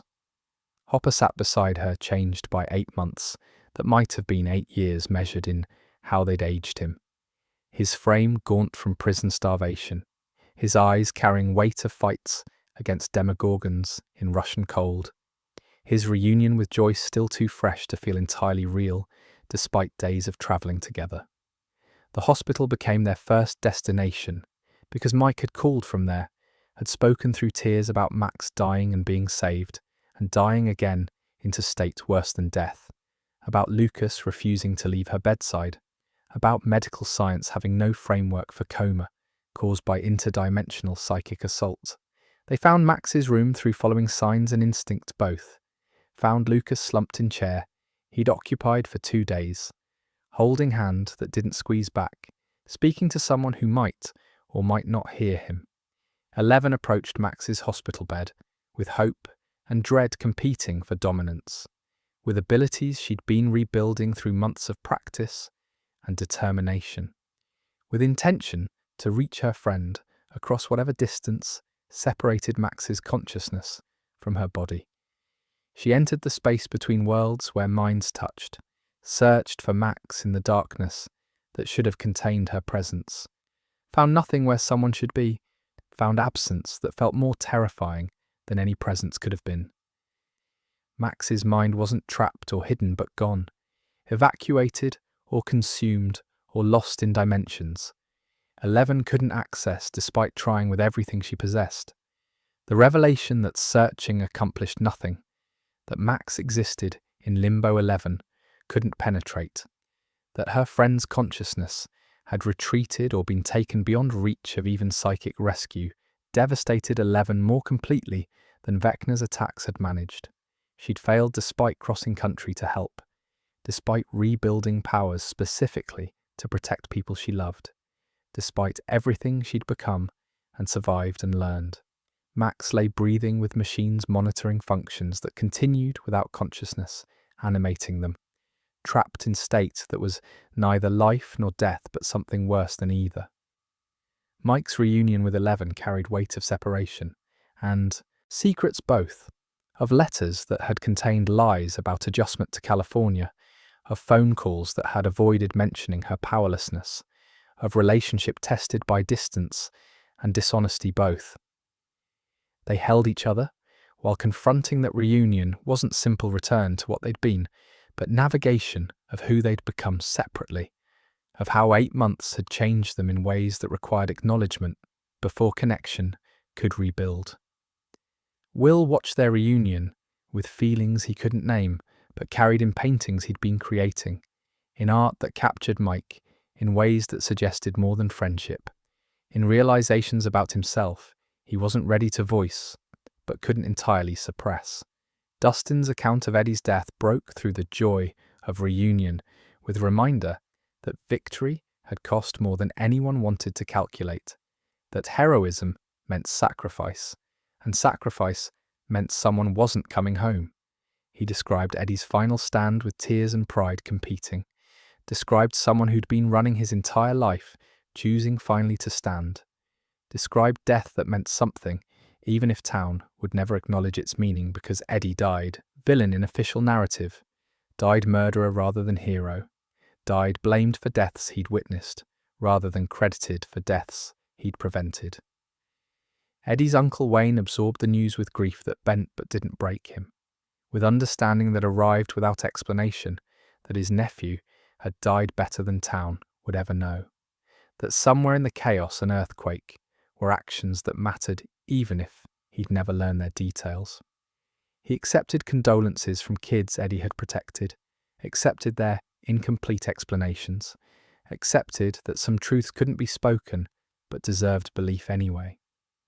Hawkins High had become shelter for displaced families, its gymnasium and cafeteria converted to housing and feeding stations, its hallways filled with people who'd lost homes to gates or evacuated from areas where upside-down contamination made residence impossible. Nancy had been organising relief efforts with efficiency that came from years of investigating and solving problems. Steve had been working alongside her, distributing supplies and reassuring frightened families. Robin had been translating for immigrant families whose English wasn't sufficient for crisis navigation. The community effort demonstrated Hawkins at its best even while the town existed at its worst, showed people helping each other despite not understanding what had actually caused destruction they were recovering from.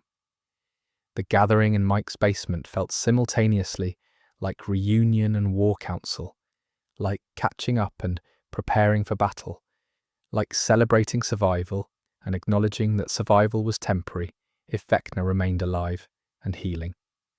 They shared information across geographical and experiential divides, California group learning what had happened in Hawkins, while Hawkins group learned about Joyce and Hopper's Russian adventure, everyone processing how separate stories had converged towards single crisis that continued despite feeling like it should have ended.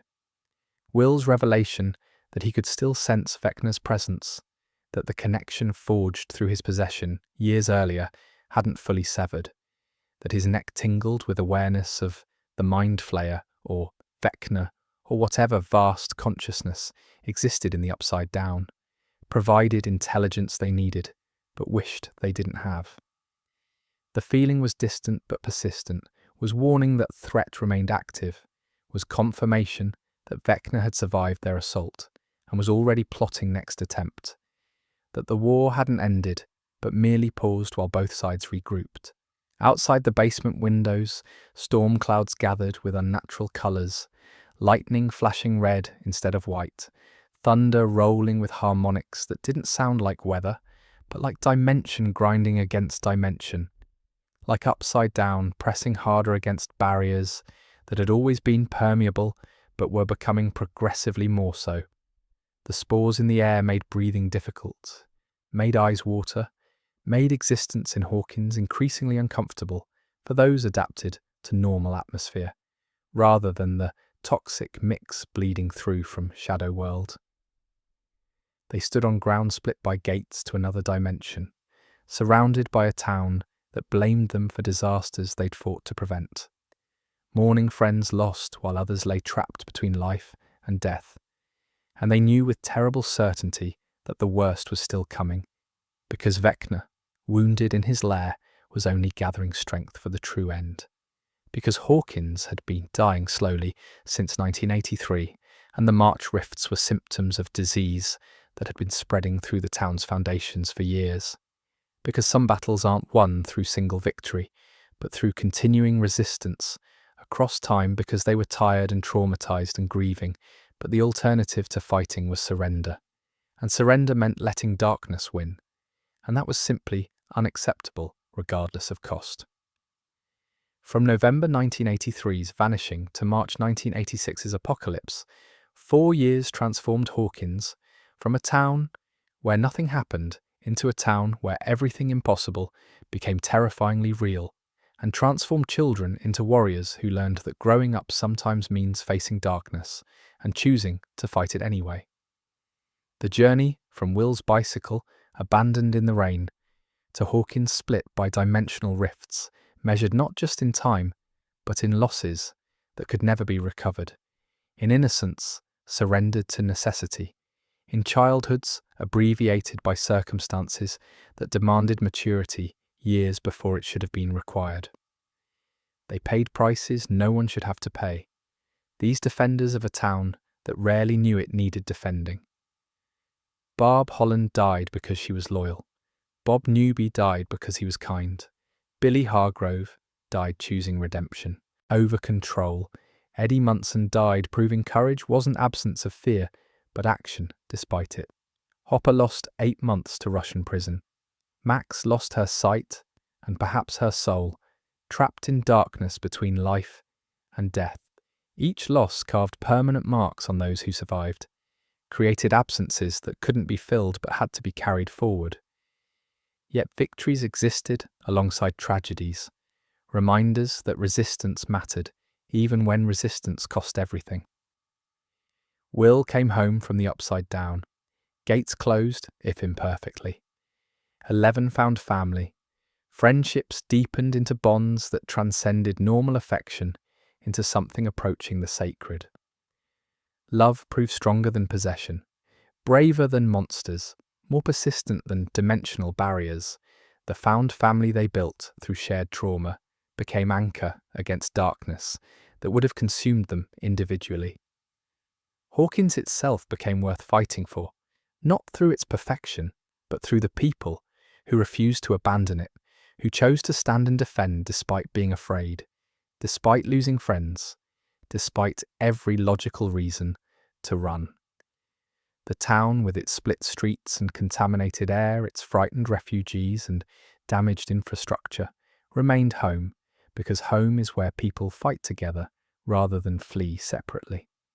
The story continues beyond where this telling ends, beyond March 1986, into futures that remain unwritten but whose shape seems inevitable, given patterns established through years of fighting. Vecna waits in his lair, healing and plotting. The Upside Down presses against weakened barriers. Max drifts in limbo that 11 swears she'll penetrate. The final battle approaches with certainty that comes from understanding evil, never surrenders willingly, never accepts defeat as permanent, never stops seeking opportunities that patience eventually provides. And so our journey through Hawkins' extraordinary years concludes where it began, with young people discovering who they are and who they might become when faced with impossible choices. The Upside Down still pulses beneath Indiana soil, Vecna still breathes in his decaying lair, and Max Mayfield still drifts in darkness, waiting for rescue. But they have something no monster can understand: each other, bonds forged through shared trauma and triumph, the kind of love that closes gates and brings the dead back to breathing. Sweet dreams, dear listener. May your sleep be filled with the comfort that even in darkest times, friendship endures, courage rises, and some lights never go out, no matter how hard the darkness tries to extinguish them.